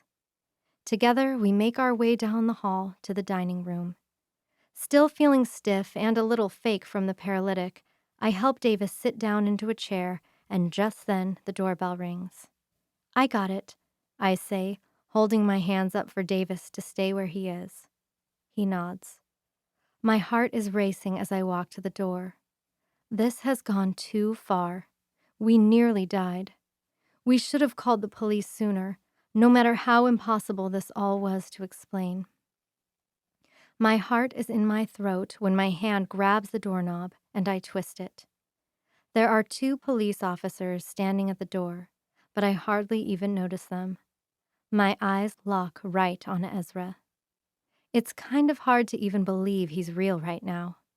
Charity made me watch him and her on the screen for weeks. It was like a boring horror movie mixed with a romantic comedy. He was a face on the screen. He was the object of my fear. I haven't laid eyes on the real Ezra in 7 years. But here he is, and I'm about to ruin his whole world. "Sawyer, what are you doing here?" Ezra asks, his brows furrowing together in confusion. "And why are you all wet? Is that blood on your face?" I can't help them now, the emotions that push out of my eyes. Tears slip down my face as I step onto the porch and I wrap my arms around him in a quaking embrace. "Sawyer, what?" But he trails off, and in his voice I hear more questions. In his hands on my back, I feel uncertainty. I wasn't evaluating Charity's weight as she was trying to kill me, but thinking back now and considering the weight I lost down in the bunker, I know she probably has 15 pounds on me. Charity told me that they'd been trying to conceive on their camping trip, which means Ezra's hands would have been all over her body this weekend. Ezra will feel the difference. "Ma'am, we received a call from Mr. Knox saying Ezra was in danger and that we needed to bring him here," a uniformed woman says with a cautious voice. "Is Mr. Knox home?" "In here," Davis calls from within the house. "Please, come in." I let Ezra go, and I hate how confused and suspicious his expression already is when he looks at me. I wipe my tears from my face, feeling absolutely sick to my stomach. I turn and walk back into the house, grateful to look away for even just a few moments. I hear Ezra and the officers follow us inside.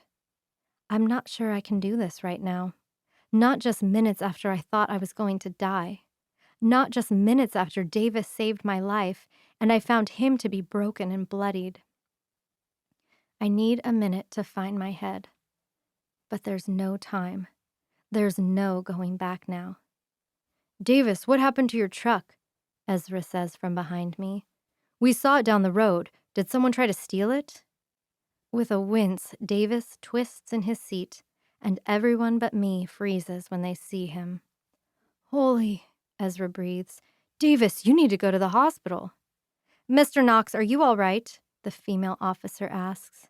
"Not really," he says as I sit in the chair beside him. "Someone cut my brakes." "Who would do that?" Ezra says as he pulls out the other chair beside Davis. "You must have seriously screwed someone over." Davis glares at his brother, his jaw set hard. In his eyes, I see how much patience and control he's exercising. "Ez," I say, my voice hoarse and quiet. "The last few weeks, they haven't been what you think they are." I don't want to look at him. I don't want to see his emotions. I don't want to watch him break. "What is that supposed to mean?" he asks. There's this numb, hard edge to his words. I hear a sharpness in them, a sharpness that is familiar. I swallow once. My stomach drops into oblivion when Davis reaches over and takes my hand, but I cling to it for dear life. Betrayal alights in Ezra's eyes as he stares at Davis holding my hand, looks up to see the supportive, protective way his brother is looking at me. "The woman you've been with for the past 4 weeks wasn't me," I say, ripping the Band-Aid off. I just say it. "She isn't Sawyer James." Ezra looks angry. There's a darkness in his eyes that rarely exists. There's vengeance and disappointment. I look up at the police officers. They stand to the side of the table, listening and watching intently. They need to hear this. They need to understand. And then they're going to have to take action. But this story, all of my words, are for Ezra. 4 weeks ago, I begin to explain, someone sent me an email from an address with my name. There was just one attachment, a video. It looked to be me, back here in Snohomish. I swallow once, hoping that Ezra can read the truth in my eyes. I hope that he can feel it, that I am not lying. I watched this woman who looked exactly like me walk down Main Street. And then there you were, and it totally looked like a happenstance encounter. You talked to her, caught up. And you asked me to dinner, Sawyer, he says. That hard edge in his voice grows sharper. I shake my head. Up until 4 weeks ago, I hadn't been back to Snohomish in 7 years, Ezra. After our last awkward encounter, it was easier to just avoid town. I was in Bellevue the whole time. Why are you doing this? Ezra asks, his words seethe out from between his teeth. Daniel tried to tell me you were cheating on me with Davis, but I told him there was no way. Why? When? He shakes his head, running one hand through his hair as he leans back in his seat, like he needs to put some distance between us. There's a lot more, Ez, Davis says, his tone hard and commanding. You need to keep listening to her. I can't believe you'd really go and do this, Ezra says, turning his accusatory eyes on his brother. Of all the people you could have gone after, you choose Sawyer? The one person. You shut up and you listen to the real Sawyer, Davis says as he begins to stand, shoving his chair back. He plants his hands on the table, staring hard and dark at the brother accusing him of seducing his girlfriend.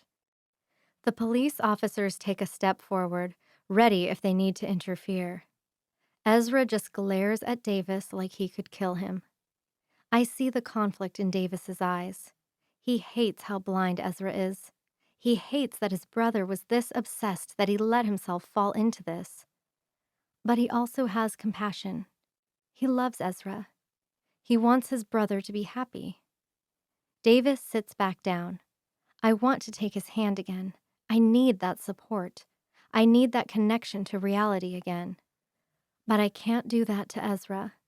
I can't stand to break his heart into any smaller pieces than I'm about to. There was a subject with the email, I continue. It said, this was never really about you. That's it. I was at work, so it was a bit before I could do anything. I was worried for you. I didn't understand what I'd seen in that video. So I decided I needed to talk to you, but I didn't have your number anymore. I had no idea how to get a hold of you. I glance over to Davis, and I consider how damn lucky I am that I thought of him. I remembered that Davis was a realtor here, so I looked up his company and found his number. She called me trying to track you down, Ez, Davis says. He shakes his head. I didn't want to give your number to her. After everything that happened in the past, I didn't want her opening old wounds and getting into your head again. I watch Ezra's eyes, and I can see he doesn't believe us, or he hasn't processed what I'm saying. But while I was on the phone with Davis, I continue, I passed out.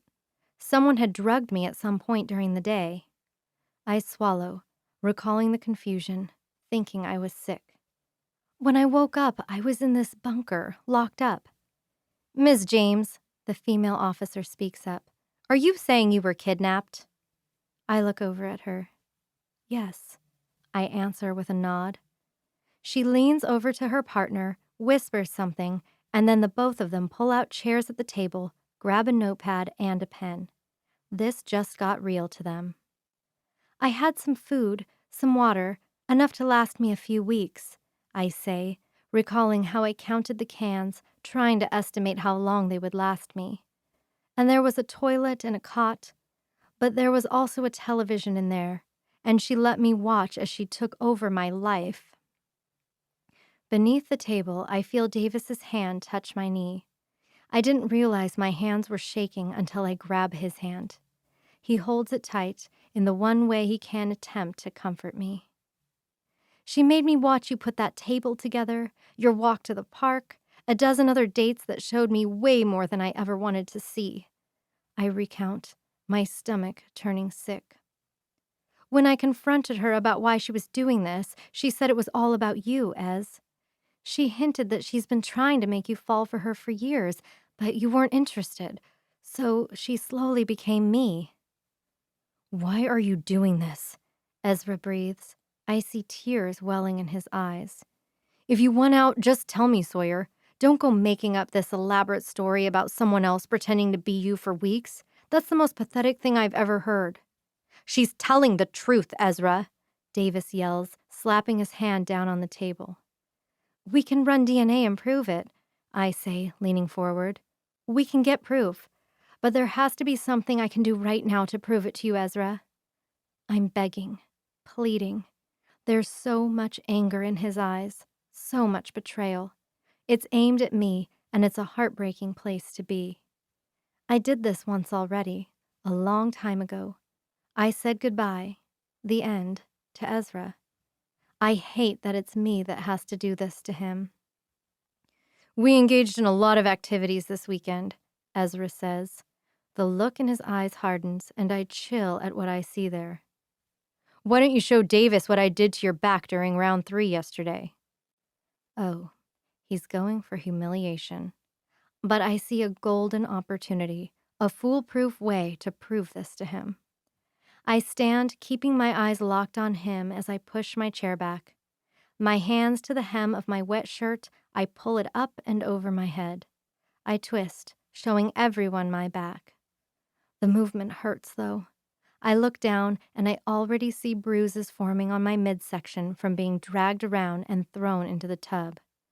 But, Ezra stutters, the scratches, I got a little, and I left scratch marks and teeth marks on your shoulder.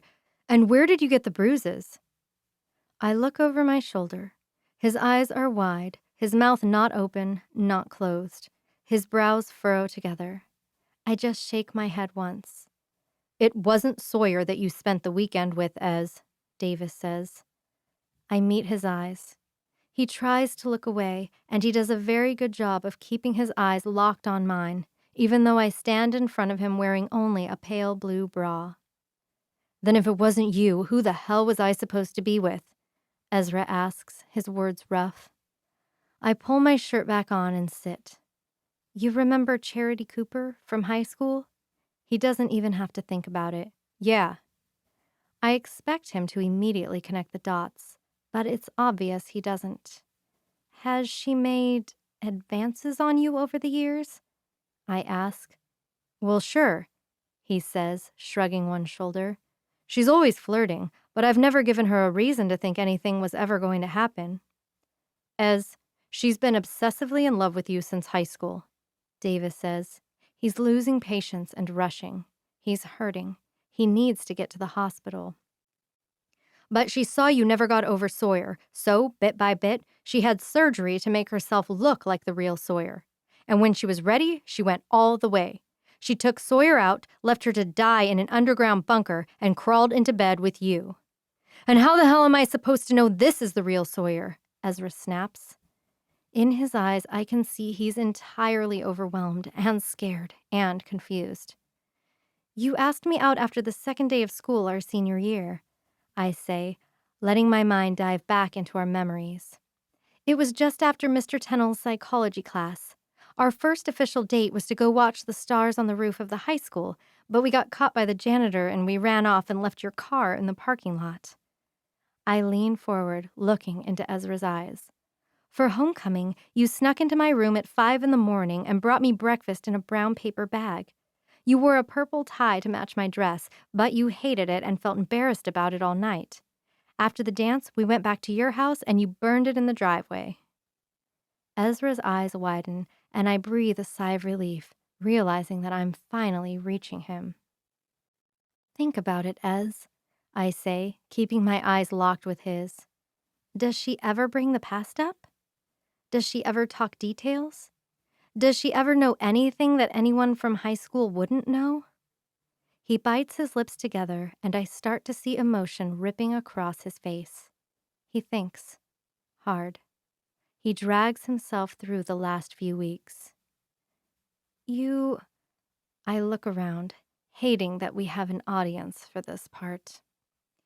You even said that she felt different during sex, Ez. And just now, out on the porch when I hugged you, I feel different than yesterday, or even just this morning, don't I? A huff of a sob rips from Ezra's lips, only once. His face is angry. It slowly turns red. His eyes don't focus and slip down to the table as he starts putting things together. as he starts realizing that some things don't add up. I hate camping, Ezra, I say. I would never suggest it. How much gluten have you seen her eat in the past few weeks, and never once did she get sick? Davis points out. Another of those sobs rips up his throat.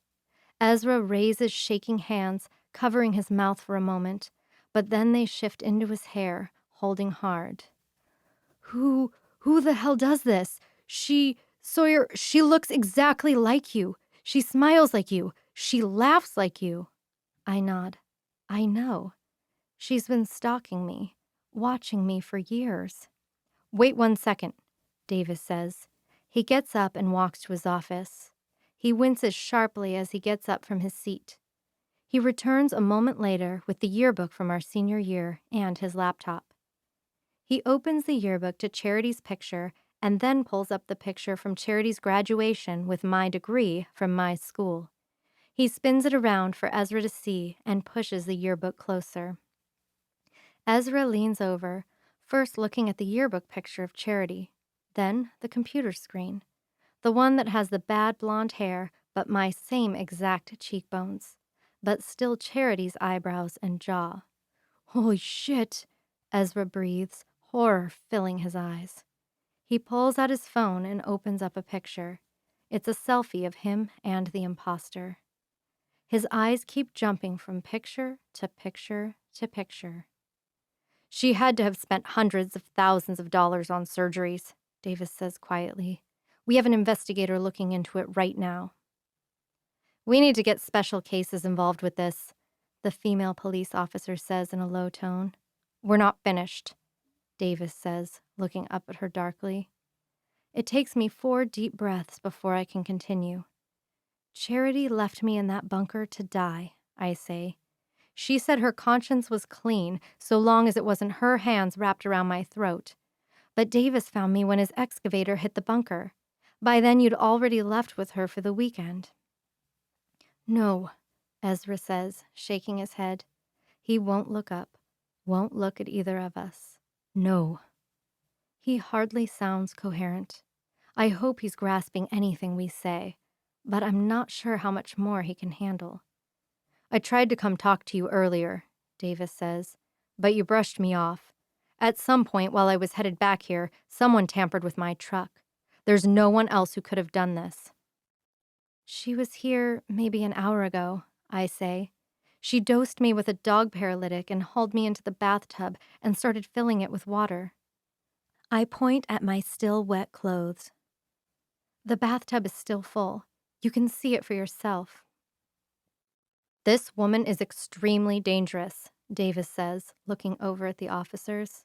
She's tried to commit murder 3 times now that we know of. Who's to say there isn't more we haven't found yet? We're going to have some very long conversations at the station, the man says. Davis and I both nod.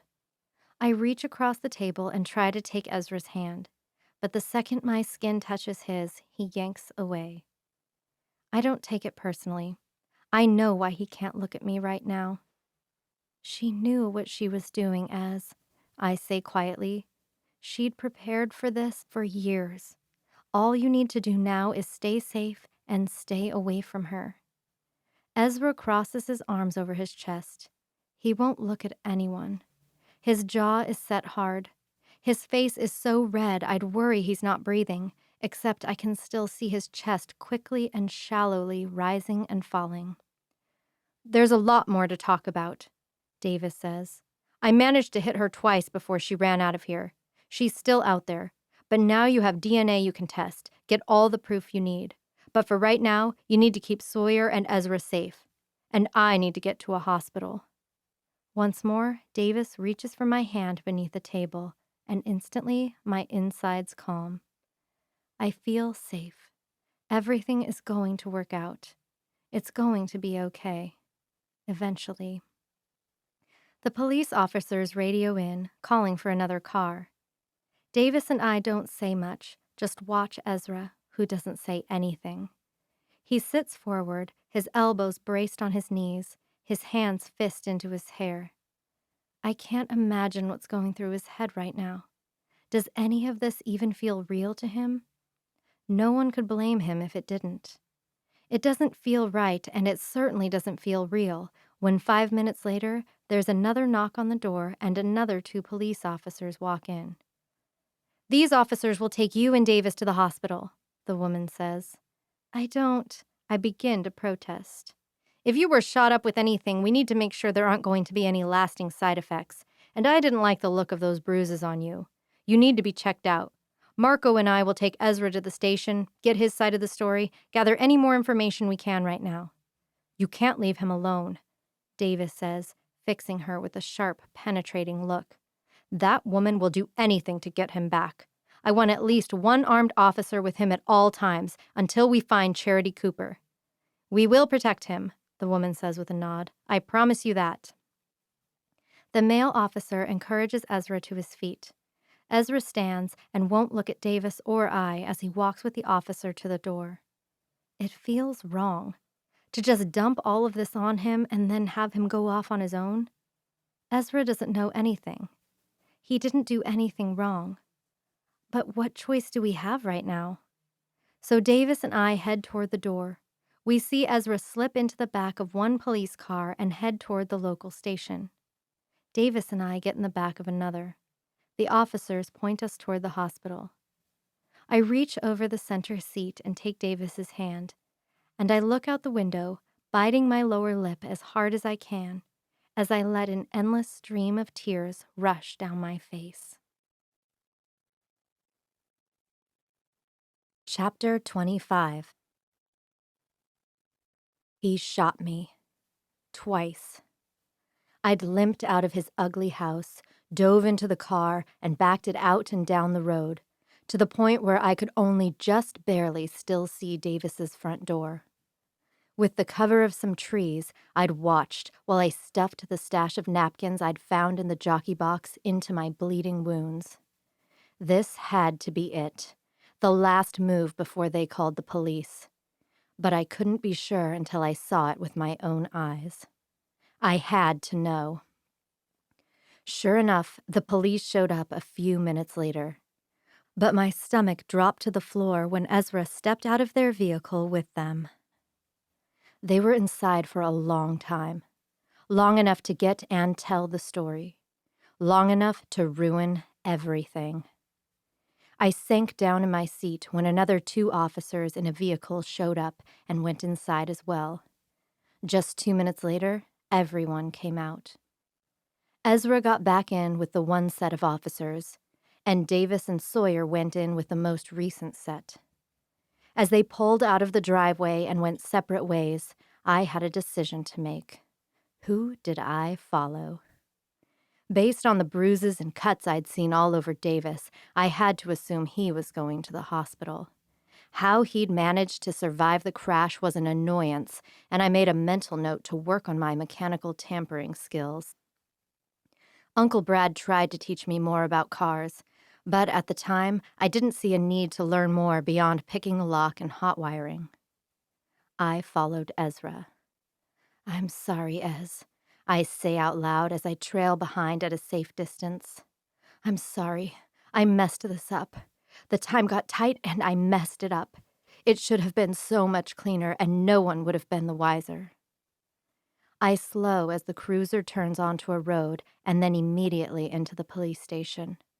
I park on the side of the road and slide down in my seat, just barely able to see. The officers stand to either side of Ezra as they walk up the sidewalk and then slip into the building. As if I'd ever hurt Ezra. This is bad. This is really, really bad. How much do they know? How much have they figured out? Sawyer knows my real name, but how far did she really dig? I need to know because that determines my next moves. But I have no way of finding out right now. So I need to proceed as if they do know. I pull back onto the road. I point the car across town. 5 minutes later, I pull around back behind the house. I limp up the back steps, grabbing the key that is hidden in the loose soffit. I curse as I step inside. They know exactly who I am. There are 2 sets of footprints walking all over the house. One large, one average.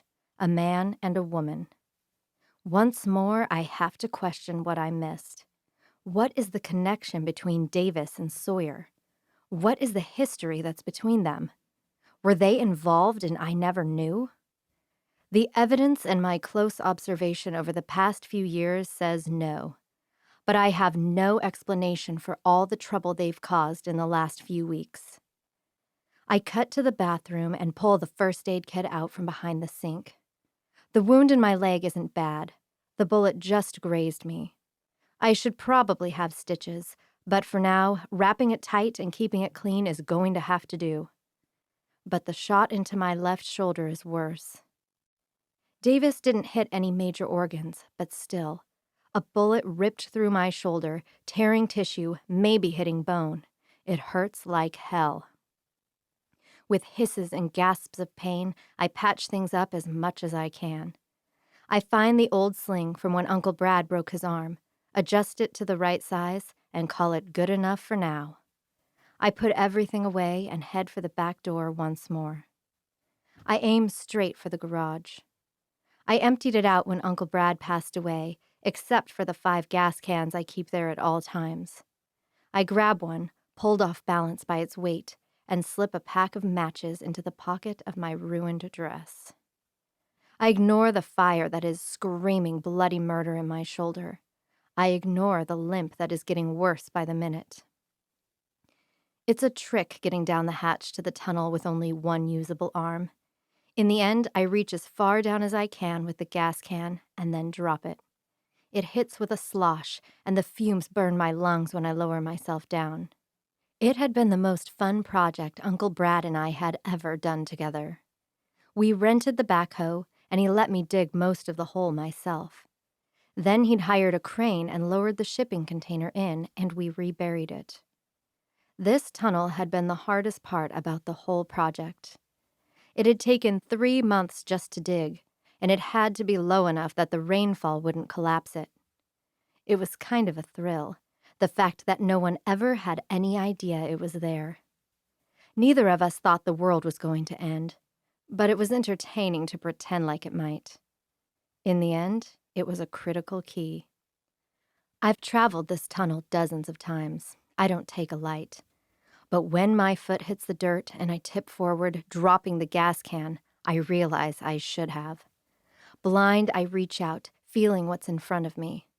A cave-in. I can't get through to the bunker. I swear. Knowing my time could be ticking, I grope through the dark for the gas can again, find it, and take back off down the tunnel. I can't climb and haul the can back up, so I leave it there and climb out. Through the woods, I stumble. 50 yards. That's how many paces it should be from the hatch to where we buried the container. But at 40 yards, my stomach bottoms out. The trees are gone, and I see sunlight spilling into a field of dirt, completely cleared. There's an excavator sitting right over where the bunker should be. I see a small pile of dirt. Looking every direction, no cars or people within sight, I dart forward. Shit, shit, shit. I look down in the hole. It's obvious how the tunnel collapsed. The door to the container is shoved partly open. As my eyes rise, I look toward the road to check for cars. There's a sign there, freshly dug dirt around the base of it, displaying a neighborhood map with sites for 9 future homes. And at the bottom, there is a phone number, followed by the name Davis Knox, Knox Properties. I turn and aim back toward the trees. Uncle Brad's property is big. Enough acres we were confident we were still on the property. But it was a difference of 30 feet. 30 feet ruined everything. 30 feet closer, and none of this mess would ever have happened. 30 feet, and Sawyer would have starved to death by now, and Ezra and I would be living our happily ever after. I retrieve another gas can. I get back to the site, climb down into the hole, and step through the door. It smells horrendous. After weeks down in here, the toilet was used beyond its maximum. There's a pile of empty cans and empty water bottles in the corner. There are piles of dirt in the corners where the wiring ran in and out of the bunker. The TV hangs on the wall, unscathed despite the angle the container has been moved to, hit by the excavator. It should have worked out perfectly. But Davis Knox had to go and ruin it all. I doused the entire place in gasoline. I'm not going to leave any evidence behind for them to find. The bed, the toilet, the walls, everything is soaked. I step into the doorway. I light a match. I flick it in and shove the steel door closed immediately. I hear the hissing rumble as everything catches flame. If the walls weren't made of such thick steel, the whole thing would explode. But those things were built to last. I go back to the garage, deposit the gas container. I get in the car and I consider. I won't give up on Ezra. I've worked too hard for us, and I know that it isn't just Sawyer he loves. I've given him the best weeks of his life. He loves me, not just her or the idea of her. I'll fight for us. But I need to come up with a plan first. I need time to figure this out. But I'm also feeling lightheaded from the blood loss.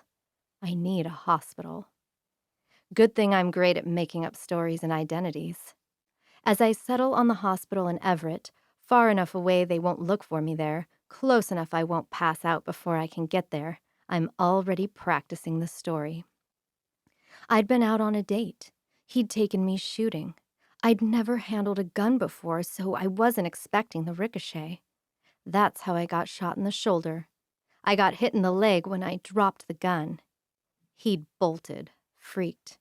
I didn't have my ID with me. Can you please help me? Act as if I'm going to pass out. Ta-da.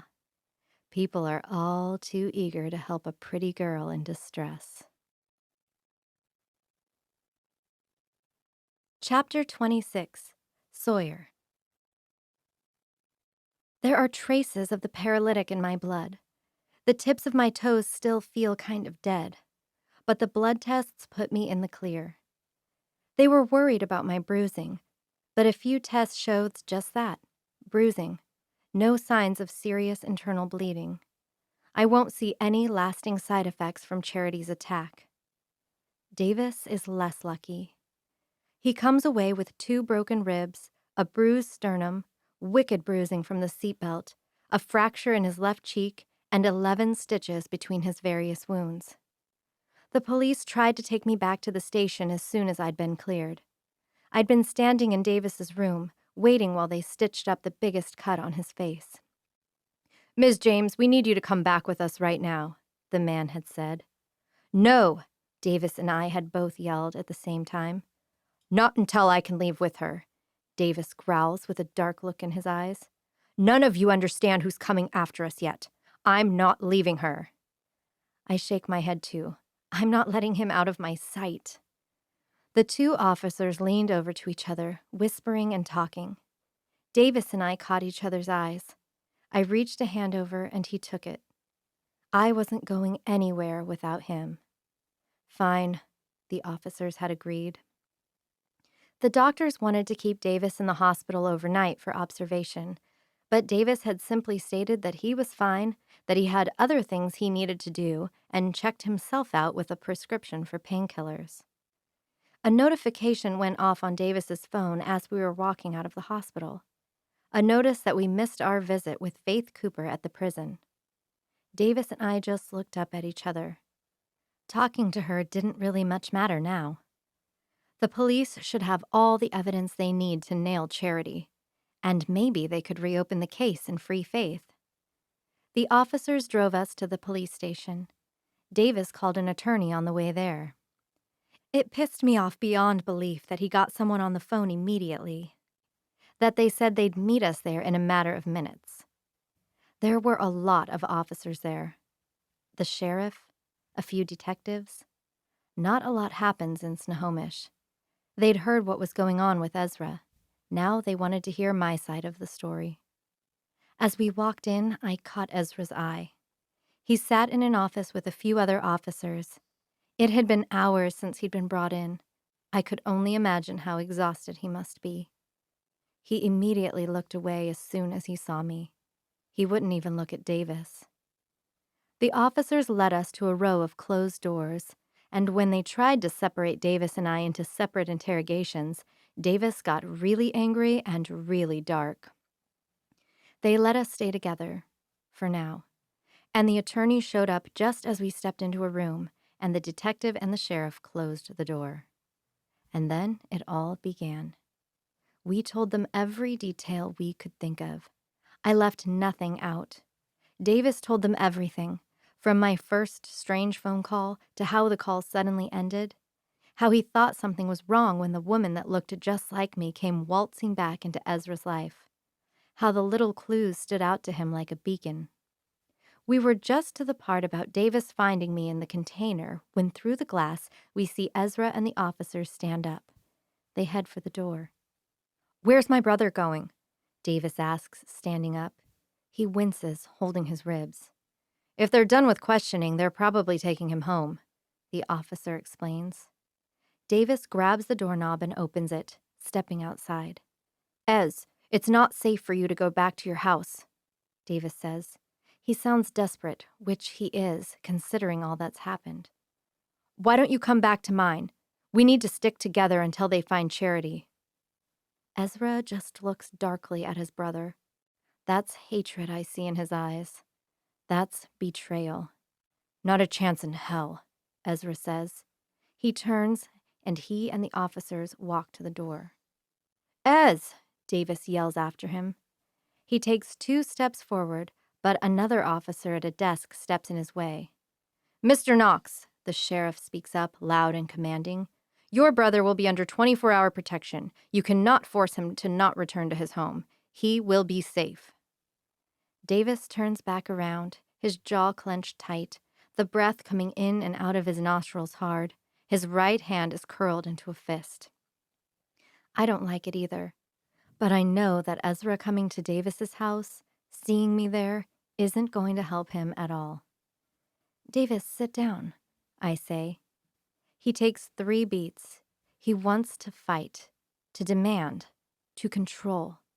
But still, he sits. And we go back to this insane story. The 2 men in the room ask questions, write things down. Our attorney listens, writing notes, interjecting here and there. It feels like a lifetime later when we're done. For 1 whole minute, Davis and I just sit silently, looking at the detective. "So, what are you going to do about her?" Davis asks. There's cold expectation in his voice. The detective and the sheriff look at each other, their own silent communication passing between them. "We need to get a warrant to search her house here in Snohomish," the detective says. "Since this bunker you're talking about is on your property, Mr. Knox, we can go check that out with your permission." "You have it," Davis snaps. The detective presses his lips tightly together and nods. I can tell he's having a hard time having patience with Davis.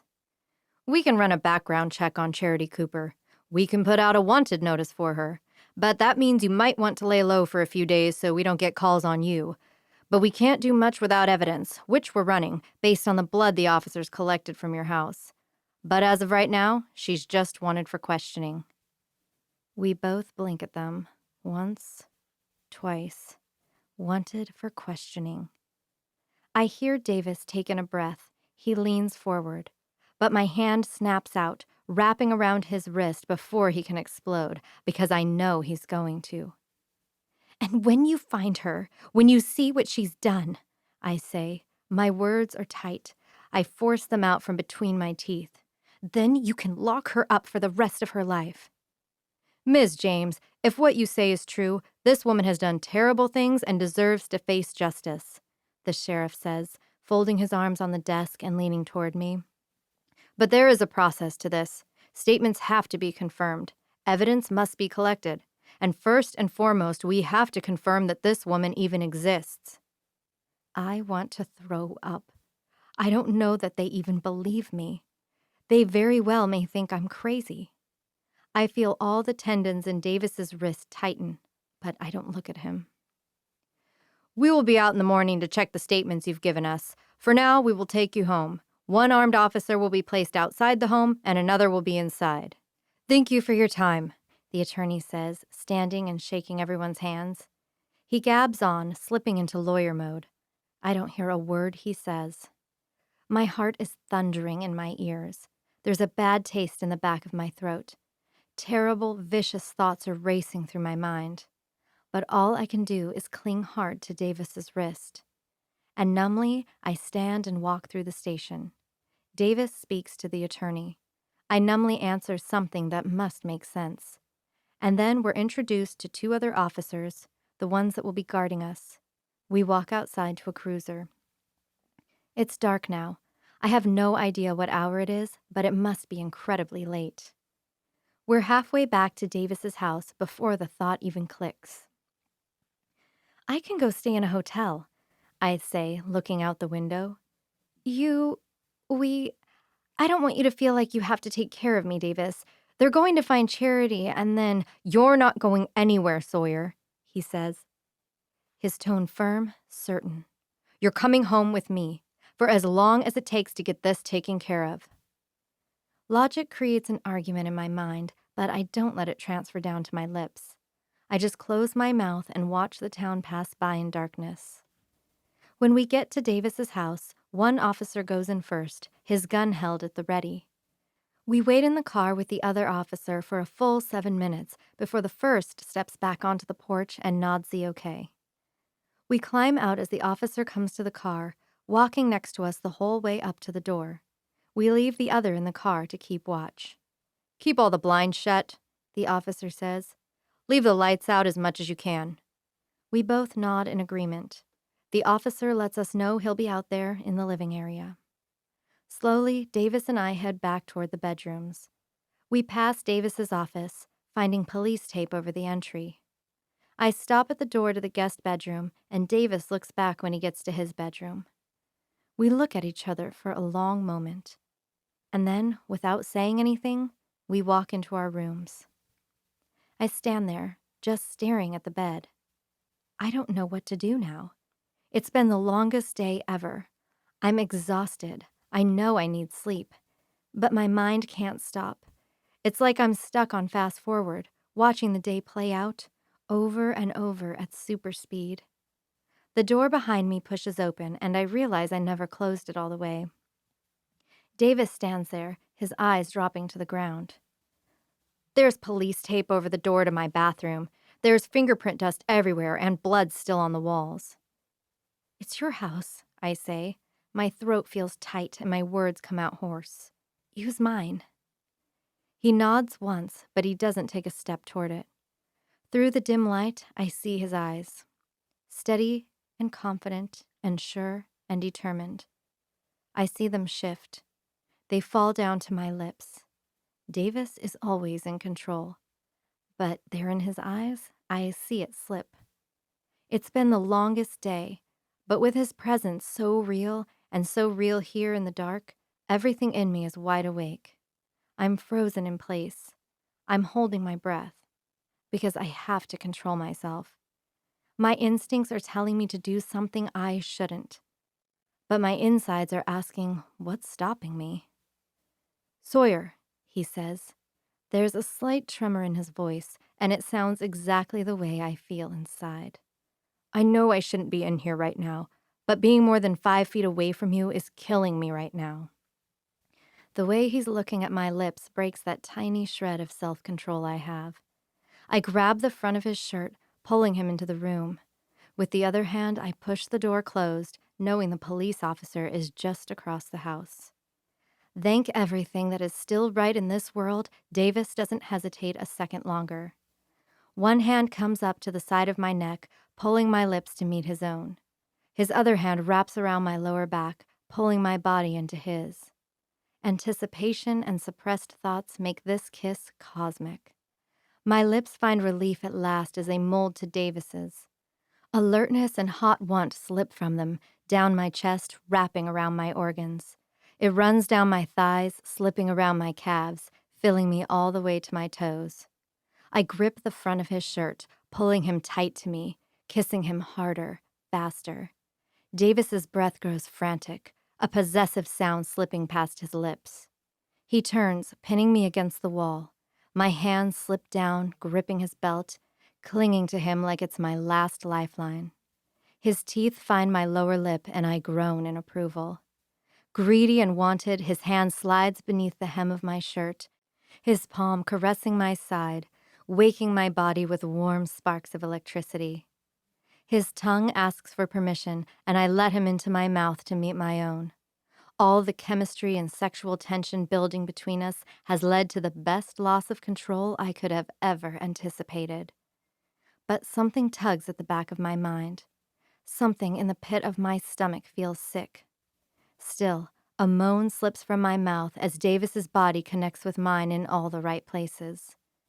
This feels so wrong, I breathe, hating every single word because they're absolutely untrue. This feels so right. I feel giddy. I feel desperate. I feel godlike.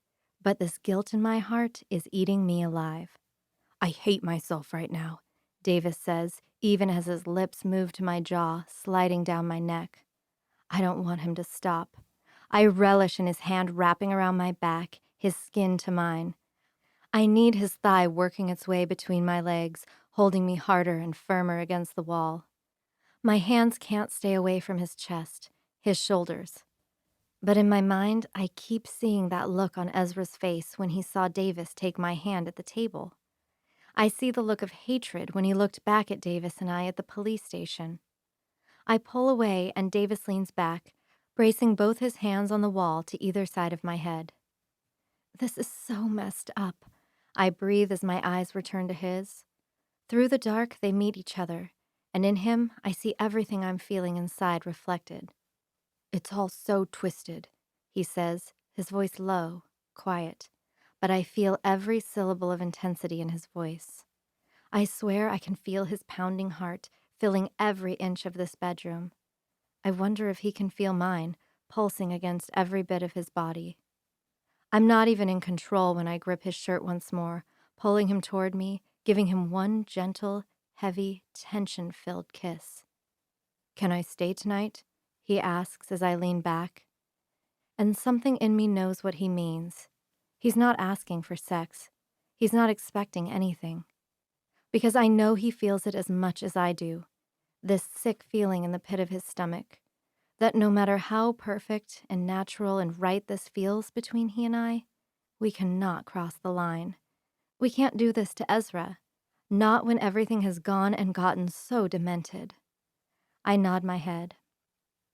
He still kisses me one more time before he backs away, holding my eyes. I know I'm blushing when he walks into the bathroom, the light off, and starts the shower. I take advantage of the opportunity while I can. I change into my pajamas, cotton shorts, and a tank top. I slide into the bed and keep my back turned to the door so that I can control myself. A few minutes later, I hear the water shut off. Another minute or two goes by, and then the door opens. Davis pulls back the covers and climbs into the bed. He doesn't hesitate when he spoons up behind me, wrapping one arm around my waist. He's not wearing a shirt. I'd really like to see that view. But I can't trust myself if I do. So I relish the moment. I can already feel my heart breaking because nothing has ever felt so electric and so natural. I'm pretty sure I could do this every night for the rest of forever. But there's that guilt in the back of my brain telling me I'm a bad person. I push it away, burrowing back into Davis's embrace. "Good night, Sawyer," he says quietly. "Good night, Davis," I say in return. Maybe it's because this is the most interesting thing to happen since Faith Cooper allegedly tried to burn those cheerleaders alive. Maybe it's because Ezra is cooperating with them. Maybe it's just because I'm telling the truth.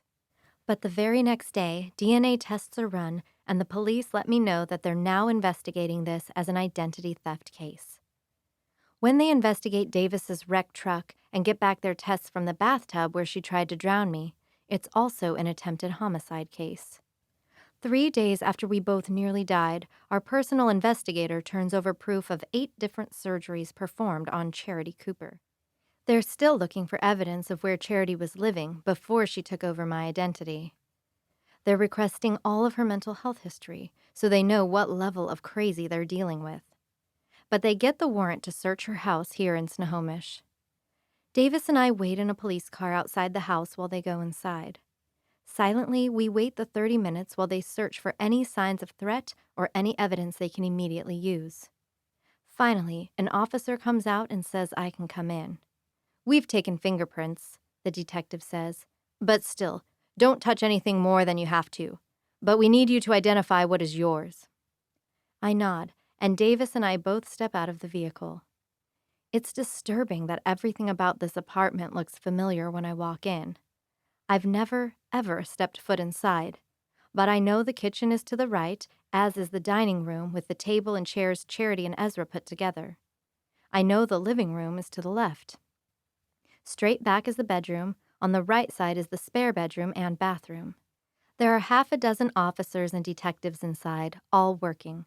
There is black fingerprint dust all over the place. I walk in, see it, and shove my hands into my pockets, determined that I'm not going to put my fingerprints on a thing in this place. "If you can identify your things, Ms. James," the detective says. I nod. "That's my couch, my TV stand and TV," I say, looking around the living room. "My rug. Those are all pictures of me, not her," I say of the pictures on the shelf and hung on the walls.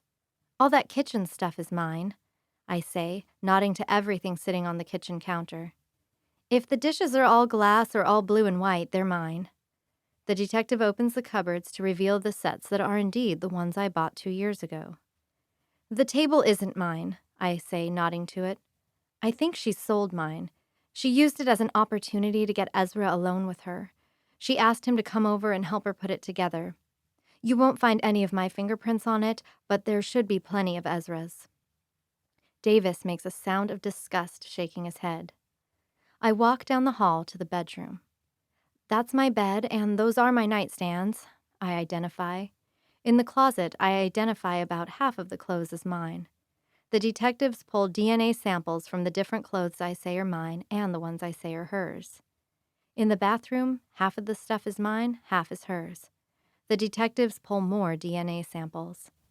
They open the cupboard and start pulling things out. An extra box of toothpaste, a hairdryer, a bag of cotton balls, a box of tampons. "I don't use that brand," I say. The detective goes to set it on the ground, but the box tips over and the lid pops open. And out slides my cell phone. "That, however, is mine," I say, automatically stepping forward to grab it. "Evidence, ma'am," the detective says, holding a hand up to stop me. With his gloves, he grabs it and puts it in yet another evidence bag. "How long until I get my stuff back?"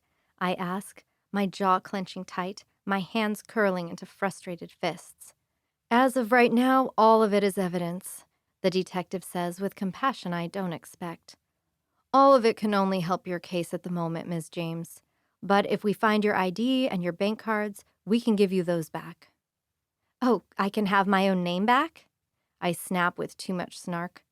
I'm not meaning to be so nasty, but being here, seeing all of my things, in a space I never had anything to do with, it's made me all the more bitter about what's happened. The detective ignores my annoyance and goes back to searching the apartment. "We'll get it all back," Davis says.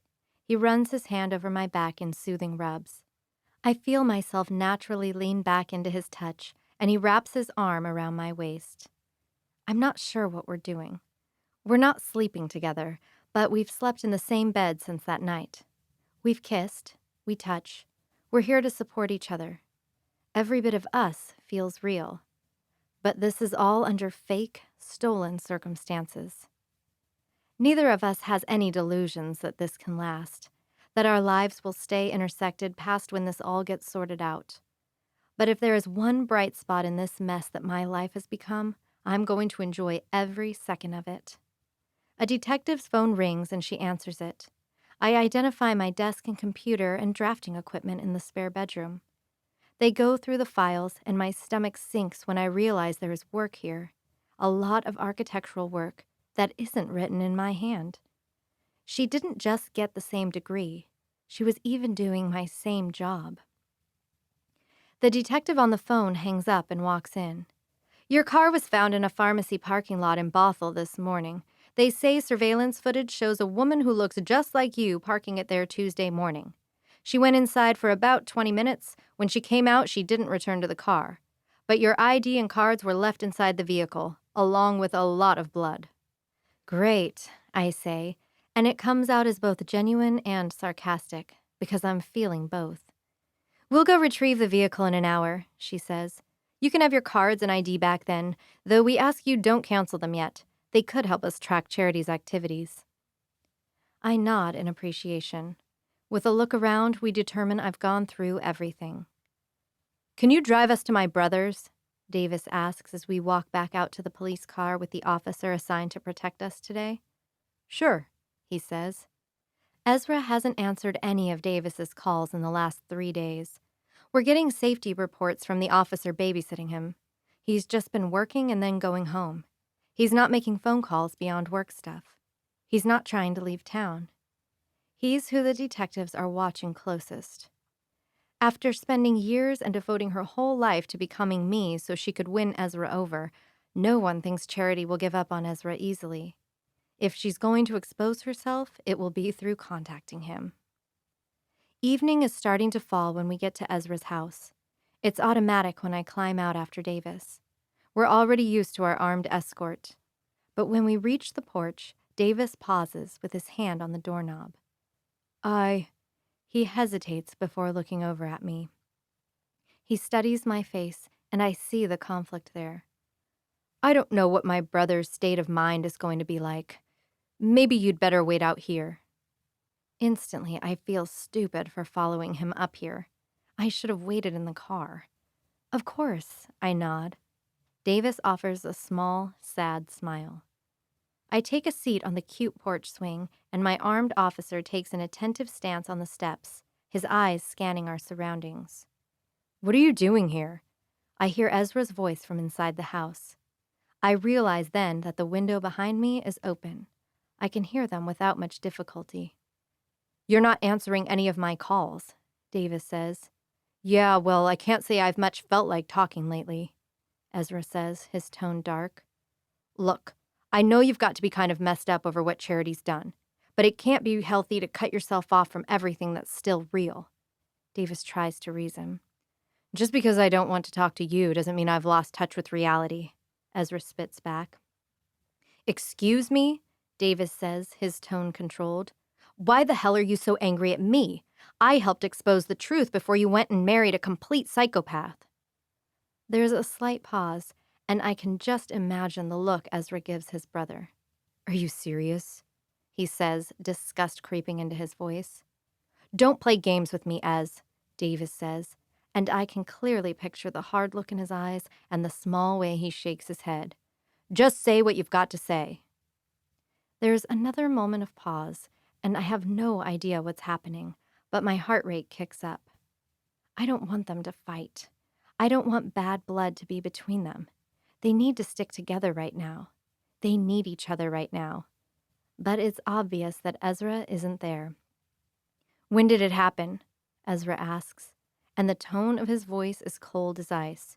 Because what I saw that day at your dining table? What I saw when you and Sawyer showed up at the police station? You've had your women, Davis, but I've never seen you look or act like you did with Sawyer. So don't lie to me, brother. When did you and Sawyer start seeing each other? My insides go cold. That's genuine hatred in Ezra's voice. I've never heard him speak like this. It sends waves of cold goosebumps washing over my arms. The hair on the back of my neck stands on end. I swear to you, Ezra, before last Friday, Sawyer and I hadn't seen each other since you and her were together, Davis says, calm and low as if he's trying to keep Ezra from exploding. Don't lie to me, Ezra yells, and I flinch, squeezing my eyes closed at his sharp outburst. You get bored after one day, Davis. The way you were looking at Sawyer, the way you two were at your house. There's a pause, and I imagine the way Ezra is shaking his head. You're trying to tell me all that happened in a matter of days? It's silent. I don't know what's happening, but I know what's going through my own head. I'm counting the days. I'm running through them one by one, and it doesn't take very long. I'm telling you the truth, Davis simply says. Another long pause. What does Sawyer mean to you, Davis? I'm pretty sure my heart stops beating and my ears strain hard through the silence. 1 beat. 2. I don't know, Davis finally answers. Things are a little complicated right now, don't you think? I hate being blind to the conversation, because half of a conversation is body language. I can't read Ezra's face. I can't look at Davis's eyes and try to decode what he's thinking. You do too know, Ezra accuses, his tone low and cold. This is Sawyer we're talking about. There's a reason I lost half my friends when we were dating. She's got this pull. You're no more immune than anyone else, brother. I cover my mouth with my hand as emotion tightens my throat. I squeeze my eyes closed and shake my head. Enough, Ezra, enough. I want to scream the words over and over. Just let me go. Move on with your life. But I sit out here, silent, hardly able to breathe. Grow up, Ezra. My eyes flash open as Davis's words cut through the space, clear as day. The glory days of high school are over. Being the prom king was not your peak, Ez. Sawyer had a right to move on with her life, and she was acting like an adult. You're allowed to get your heart broken. You were allowed to be sad. But it's been 13 years. You need to open your eyes and realize you have a problem. You landed in bed with a psycho because you can't move on. The past is in the past, Ezra. Stop living in it.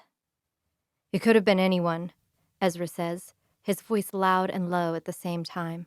There is a beat of silence, and then I can hear him take the breath in. It could have been anyone, but you went and fell for the only person who you should have known was off limits. What happened to loyalty between brothers? I realize I'm holding my breath. These pauses between their words are killing me. Just so you know, Davis says. His voice is calmer. It's more controlled. Nothing has happened between Sawyer and I, and that is for you. But you can't let the past ruin the present. Let this go, Ezra, and let everyone move on with their lives. Stop being a prisoner to yourself. I hear footsteps crossing the house and then to the entryway. I stand when Davis steps out onto the porch. I know he must read the twisted, complicated emotions on my face, because his own expression is soft and open. He just gives a little nod and we walk back to the car. All I want to do is take Davis's hand and tell him that none of this is his fault, that he's a good brother, that he is loyal. But there is a good chance that Ezra is looking out the window. I can't have him thinking any darker thoughts than he already is. So I keep my hands to myself. I get in one side of the police car, Davis gets in the other, and my heart breaks as we drive away from Ezra's house. When we get home, I set to making dinner, and Davis slips into his office, but leaves the door open. He has a million things to take care of. His business runs millions of dollars through it every year, and he's the head of it all. He can't just drop everything. Meanwhile, I still can't figure out how to kickstart my own life again. I'm stuck until Charity Cooper is brought down. When dinner is finished, I call in Davis. I wanted to eat outside on the deck, but with possible targets on our backs, we can't. We eat at the table with our armed guard ever vigilant. I'm worried about Ezra, Davis says. I look up, my full attention given. There's something in Davis's voice I've never heard before. There's a level of vulnerability there that catches me off guard. I think there's something more going on than a broken heart, Davis says as he meets my eyes. He's got this obsession with how things were when the two of you were together. I mean, we both saw that box of pictures and mementos, and it wasn't like it was deep in storage. It was right there in his closet. I don't say anything, because the truth of it scares me. The way it ties me back and the responsibility of it is too heavy and too far back in the past for me to even reach it.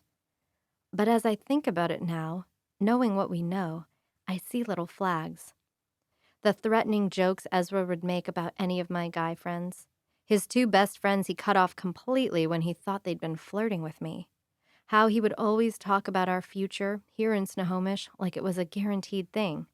Like there was no doubt in his mind that we'd be married soon and have our own kids.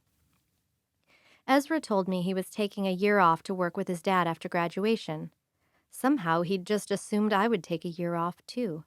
And when I'd told him I still planned to start school in the fall, he'd first pretended like it wasn't real, like it wasn't going to happen. And then when I told him I was going, he'd gotten angry. He'd tried to bargain. He'd tried to make me feel guilty. So I found my voice. I told him it wasn't for him to decide, and I'd said we were through. Yet here we are, 13 years later. I think Ezra needs help, Davis says. His eyes drop to his food. He hasn't even taken one bite. Professional help. This isn't healthy. It certainly isn't normal. Still, I say nothing, because what am I supposed to say? Davis is right. He has said nothing about what Charity has done to him, Davis says. He's never expressed anger toward her. He hardly even seems to realize that she's what's caused all of this. Every bit of his anger has been directed toward me over you. My stomach feels sick. I'm really not that great, I say, my voice hoarse. I didn't think I was that amazing of a girlfriend. I've always known I'm a little self-centered. I was thinking about my future, where I was headed. I never meant to drag Ezra through all this pain for this many years. Emotions well in my eyes, and I finally feel myself crack, thinking about all the tiny red flags that didn't seem like a big deal when I was 17 and 18 years old. I drag my fingers into my hair, tilting my face to the table. I don't want Davis to see the emotion welling in my eyes. Davis is kneeling beside my chair in a heartbeat, pulling my hands away from my face.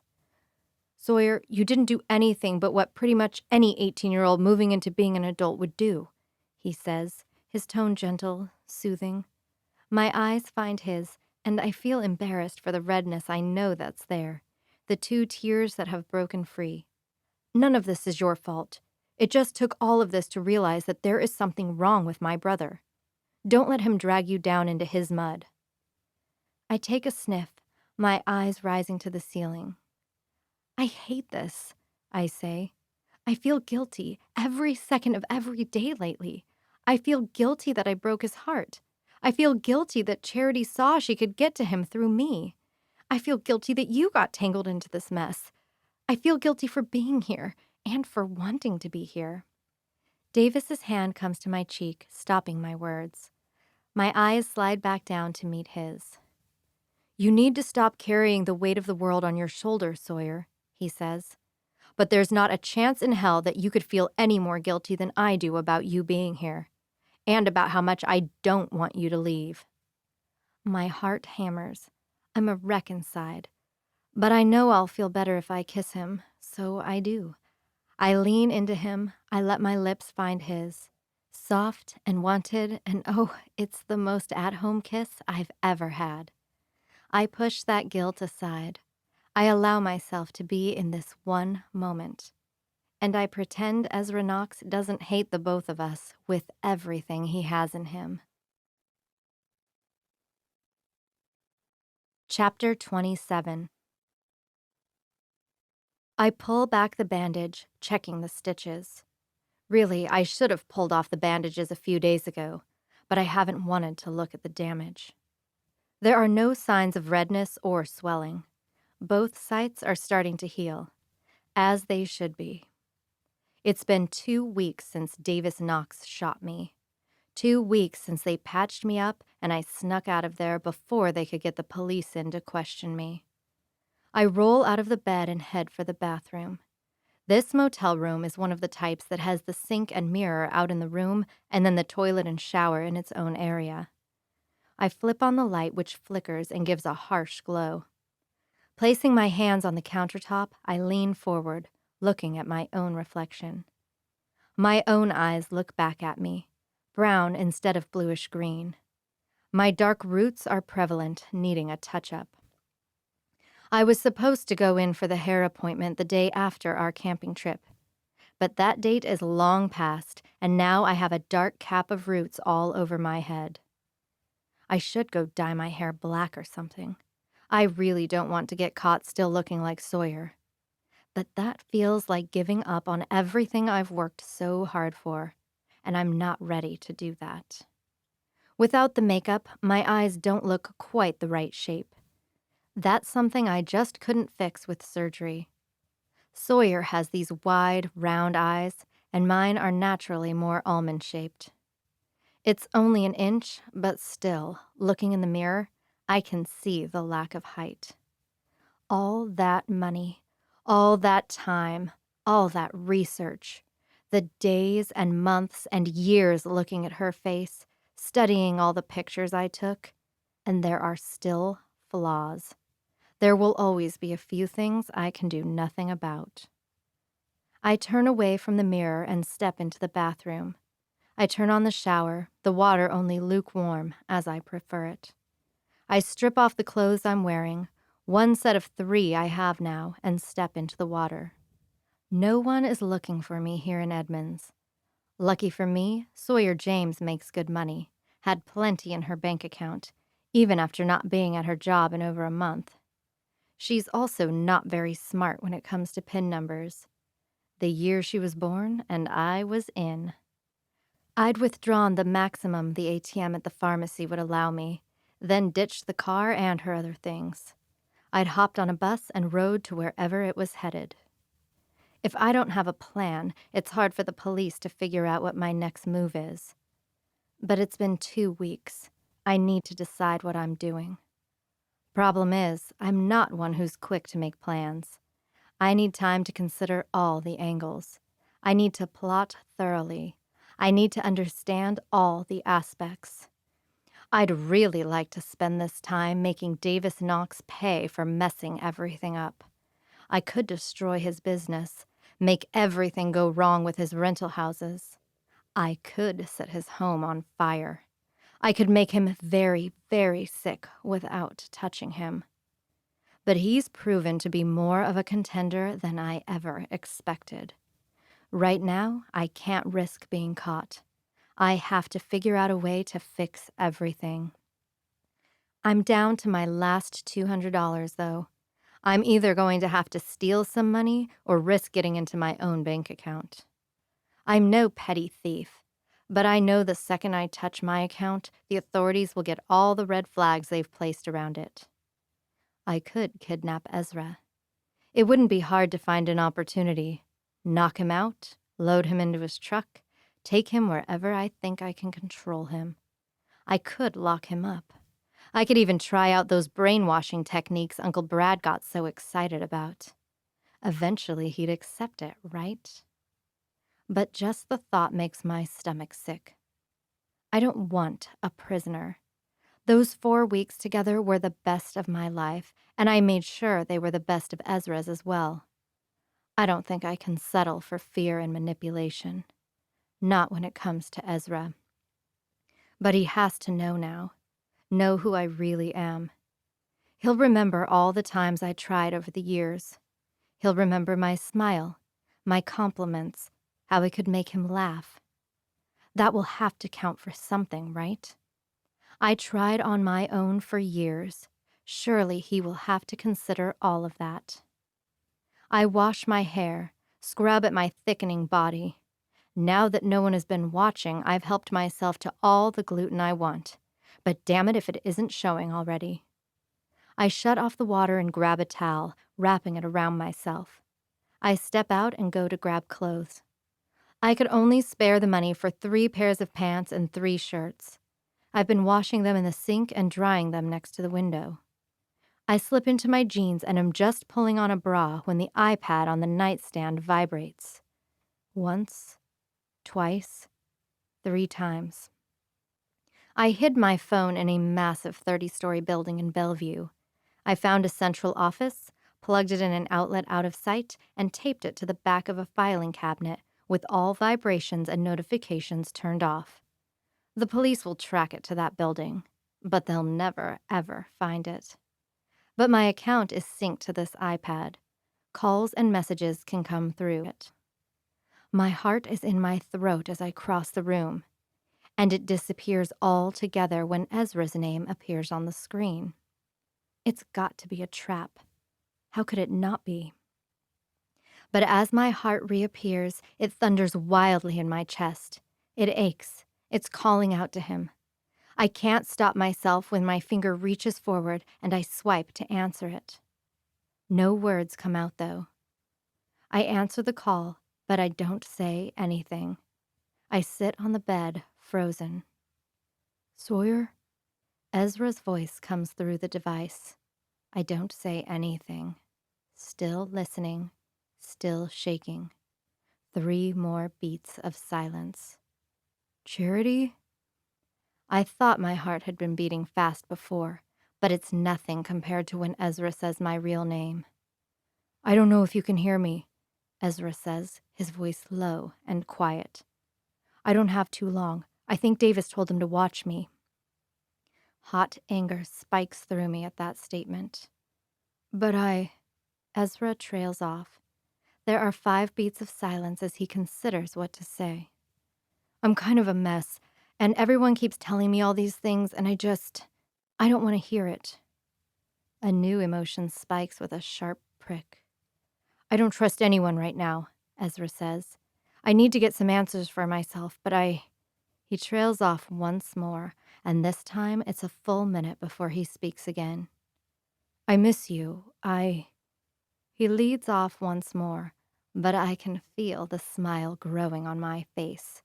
I feel emotion rising in my throat, pushing its way up to my eyes. "I need to see you." All of my instincts are at war right now, hope and elation, but also fear and distrust. I barely catch the declaration of yes behind my teeth before it can come jumping out. "I promise, no cops," Ezra says, as if he can read my mind. "Just me, just you, so we can talk about things." I mull it over for a minute, considering all the angles, weighing my own ability to slip away if he's lying. It's worth the risk. "Okay," I say. I hear a rush of air, and I can just picture the smile that's filling his beautiful face. He has the best smile in the world. "Okay," he says, and I can even hear that smile when he speaks. "Tomorrow about 11? They're keeping an eye on me, but I'm sure I can slip away when I get to the job site, and I can take one of the work trucks so they won't realize." "Okay," I say again, the smile growing bigger on my face. He rattles off a location, and I scramble to grab the hotel stationery and pen to write it down. "I'll see you tomorrow," Ezra says, and I know I'm not mistaken in hearing the hope in his voice. "Okay," I say once more. He hangs up. I lay back on the bed, staring up at the ceiling. Could this really happen? Could Ezra really love me as me? Does he finally see all the sacrifices I've made for him? A spike of adrenaline sits me straight up in bed. I scramble for the envelope of money in the dresser drawer and pull the sun hat over my head. I grab my room key and step out the door. I aim for the pharmacy at the end of the block. 2 identical items on my shopping list. I'm taking precautions. I do my hair up, all of it hidden under my hat. I wear big sunglasses. I take the bus and I memorize all the bus times and stops within a 5-block radius from our meeting point. I have an escape destination in mind. I have my very few possessions with me, packed in a backpack that I can run with if necessary. My bullet wounds won't make it easy to run, but I can block out the pain to get away. I step off the bus in Woodinville. I have a 2-block walk before the high school comes into view. We're meeting at the stands of the football stadium. Technically, it's a public place, but being as it's July, we should have the place to ourselves. There are 2 cars in the entire parking lot of the school. I walk past them, past the school. There's a big fence that surrounds the stadium, but the gate is wide open. I step through and walk along the side of the bleachers. When I turn the corner, I stop in my tracks. About a third of the way down sits Ezra. He stands the moment he sees me, his lips parted, his eyes wide. He looks nervous, but he is alone. I didn't see any signs of police in the loop I took around this block. As I scan the field and the bleachers, I don't see anyone around. There are a few security cameras around, but even from here, I can tell they're old. None of them will be able to get our faces in any kind of detail. I step forward, hesitantly walking to the bleachers. I climb the stairs and then walk down the row. I stop 5 feet from him. "Hi, Ez," I say, my voice coming out quiet. He doesn't say anything. His eyes remain fixed on me, his mouth still open slightly, like he can't quite believe I'm real. I take my sunglasses off and I look at him with my own brown eyes. He keeps looking at me, blinking, staring. I take the hat off and immediately his eyes jump to my hair, to the dark root growth. I try to read his eyes right now, to tell what he's thinking, but all I can read is surprise? Shock? I really don't know. "Do you hate me?" I ask, my voice threatening to crack. Ezra's eyes return to mine, and in them I see an emotion. I see his eyes lighten. He shakes his head. "I don't know how I feel, Sawyer." He closes his eyes and shakes his head. "I mean, Charity." He opens his eyes again, and then there's emotion welling there. I don't know what to call you." "You can call me whatever you want," I say, and emotion threatens to crack my voice. "Just so long as you don't hate me, Ez." Ezra takes a ragged breath in, his eyes drifting off, and he shakes his head. His hand comes to cover his mouth, and he stares off at nothing for a long time. "I did this because I love you, Ez," I finally say, voicing the words I've kept inside for so many years. I tried and I tried for years, but I saw how much you still loved her, even though she didn't look back even once. I couldn't stand that your heart was so broken. I just wanted to make you happy." His eyes drift over to me again, but I still can't read his expression. "You loved her so much, and all I ever wanted was to see what that felt like," I say, taking one step closer. "I wanted you to see someone else, to see me right in front of you. But Sawyer had done her damage. I just wanted to see you happy again." "Charity, he starts. He takes a deep breath, shaking his head again. I didn't see you. I couldn't see anyone. My heart was shattered. When Sawyer left, I know," I say gently, nodding my head. Once more, he stares at nothing. "I remember you. Being there. I remember your smile. But Ezra had always been kind. He had always been polite. But I knew it. He didn't see me. I was out of his mind as soon as he walked away. "What you did for me is..." His eyes slide back over to me, and in them I now see a hint of appreciation. "It's kind of incredible. I don't know that I could ever be that selfless, so thank you." I feel overrun with emotions. Hope, elation, surprise. "You're welcome," I manage to breathe out. But then the look on his face darkens, and my stomach immediately sinks. "They're telling me some things, though," Ezra says. I take a step back and then sink onto the hot metal bench. "That you did, to Sawyer, to Davis." "Ez," I say, my tone careful. "I wasn't going to hurt anyone.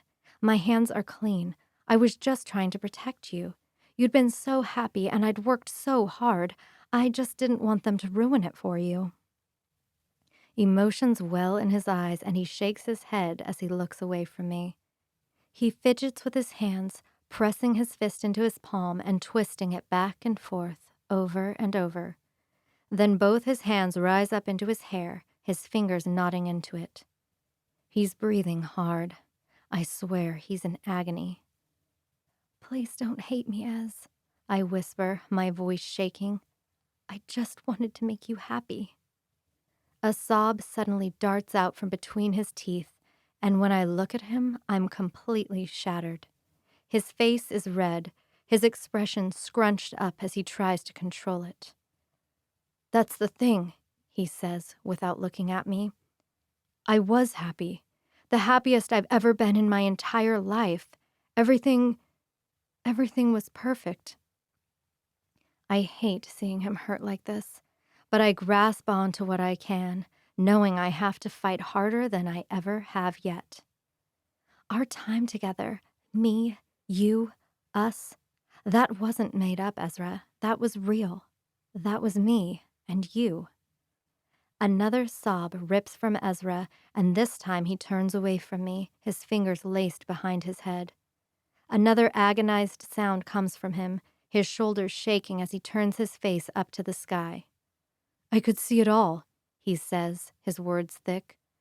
A couple more weeks and I was going to buy a ring. A couple of months and everyone would finally get over themselves and we could get married. We could start a family right away, and we could move on with our lives the way I'd always wanted. His words grow quieter as he speaks, and the shaking in his shoulders lessens. He doesn't turn around to face me just yet, though. What if we just skip all the middle part? I ask. My voice shakes, my stomach quivers. Slowly, Ezra turns, his eyes meeting mine. There's confusion there. My entire body is trembling as I take a step forward. I didn't mean for it to happen, I tell him, convincing even myself of my words. Our time together was amazing, but there's always a risk, I guess. Slowly, Ezra's eyes widen as he realizes. I'm pregnant, Ez, I say, and I can't help the small smile that begins to grow on my face with the words. His eyes grow wider, his shoulders dropping away from his ears. I bite my lower lip, taking one step forward as I take my backpack off my shoulder. I unzip it and pull out the new box and the already taken pregnancy test. I know you probably think I'm lying or just trying to get you back, but I bought a second test and you can watch me take it right now if you want. Yes, he says without hesitating. Let's take it now. I nod, and I incline my head toward the end of the bleachers. Come on, down there, where no one will see. He follows me, and I make sure to listen to his movements, gauge if he's going to try anything with my back turned. But he only follows me down to the end of the bleachers and then underneath. I'd say it's humiliating, peeing on a stick in front of someone you love, but I'd do so much more for Ezra. I don't want there to be any doubt in his mind. I need him to be 100% sure. He sees it clear as day as I pee on that pregnancy test. He watches as I cap it and set it aside as I pull my pants up. Silently, we wait the few minutes for it to work. The thought hit me like the entire weight of the Space Needle yesterday after his call. It had been more than 2 weeks since our wild weekend camping. A test would show positive by this point. I'd run to the pharmacy and bought 2 tests, one to check myself, another to prove it to Ezra. Holy shit, Ezra breathes as he looks at the test. His eyes are wide, his mouth hanging open. He grabs it, holding it closer as he reads it again. It's yours, I say. I can promise you that. Ezra looks over at me, his mouth wide, searching for words. He blinks twice, 3 times. You're... But he loses his words in his shock. I'm pregnant with your son or daughter, Ez, I say. A small, bashful but happy smile pulls on my lips. Still in disbelief, he looks back down at the test again. I know I messed things up, I say, taking one step toward him, and I count it as a victory when he doesn't step away. But this could be real. We could have a family, Ezra. Me and you and our baby. He just keeps staring at that test, like the one word is going to change and tell him everything he should do, scream at him that this is reality. "I'm sorry," I whisper as I reach up and gently grab his arm, holding on to him. "I just wanted you to be happy." As if snapping back into reality, he steps away from me. He walks forward 5 steps to the end of the bleachers. He stops and looks back at me. "I need to think about some things, Charity," he says. Once more, his expression is unreadable. I need a couple of days." Cold fear drops in my stomach, but I nod. Okay. The word barely comes out audible. "I'll meet you back here on Thursday, okay?" he says. I hate that I can't tell if he's lying. His eyes are guarded now. I can't read him any easier than I can read the wall behind me. "Okay," is all I can say. Without one single word more, he turns, and I watch as he walks away, turning behind the building and disappearing with that pregnancy test in his hand. I know I should get out of here as fast as possible, but I stand here, frozen, rooted. I told Ezra the truth. Every word I spoke was the truth, and now he knows everything he should, how I feel, what I've done for his happiness, what the future could be. He knows about his child. So for now, what else can I do but wait and see what he chooses for our future? Chapter 28, SAWYER. A warm arm is wrapped around my middle. Another arm is under my head and I use it as a pillow. The blankets are pulled off both of us, leaving only the sheet covering half of me. It was hot last night. It had been the hottest day of the year so far. The fan still spins above our heads. Frantic knocking on the door rips me from sleep. Davis immediately sits up in bed, wincing in pain. Through the house we hear the officer tread. We both sit up, poised, waiting. "It's Ezra," the officer says through the house. A breath of relief escapes Davis's lips. He looks back and places a hand on my ankle. A simple message: "Stay here unless I give you a signal." He slides off the bed, wearing only his boxers, and heads out the door. I scramble from the bed, pulling on clothes, running my fingers through my hair as I yank it up into a ponytail. I go back to the door, cracking it just slightly so that I can see and hear. "You okay?" Davis asks. He stands in the middle of the living room, his arms folded across his chest. Ezra paces back and forth. His eyes keep drifting back to Davis. "Am I okay?" Ezra asks in a mocking tone. "What the hell kind of question is that?" "Your immature shit is getting really old, Ez," Davis says. I can hear the tired patience in his voice. Ezra just gives a huff, but he finally stops. His eyes are fixed on Davis, and I see the muscles in his jaw clench and tighten as he looks at his brother. "What are you looking at?" Davis asks with impatience. I just need to see it," Ezra says, his tone rising, getting loud and frustrated, but like he's frustrated at himself. "See what?" Davis demands. "What she did," Ezra says, his tone falling quiet and exhausted. If it's as bad as everyone makes it out to be, if..." He shakes his head, his fingers lacing back into his hair. "I need to see what she did." Davis looks at his brother for a long moment. I'm not close enough to see the expression in his eyes. I'm not sure what I'd find there right now. But he lifts his arms, spreading them wide. Ezra's eyes slip down, and slowly, Davis turns in a circle. I know exactly what Ezra is seeing. Davis's entire left side is still covered in yellow and green bruises. It isn't too hard to figure out where the broken ribs are. There's a huge bruise across his chest from the seatbelt. The cuts on his face that required stitches are nearly healed. He's getting them removed in 2 days. He actually looks a lot better than he did last week, even better than 2 weeks ago. But still, The evidence of how Charity tried to kill him is plenty obvious. "You saw my truck," Davis says as he drops his arms, folding them over his chest once more. "It's totaled. I've been planning to go buy a new one, but the officers won't let me go anywhere but work and home and the grocery store." I see Ezra glance over to the officer who is standing in the kitchen, keeping a watchful eye. I know Ezra has his own officers standing out on the porch, waiting to go wherever Ezra is going.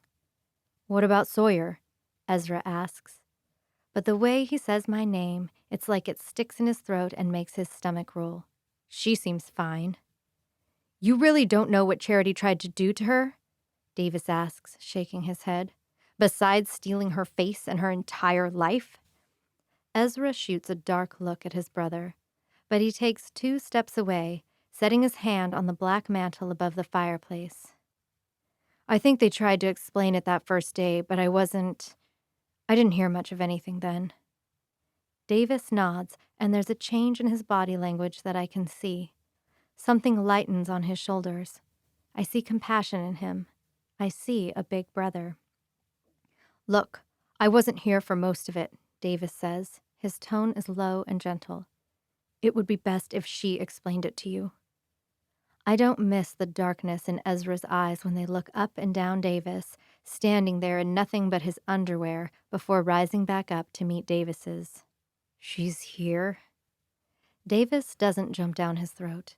He answers with patience. "You need to realize, Charity took everything of Sawyer's.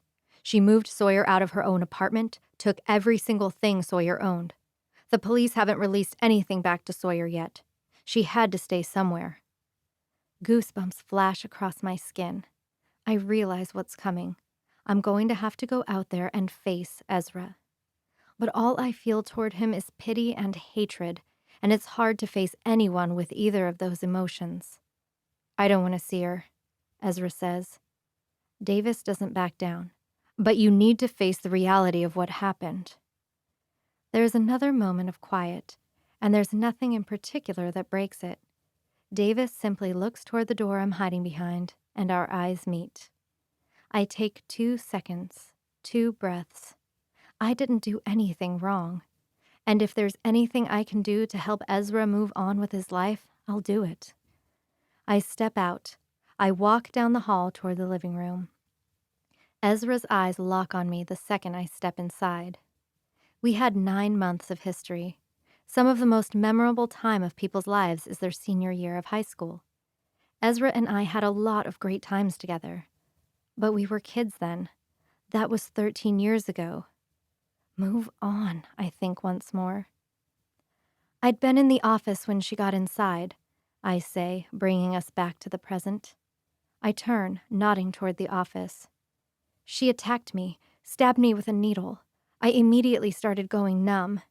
She told me it was a dog paralytic." I kind of thought Ezra wouldn't be able to look at me, but he does. He stares straight into my eyes, his slightly wide, his gaze intense. "She dragged me down the hall," I say, stepping that way. He follows behind me, Davis just behind him. We step into Davis's room, which hasn't been slept in weeks. We go into the bathroom. The police tape hangs from one side of the doorway now. Davis had been given permission to enter just a few days after everything went down. But neither of us could face cleaning it all up, and the police wouldn't permit anyone to enter the house beyond us 3.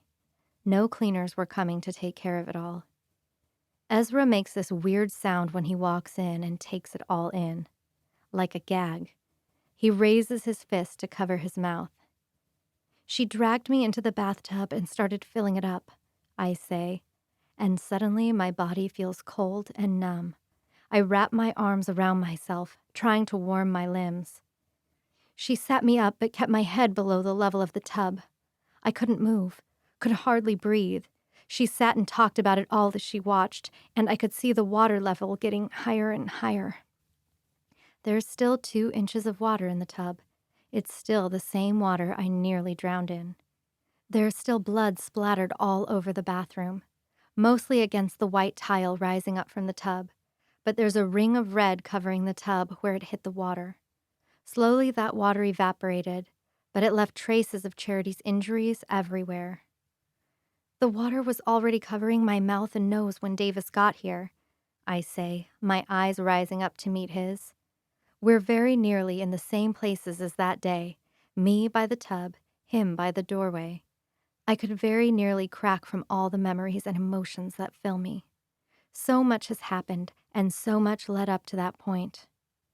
Ezra nods his head, his fist still covering his mouth. He steps past Davis, exiting the bathroom as fast as he can. "And the bunker?" he asks, his form quickly retreating down the hall. Davis and I glance at each other before following him back into the heart of the house. "It's on your Walker development, you said?" Ezra asks. He goes to the door, poised as if ready to leave. "Yeah," Davis confirms. "But there's not much to see anymore. She went back and torched the inside." Ezra considers that for a moment, nodding his head, though I can tell he's deep in thought. And then, without saying a word more, he pulls the door open and walks outside. Davis and I once more glance at each other. He lunges for the door, pulling it open. But Ezra is already down the driveway, pulling the door to his truck open. He slips inside and immediately backs out down the drive, his officer barely able to keep up with him. It's hard to worry about an adult, because you can't control them. You can't treat them like children. You can't lock them up and force them to make good decisions. All you can do is say words, be supportive, and hope and pray they can take care of themselves. Ezra doesn't answer his phone for the rest of the day. We keep tabs on him through the officers watching him. After he left Davis's house, he went to the Walker development. He checked things out there. Then he went to work and stayed there nearly until dark. Then he went home. I feel as if we're just waiting for Ezra to snap. He's not dealing with this. His reactions are all off from what everyone expects. He's angry in all the wrong places. But I keep telling myself that it's progress that he came to the house today and asked to see what Charity did. Yet something still twists in my gut. And instinct inside me still screams that something else is going to go wrong. I go to bed that night feeling completely sick.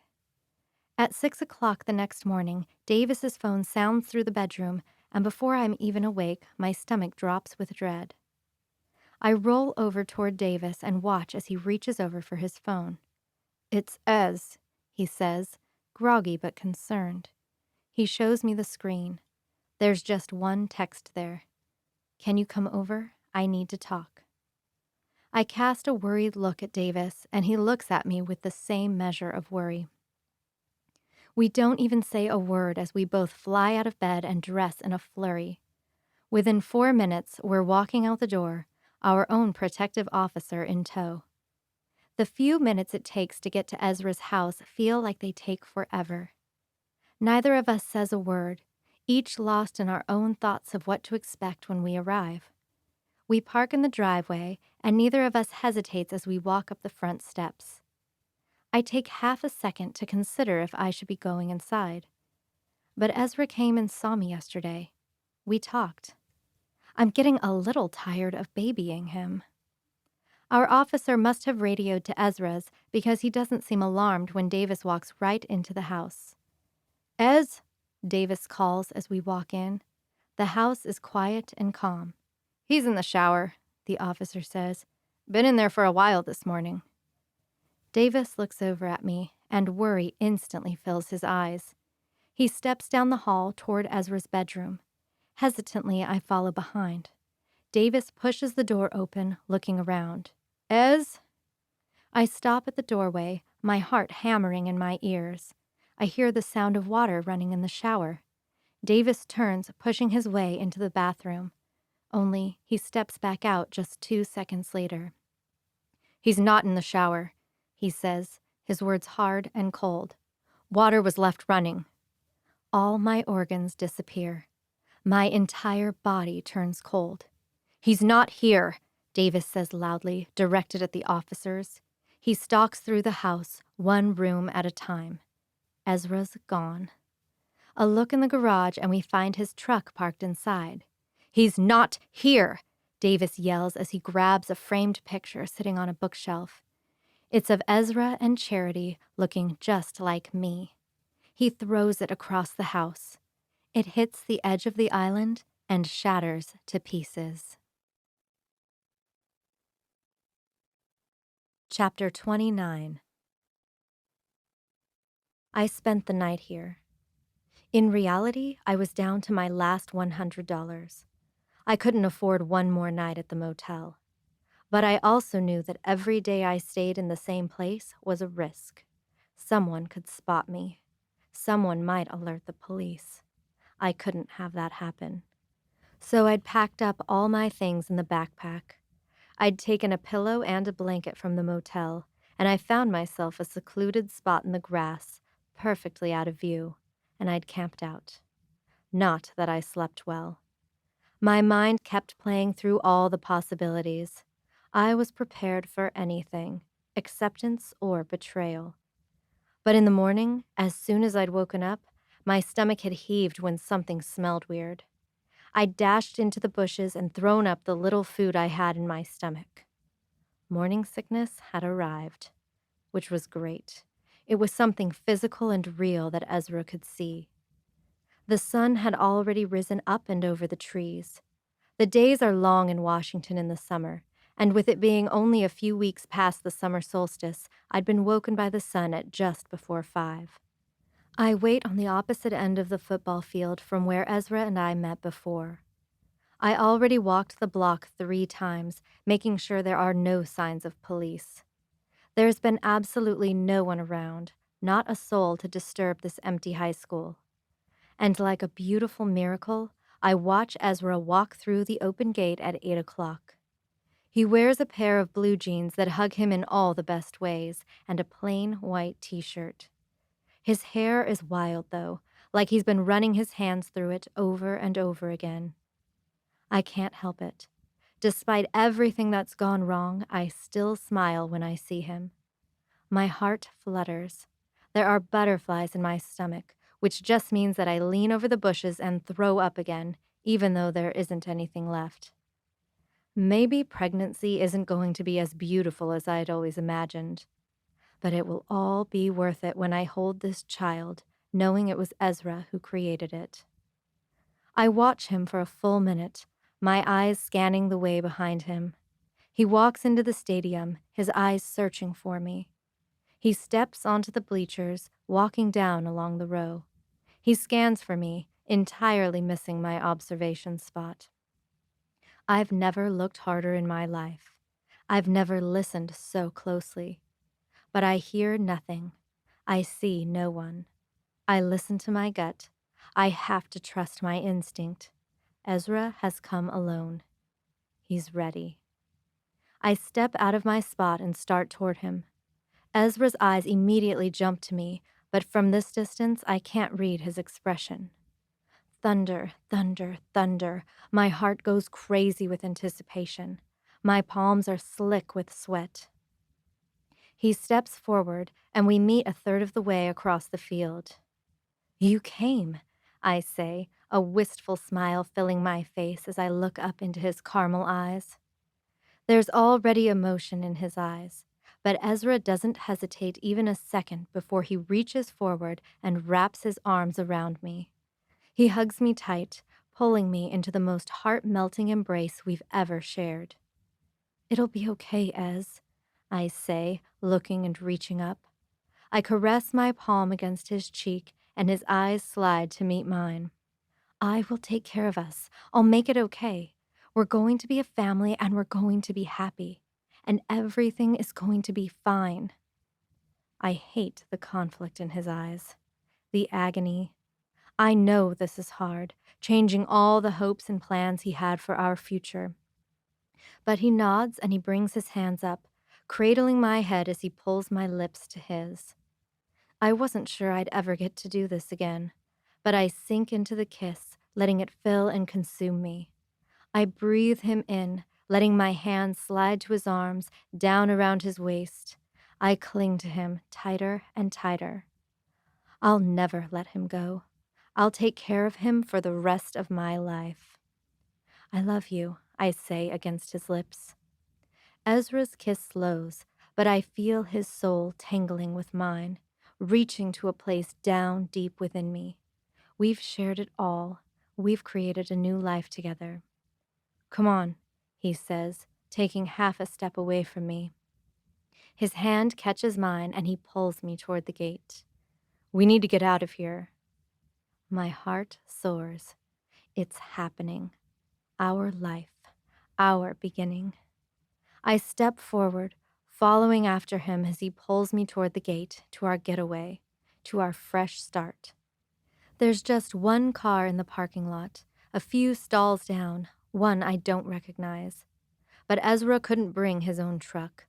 The police might track him with it, we might get spotted. Where are we headed? I ask as we approach. I feel lighter already, airy, like I could fly and I'll never be sad again. I know of a place in Montana, he says, and the readiness in his voice, his take-charge attitude, sends a spike of love and lust through me. It'll take all day to get there, but we should have somewhere to sleep by nightfall. Montana is beautiful, I've heard, I say. But we need to find somewhere to eat soon. The morning sickness hit this morning, but I'm still starving. Ezra grabs the door handle and begins to pull, but I see his eyes shift to a point over my left shoulder. His expression changes. My stomach sinks, and it all comes undone. Charity Cooper, place your hands behind your head and get on your knees. A dozen police officers swarm out from the edges of the parking lot, every single one of them with a gun pointed straight at me. All my internal organs are gone, and I take a step back from Ezra, taking him out of the line of fire. Ez, I breathe, my eyes sliding back to him as slowly my hands rise to the back of my head. I take another step back from him. His eyes are huge, filled with terror and perplexity and conflict and agony. You called the police? I breathe. My words come out breathy and small. I can't think straight right now, not when I'm consumed by confusion and betrayal. I'm sorry, Charity, Ezra says, and just then his face breaks. Emotions fill his eyes. He too raises his hands behind his head. I didn't, but he doesn't get to finish his sentence. I'm roughly grabbed from behind, and suddenly my face screams in pain as it hits the pavement. Careful, Ezra roars. She's pregnant. I don't know what to think. His demand for my careful handling, his concern over our child. I breathe again, looking at him from below as my hands are yanked behind me and handcuffs are snapped around my wrists. Charity, Ezra says, but our view of each other is cut as the police swarm, putting their bodies between us. I'm yanked to my feet and the cuffs dig painfully into my wrists, but I don't feel it. My eyes are desperately trying to find Ezra, to know, to understand what is happening. I find his eyes through the chaos. His are bloodshot. Tears are streaming down his face as he looks at me. Sawyer, the word breathes out over his lips. I think he's calling to me, until I realized his eyes are focused over my shoulder, and I turn. There she is, standing off to the side, watching everything unfold. Jealousy floods through me as I take her in. Her perfect blonde hair that doesn't have to be dyed, eyes that are exactly the right shape, just the right height of 5'6". Everything I've ever tried to be. I look back at Ezra and I crack, seeing him looking at Sawyer James. The officer behind me jerks me forward, and I realize that the parking lot is now swarming with police cars. I'm shoved toward one. But all of my insides freeze when I see Davis Knox standing to the side of one of the police cars. For a moment, our eyes meet. I see something smug in his expression. I see hatred. I see victory. I see disgust. I've never wrapped my hands around a throat before, but in the moment I see him, I lunge forward, determined to end his life. But I forget. I'm cuffed. The police officer behind me yanks me back, nearly knocking me sideways. I take only a tiny bit of satisfaction that Davis takes one step back away from me. I meet his eyes just once more before the officer shoves me inside the police car. Davis thinks he's won. He thinks he's saved the day. He doesn't know that he's just ruined a family, that he's just destroyed something that would have disappeared and taken care of itself. I make a vow then. If I ever see Davis Knox again, I will kill him with my hands, and I will make it very, very messy. Thank goodness for modern technology, right? I hear one of the officers say. I look out the window as it's shut in my face and see one of the officers walking with Davis toward Ezra. These tracking apps make our jobs a little easier these days. Yeah, well, I don't know if it was stupidity or a cry for help, Davis says, his voice low and dark. More officers are headed my direction, or at least toward the cars. Through them all, I can hardly see Ezra or Davis. But the crowd parts just as Davis walks up to his brother. You okay? He asks, his eyes evaluative. Ezra doesn't say anything, and through the chaos his eyes shift from Sawyer, who still stands there frozen and silent, to me. He stares at me and my heart races. It sprints for him, the man I've loved for nearly half of my life. Ez, Davis says, a hard edge forming in his voice. You okay? But Ezra just keeps looking at me. I let a sad smile form on my lips. I hope he can feel it, that even with how it all ended, I'd do it all again just to have those 4 weeks together, to create this child together. I have to know, Ez, Davis says. His voice has dropped lower, more dangerous. Were you really trying to get me to follow you? Would you really have gone with her? It all sparks inside of me then. Hope, joy, love. Ezra didn't call the police. He didn't set me up. He might have gotten scared and done something to tip Davis off. But he didn't betray me. I don't get the chance to hear his answer, though, because just then, 2 officers slip into the car, and they don't even wait 3 seconds before they pull forward, and I lose sight of Ezra. Chapter 30, Sawyer. Even though she's been caught, it still feels like my whole life is all about Charity Cooper. In the weeks that follow her capture, everything is about the trial. And then suddenly, it doesn't happen. She pleads guilty, confesses to everything. I'm not told what they offered her that got her to do that, but I'd bet everything on it having to do with Ezra, and maybe the baby. It's still horrifying to me that she was successful in conceiving. She's 100% pregnant. Charity is sentenced to 20 years in prison, with probation after her release, based on charges of kidnapping, identity theft, and 2 attempted murders. It's not enough. I don't want to admit that I cry when I hear that's all she gets, that she will someday be released. Davis swore and argued and made a scene, but it was done. Once she confesses, the police turn all my things back over to me. I talk to my boss, who has heard everything about what's going on, because mine and Ezra's story is all over the news now. I get my old job back without a second question. I've sold everything I once owned because I can't stand the thought of ever touching any of it again, not after Charity took it all. I line up a new apartment with new furniture, and now it's all real and it's time to move on with my life again. I stand looking out the back window in Davis's living room, knowing I'm stalling. I don't know what happened between Davis and Ezra the night after Charity was captured. The two of them disappeared into a room, and they hadn't emerged for an hour. I didn't overhear yelling. I never heard my name. I was just the non-family member on the outside. This wasn't just about me. This was between brothers. But things were different after that. I didn't know what was said between Davis and Ezra. Things were awkward and quiet.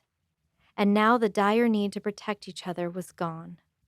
So that night, Davis had said goodnight and headed back toward his own bedroom. I'd watched him walk down the hall. When he'd turned back and looked at me, I hadn't known what to say. There were a lot of words and a lot of emotions mixed up inside of me. But I hadn't said anything, and Davis went into his room and closed the door. In these 3 weeks since her capture, we've slept in separate beds, separate bedrooms. He went back to work, and I had to get my life back together. Our time together grew to be less and less until we'd reached the point where we hardly saw each other. We'd become roommates. And now it's time for us to move back on with our lives. The sun has tipped over the tops of the trees when I hear Davis's door open and then his footsteps come down the hall. I don't look toward him when he steps in the room. "Do you think he really would have run away with her?" I ask, because it's the only straight thought in my head right now. Davis comes to stand beside me, but there is 3 feet of space between us. "I have to believe he wouldn't have, considering he asked me to come over, which led to the police realizing he'd slipped off." His voice is husky and low. There's been this tightness and strain about him ever since Charity was caught. It's the same as I've been. "He might have wanted to keep living the lie, but I think his heart knew he couldn't." I nod. I swallow down the sick feeling that's inhabited my stomach since that day. I should feel better, knowing she's been caught and is going to spend a long, long time in prison. But I stand straight, turning away from the window. I walk across the living room, headed for the entryway. Slowly, Davis follows behind me, but the effort is controlled, hesitant. I stop at the door, but don't reach for the handle just yet. "Thank you, Davis," I say. My throat is painfully tight. "For everything. You didn't have to do everything you did, but I'm grateful." He stops at the edge of the entryway. I try to read the expression in his eyes. I want to see conflict, desperation, a plea, but I can't read him. "You're welcome, Sawyer," he says simply. He stands there, 8 feet out of reach, his hands in his pockets. "Good luck with everything." I blink twice, I nod my head, and then I open the door. I walk out, closing it behind me. I walk down the driveway to my new car that's waiting there. I get inside, I buckle. My stomach turns over, sick, as I back down the driveway. I use every ounce of strength and willpower I have not to look back as I pull onto the road, and I drive away from Davis Knox's house. We never talked about it, about what kind of us there would be after Charity was captured. We never made a plan. We didn't talk about the future. So when it came and everything got set right again, we both froze. I've heard that relationships formed under dire circumstances don't survive once a resolution has been reached. Neither of us knew what to do once the villain was caught. I'll never know what was said between brothers. But if it means Ezra can heal now, having me out of the picture, I'll let him have that. Davis is a good man, a good brother, so I'll leave. Here we are once again, me leaving town, a Knox boy staying behind. And even though the bad didn't win and good prevailed, everything feels wrong. And I have to wonder if, in a way, Charity Cooper somehow still won. Chapter 31. If you have to go to prison, I highly recommend going in pregnant. Prison isn't nearly as bad as I imagined. The guards aren't as harsh. The food isn't quite as bad. I don't have to deal with the other women hardly at all. Really, it's a place to relax and read and enjoy time watching my belly grow. Mostly these days, I read love stories. Stories about couples who beat astonishing odds against them. Couples who fight through everything to be together. They overcome each other's lies and insecurities, and in the end, everyone forgives. They always get there happily ever after.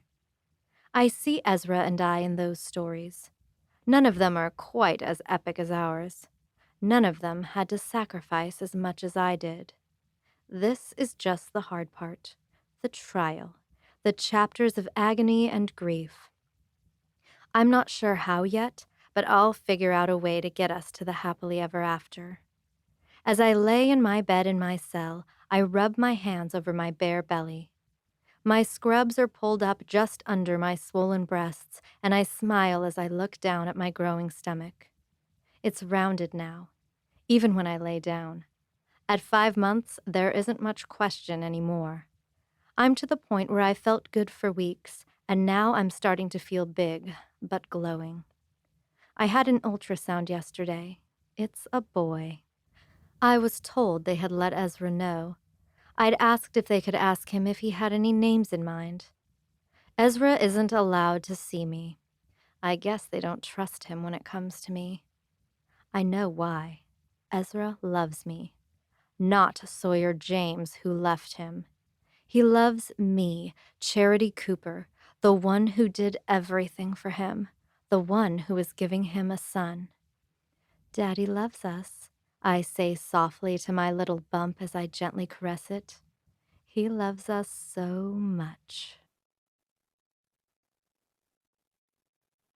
Chapter 32. Sawyer. Do you have the details for the Macon project yet? I ask as I draw in the details for the master bathroom on this project. Dina walks in with a few files and sets them on my desk. I've been on them all morning about it, she says, sitting on the edge of the desk. I have a feeling they're getting squirrely. Honestly, it wouldn't be so bad if they backed out, I say, erasing a mistake and redrawing the detail for the massive shower. I know I'm old school. Most architects do all of this on a computer, but I prefer to do my first draft by hand. I haven't gone home before 8 in at least 3 weeks. It's true. In the months I've been back to my normal life, I've been slammed. Maybe it's all the media exposure. Or maybe it's just because I'm damn good at my job and have a real reputation, but my requests have nearly doubled. The money sure is nice in getting my life back on track, but it leaves me no time to think about anything but work. I need that right now. Then you're not going to like hearing that we got 3 more requests since last night. I shake my head. I can take 1 more, but not 3. I'm getting burned out, Dina. That's what I thought you'd say, so that's why I took a look at the files for you and picked this one. She grabs the top file and sets it on the edge of the drawing desk. I think you're going to like this one, she says with a smile and then walks out, back to her desk. I'm intrigued, but I'm on a deadline. It will have to wait. I don't even realize how late it is until I tilt my head side to side, popping my neck 4 times, and look up. The office is dark outside my glass walls. There are no signs of anyone left in the building but me. Looking at the clock, I see it's 8:30, and considering it's the middle of December, that means it's been dark for 4 hours already. I set my pencil down and turn off the overhead lamp. I grab my purse, pull on my boots, and head out, locking doors and turning off lights behind me. Rain drizzles as I push the door open and step out onto the sidewalk outside. With the late hour, I at least won't have to fight traffic.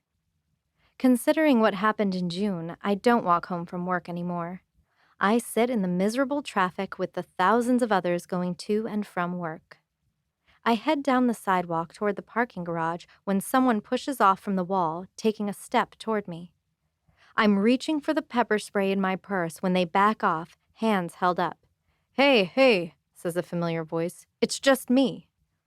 Through the dark, my eyes adjust to the dim light of the street lamps. Davis stands there in a raincoat, his hands held up, his expression open. "Davis," I say, my voice breathy from the spike of adrenaline. "What are you doing here?" Slowly, he lowers his hands, and I see something in his eyes, something familiar, something that makes my chest ache. "I was wondering if I could take you to dinner," he asks. There's nothing hesitant in the way he speaks, just confidence in who he is, in who I am, and what he's asking. "Okay," I answer without having to think. Davis pulls out an umbrella, opening it and shielding the both of us from the rain. It's kind of ridiculous. This is Washington. We know how to deal with the rain here, and no one uses an umbrella. But I find I'm just grateful. Together, we set off down the sidewalk. "How have you been?" Davis asks. He looks over at me, and I can feel his eyes studying me, his gaze observant. I give a shrug, which is actually more of a reaction than I feel capable of. "Okay, I guess. You?" He looks forward again. He gives a shrug. "Okay, I guess." A small smile pulls on my lips. Davis must have planned this out to some degree, because he aims straight for a steakhouse at the end of the block. He pulls the door open for me, and we step inside to where it's warm and dry. The hostess seats us at a booth and leaves us with the menus. We both scan, order, and then we're left alone. I stare across the table at him, studying his features. Something about him seems older since I last saw him. Something seems a little duller, not as sharp or aggressive. "July seems so long ago," I say, letting the words come out without any filtering or check. "Yeah, it does," he says. "I could swear that was 5 years ago, not 5 months. I nod. Can I just come right out and ask? His eyes, his shoulders, the set of his lips tells me yes before he nods. "How's Ezra doing?" He leans forward, folding his arms on the table. His eyes shift away, looking around the space, but I can tell he's not really seeing anything. "He's working on himself. He's been going to therapy twice a week ever since they caught Charity." "He hasn't gone to see her since, has he?" I ask. My stomach feels sick at just the idea of him in the same room as her again. We still don't know if he intentionally tipped Davis off or if he really would have run off with her. Davis shakes his head. "The court won't allow it, even if he tried, which I'm finally about 50% sure he wouldn't if he could." I didn't mean to allow the noise of disgust to slip out my lips, but it does, and Davis just nods in agreement. "He's been going back to work for 2 months or so now," Davis continues. "He kind of holed up for a while, wouldn't leave his room, couldn't deal. This fall was really long." I swear, shaking my head. She got so deep in his head. Davis nods once more. "But he's doing better. Like I said, he's back to work. He's been answering all my calls and texts. We've even gone to dinner a few times, and he doesn't just leave anymore when I show up for family dinners at our parents' house." "That's good then," I say, my tone hopeful. The waiter arrives, dropping off our food. When he's gone, I sit forward, grabbing a fork. "He's even getting to the point where he can talk about you," Davis says, stabbing a fork into his salad. I raise an eyebrow, swallowing my bite. "You mean he's not completely disgusted by the very thought of me?" Davis shrugs, pushing the food around on his plate. "I mean, it's not like he wants to talk about you a lot or for long, and he still can't talk about—" He hesitates, his eyes rising up to mine for a moment. "That month and a half we were living together." Something sparks in my chest, sending a wave of flutters down into my stomach. I missed this feeling. I kind of forgot that it was real, that it wasn't a figment of my imagination, tied to all the stress of those weeks. "But he can at least talk like you're a person," Davis moves along, "and not like you and Charity are the same person." I nod, but I can't seem to find any words. "He has to see her one more time, though," Davis says, and it takes me a second to realize where this change of direction is going. "The only way they could get Charity to sign the deal was if she could keep the baby with her for 1 month after the delivery." She can do that in prison? I ask, my brows furrowing in shock. Davis nods. They have what's called prison nurseries, he explains. There are only a few prisons in the country that do it, but we have one here in Washington. She'll be moved to a specific block and she can keep the baby with her. But just for 1 month, I ask for clarification. 1 month, Davis says, and then Ezra can pick him up. But he has to see Charity then. Just those 2 sentences give me so much to think about. The fact that he has to face Charity again is just cruel. He's been working so hard to move on, to get her claws out of him, and then to have to go back and see her face to face. It's a boy? I stick with the easiest part to process. Davis nods. Yeah. It makes my stomach sick. How is Ezra supposed to handle this? Is he really supposed to be a father to a child that came from a woman who tricked him into thinking she was an entirely different person? Is he supposed to love the offspring of a psychopath? How can he ever get over this if he's strapped with a child who will remind him of all of this over and over? You think Ezra is capable of that kind of love? I didn't mean to say the words out loud, and I realize that the question must seem so random and out of place, considering I didn't voice my other thoughts. But still, Davis doesn't seem too lost. He held on to the idea of what the 2 of you had for 13 years, he says. There's something sad in his tone, something regretful. In a weird, twisted way, I think Ezra might be the only person who could love that child despite the way it came into this world. I shake my head. It's just so sad, so messed up. Did you hear that Faith Cooper was released? I ask, changing directions. Davis nods.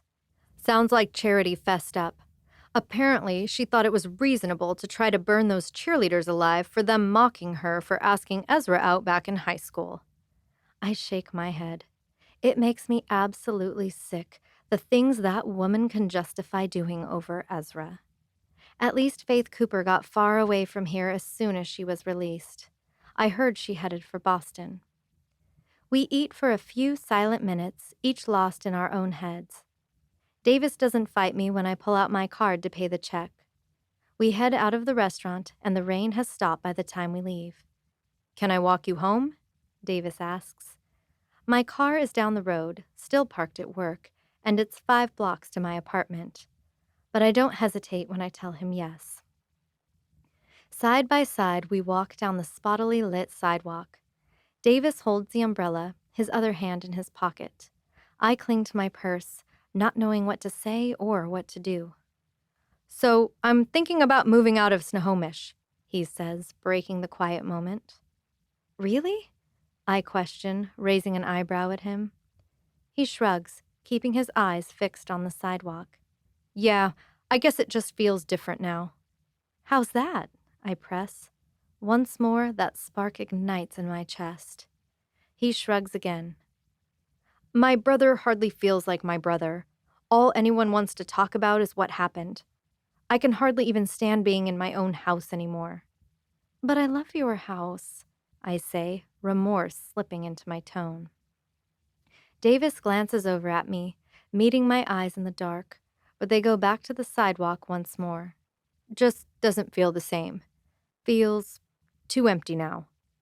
My heart rate picks up, and suddenly I'm very aware of every amount of distance between us. We turn the corner, and there I see the door to my apartment. Besides, I've been expanding outside of town, Davis moves on. I've got a new development starting in Woodinville. I think you'd like it. I smile a little. Woodinville is the exact halfway mark between Bellevue and Snohomish. I'd like to see it sometime, I say. We step in front of my door, and I stop there. We stare at each other through the dark, and I wish I knew what was going through his head. I wish I knew what was going through my own head. It's all too complicated to sort out. But I understand it very clearly when Davis reaches forward and tucks a lock of hair behind my ear, his fingertips just lightly brushing my temple. Ezra is better. He says the words so quiet that I think they weren't meant for me. And I wonder what's going through his head. Maybe it's whatever happened between him and Ezra, causing Davis to turn the switch off between us. But I see something there in his eyes. Something familiar. "Can I see you again, Sawyer?" he asks, his voice low and quiet. I hesitate. I consider everything. Ezra. Charity. The circumstances which brought Davis and I together. The 6 weeks we spent together, and now the 5 months we've spent apart. I'd really like that, I answer. The next morning, after I've finished my project from the previous day, I finally grab the file that Dina left. I flip it open, my eyes scanning over the details. The property is 2 acres. It's on the edge of a development backing up to the trees. The request is for 4,000 plus square feet. 4 bedrooms, 4 bathrooms, space for 2 offices, not just 1. The style is to be modern. The siding a mix of wood and black siding. There's a rough sketch for reference, but there's a note included that says the owner is very open to my own ideas. As I read all of the details, a sense of familiarity washes over me. The color schemes, the style. There are some differences. Still, a smile pulls on my lips and my heart hammers a little faster. I flip back to the beginning of the file. My eyes scan for the property owner's name, the one requesting the plans. Davis Knox. The address is in Woodinville. The smile that grows on my face is embarrassing, or it would be if I cared. I flip through this file again, taking in all the similarities to his current house, but also the differences. It's more than 1,000 square feet bigger. There are 2 more bedrooms, 1 more office. Something flutters and sparks in my chest.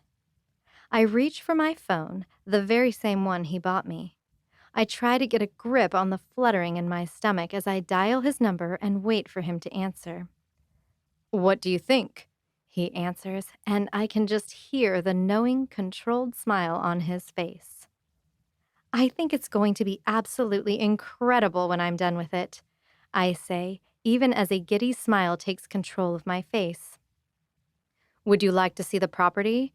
he asks. "I actually need your opinion, because really there are 2 lot options." I bite the end of my pen, but even that doesn't control my smile. "Yeah," I say, laying it down, running my fingers over the house plan details once more. "I really would."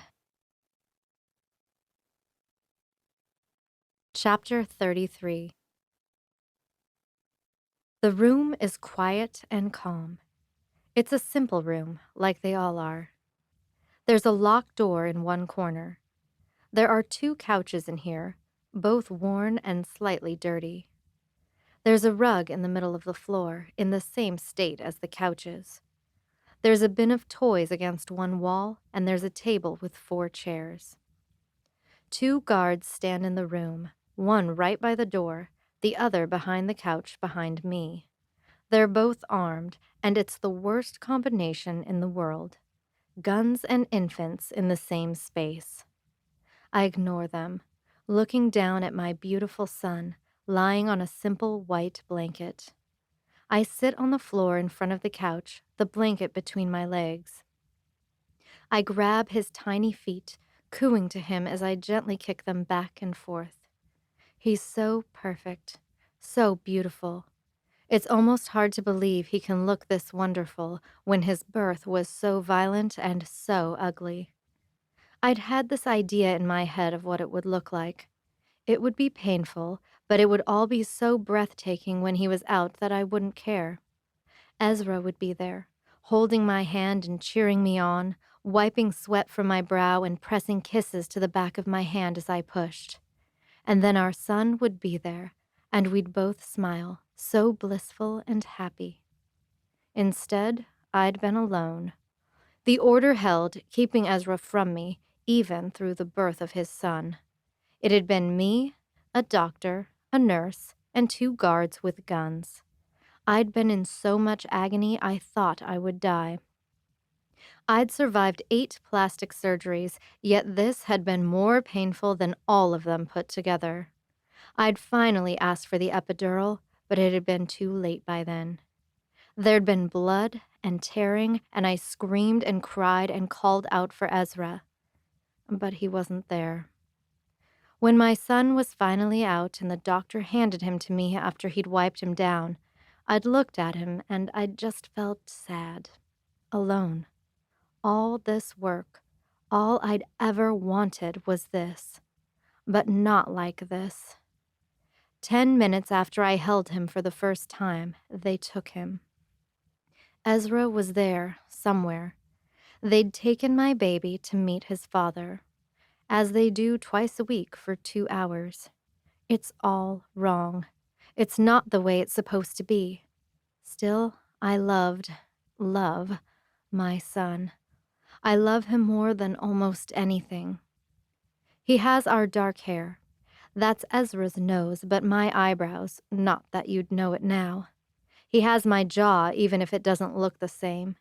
But his ears are all Ezra's, and even his toes are just like his father's. He's perfect. The door buzzes and my heart leaps into my throat.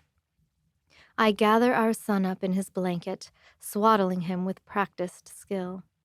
I cuddle him into my chest as I climb to my feet, my eyes fixed on the door. Another guard walks in, immediately followed by Ezra, and my heart just explodes. Ezra, he's here. I lay eyes on him for the first time in 9 months. It's still him.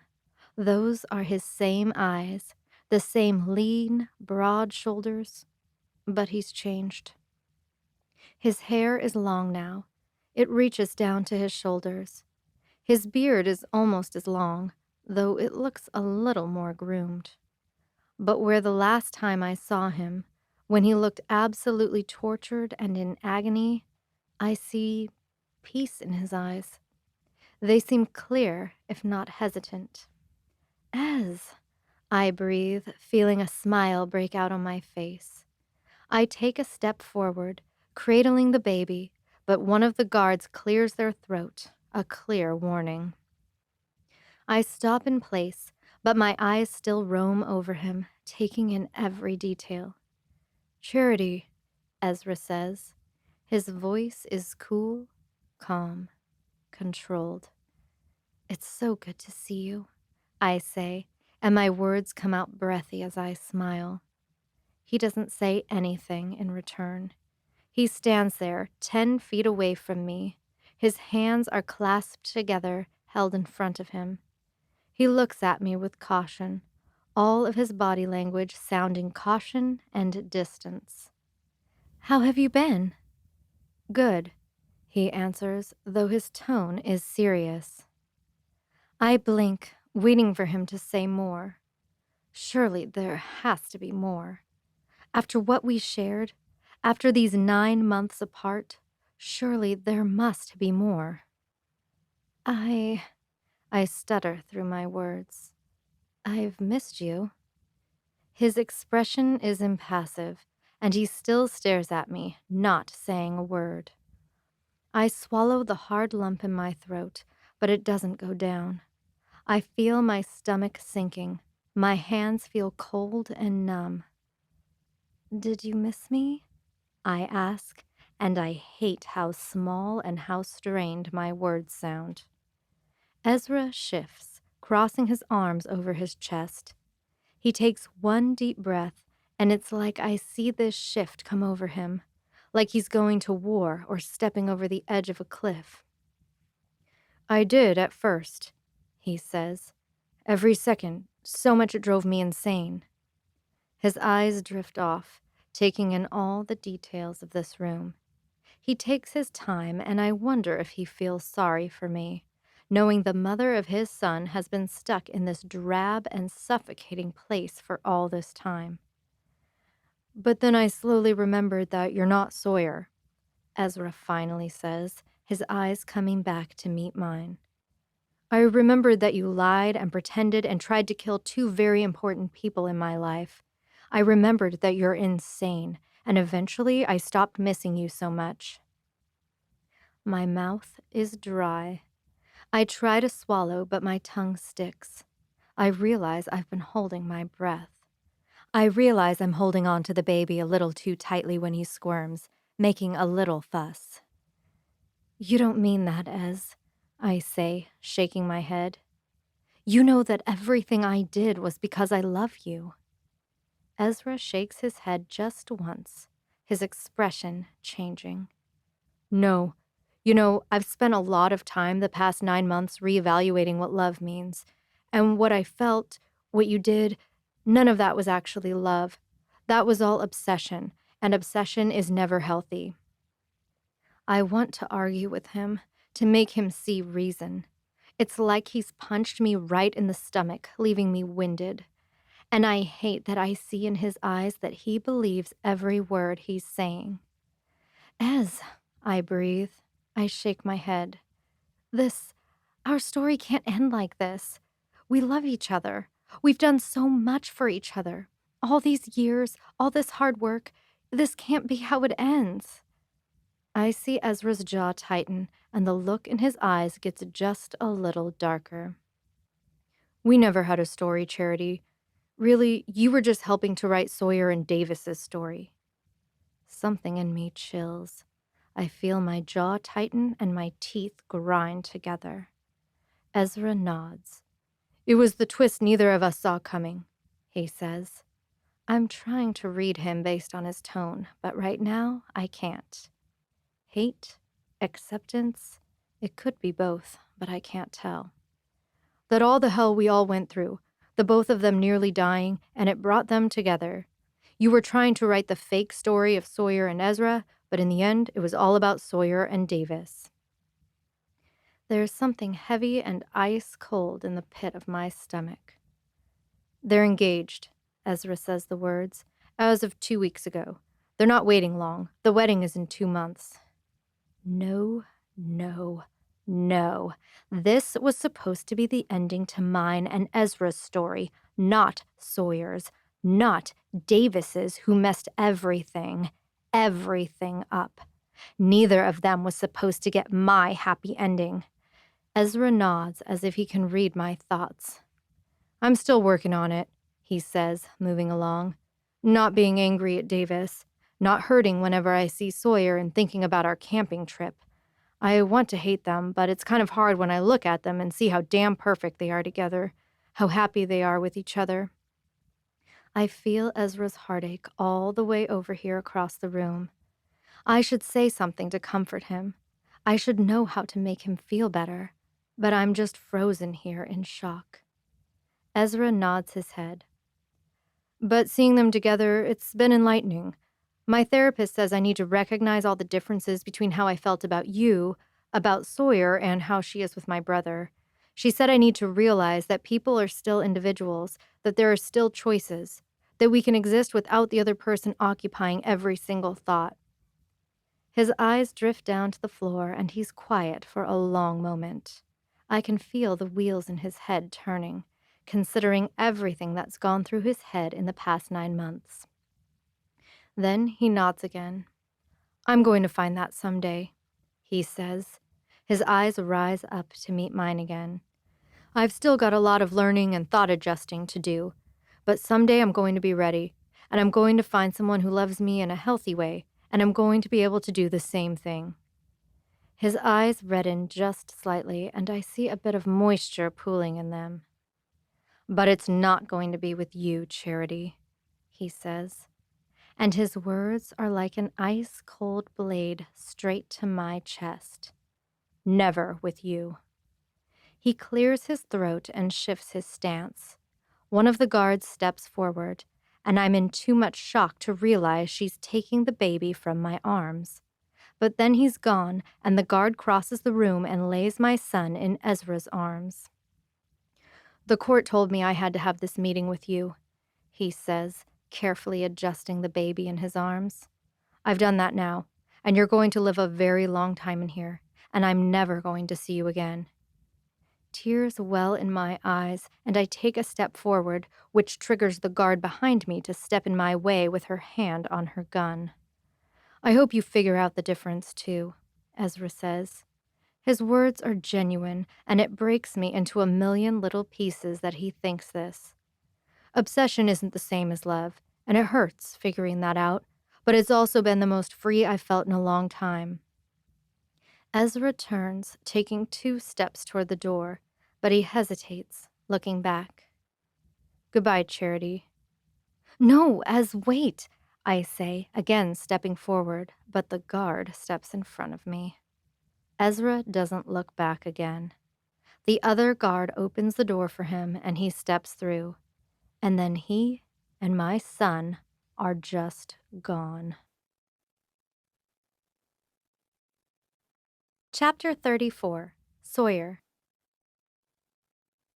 I'm surrounded by all my bridesmaids, and they fuss and make a big deal over my hair and my veil and my dress, and it's the best thing ever, but also slightly exhausting.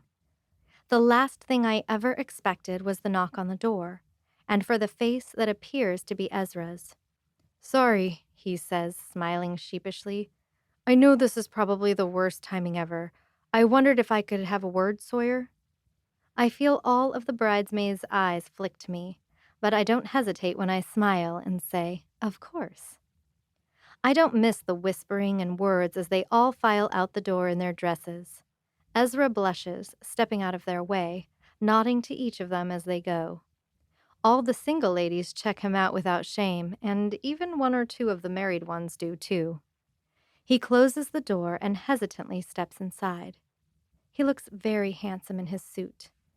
There's something a little more wild and rugged about him, like his outside is reflecting the storm he's gone through on the inside. I know if his hair were down, it would reach past his shoulders, and he only just cleaned up his beard from wild to stylish 2 days ago. I don't miss him observing me, too. He takes in the white dress, my styled hair, the long veil pinned in it. But I don't see pain in his eyes. I just wanted to talk to you for a second, he says. He seems nervous, anxious. I'm glad you're here, Ezra, I say, being careful with my words. He tries to smile, though it kind of looks like a grimace. But he really is trying. I just wanted you to know that.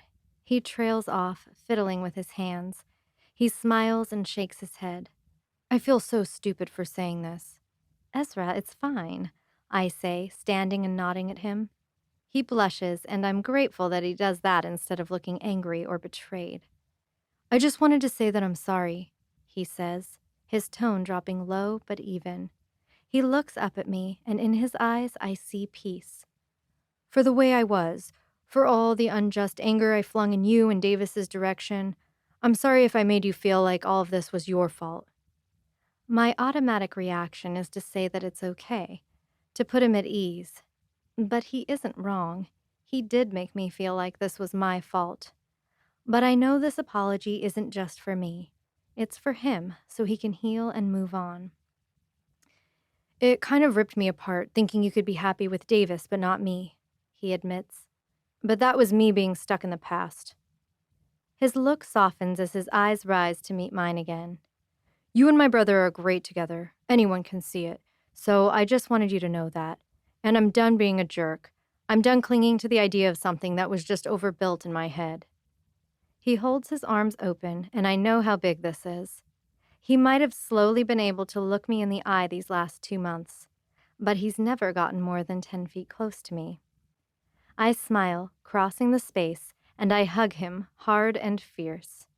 I'm sorry, he says once more, and I'm really proud to have you as my sister-in-law. Thank you, Ezra, I say, squeezing him once more. With a small smile, he walks out.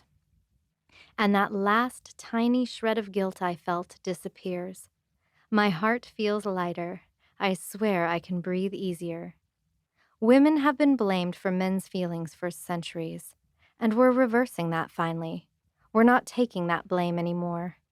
But this is Davis's brother. This is someone who was and now is again an important part of my life. I'm so glad this hurt and drama is over. You ready, beautiful? One of my friends asks as they step back inside. With a big, genuine smile, I nod. One hands me a bouquet, and then one by one they step out, and in the distance I hear the processional music starting. My heart thunders in the best way as I step out of the dressing room, turn the corner, and step through the doors.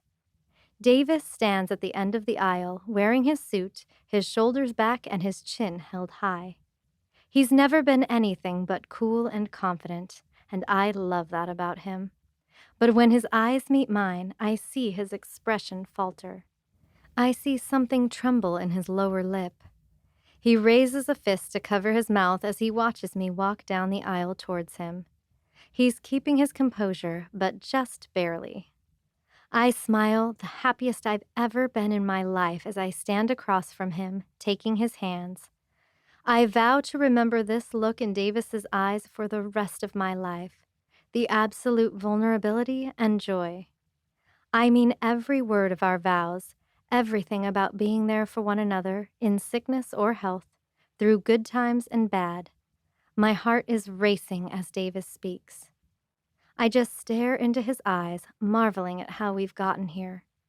And then I say I do, and he says I do, and we're declared man and wife. I kiss Davis like I've never kissed him before, free of any weight, of any guilt, free of the past and any imposters. This is our future, the start of the story of Sawyer and Davis Knox. I kept telling him there was no way, that it was impossible, but Davis kept insisting that he would deliver the best wedding present possible. After the ceremony and the family dinner, and finally the reception party that seemed to last an eternity, I changed out of my dress and Davis and I were sent off with sparklers. We rode in the new SUV we purchased together. We cut through the fading light, though it isn't dark just yet. Davis insisted the reception had to be wrapped up before dark so he could do his big reveal. We turn down one road and then another. We drive past homes that are halfway built, past all the construction equipment. And then our tires touch a driveway and we wind our way back through thick trees. And then there it is. It has the sleek modern charm that made me fall in love with the first, but it's bigger and more dramatic with my touch. And it means everything, because we created it together. That's our house. I kept telling Davis there was no way we could get it built in 6 months, but he promised he'd have it done for this night. He delivered. Davis, this is amazing, I say in wonder as he parks in the wide driveway. He smiles as he climbs out and goes to open my door for me. He takes my hand as he helps me out of the car. I deliver on my promises, Mrs. Knox, he says, offering me a coy smile as he raises my hand and presses a kiss to the back of my knuckles. I smile, shaking my head at my husband, marveling at how perfect and weird that title sounds in my head. Hand in hand, we walk up the sidewalk and I take it all in. It's always an incredible experience, seeing something I designed come to life, when it's no longer just paper and pencil marks, but wood and glass and metal. My heart swells with satisfaction and excitement for what is going to happen in this house. It's a piece of both of us, built right in the middle of our identities, our beginnings. I'm so ready for our fresh start here in Woodinville. Davis pulls his keys out and unlocks the front door. The smile begins forming on my face before he even grabs me. I knew it was coming.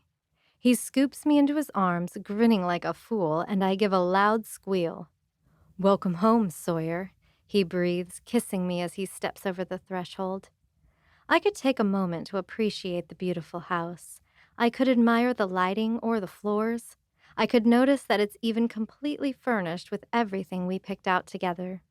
Instead, I just wrap my arms behind Davis's head and sink further into his kiss. I let my mouth open wide for him, relishing in how perfect we fit together.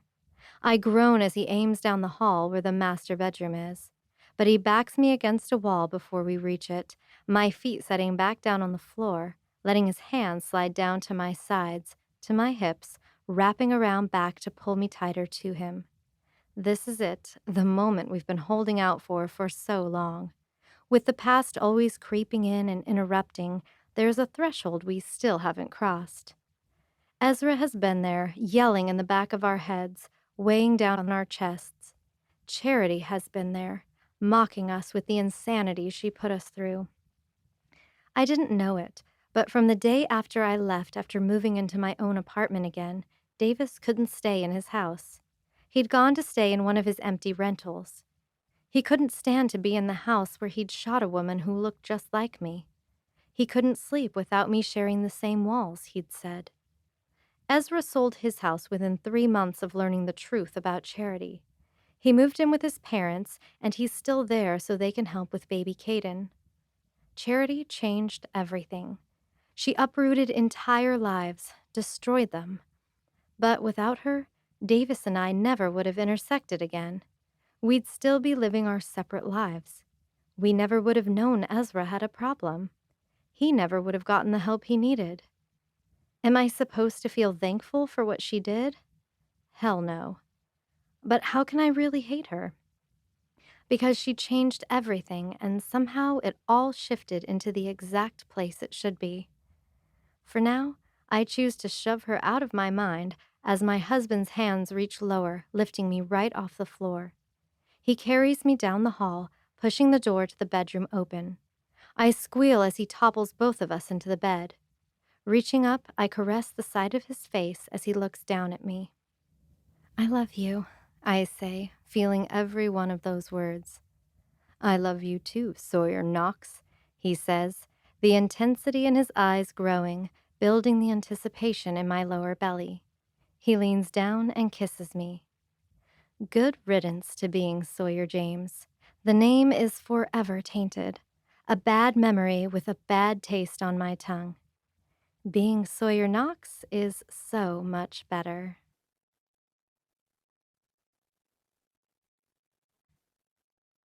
The end.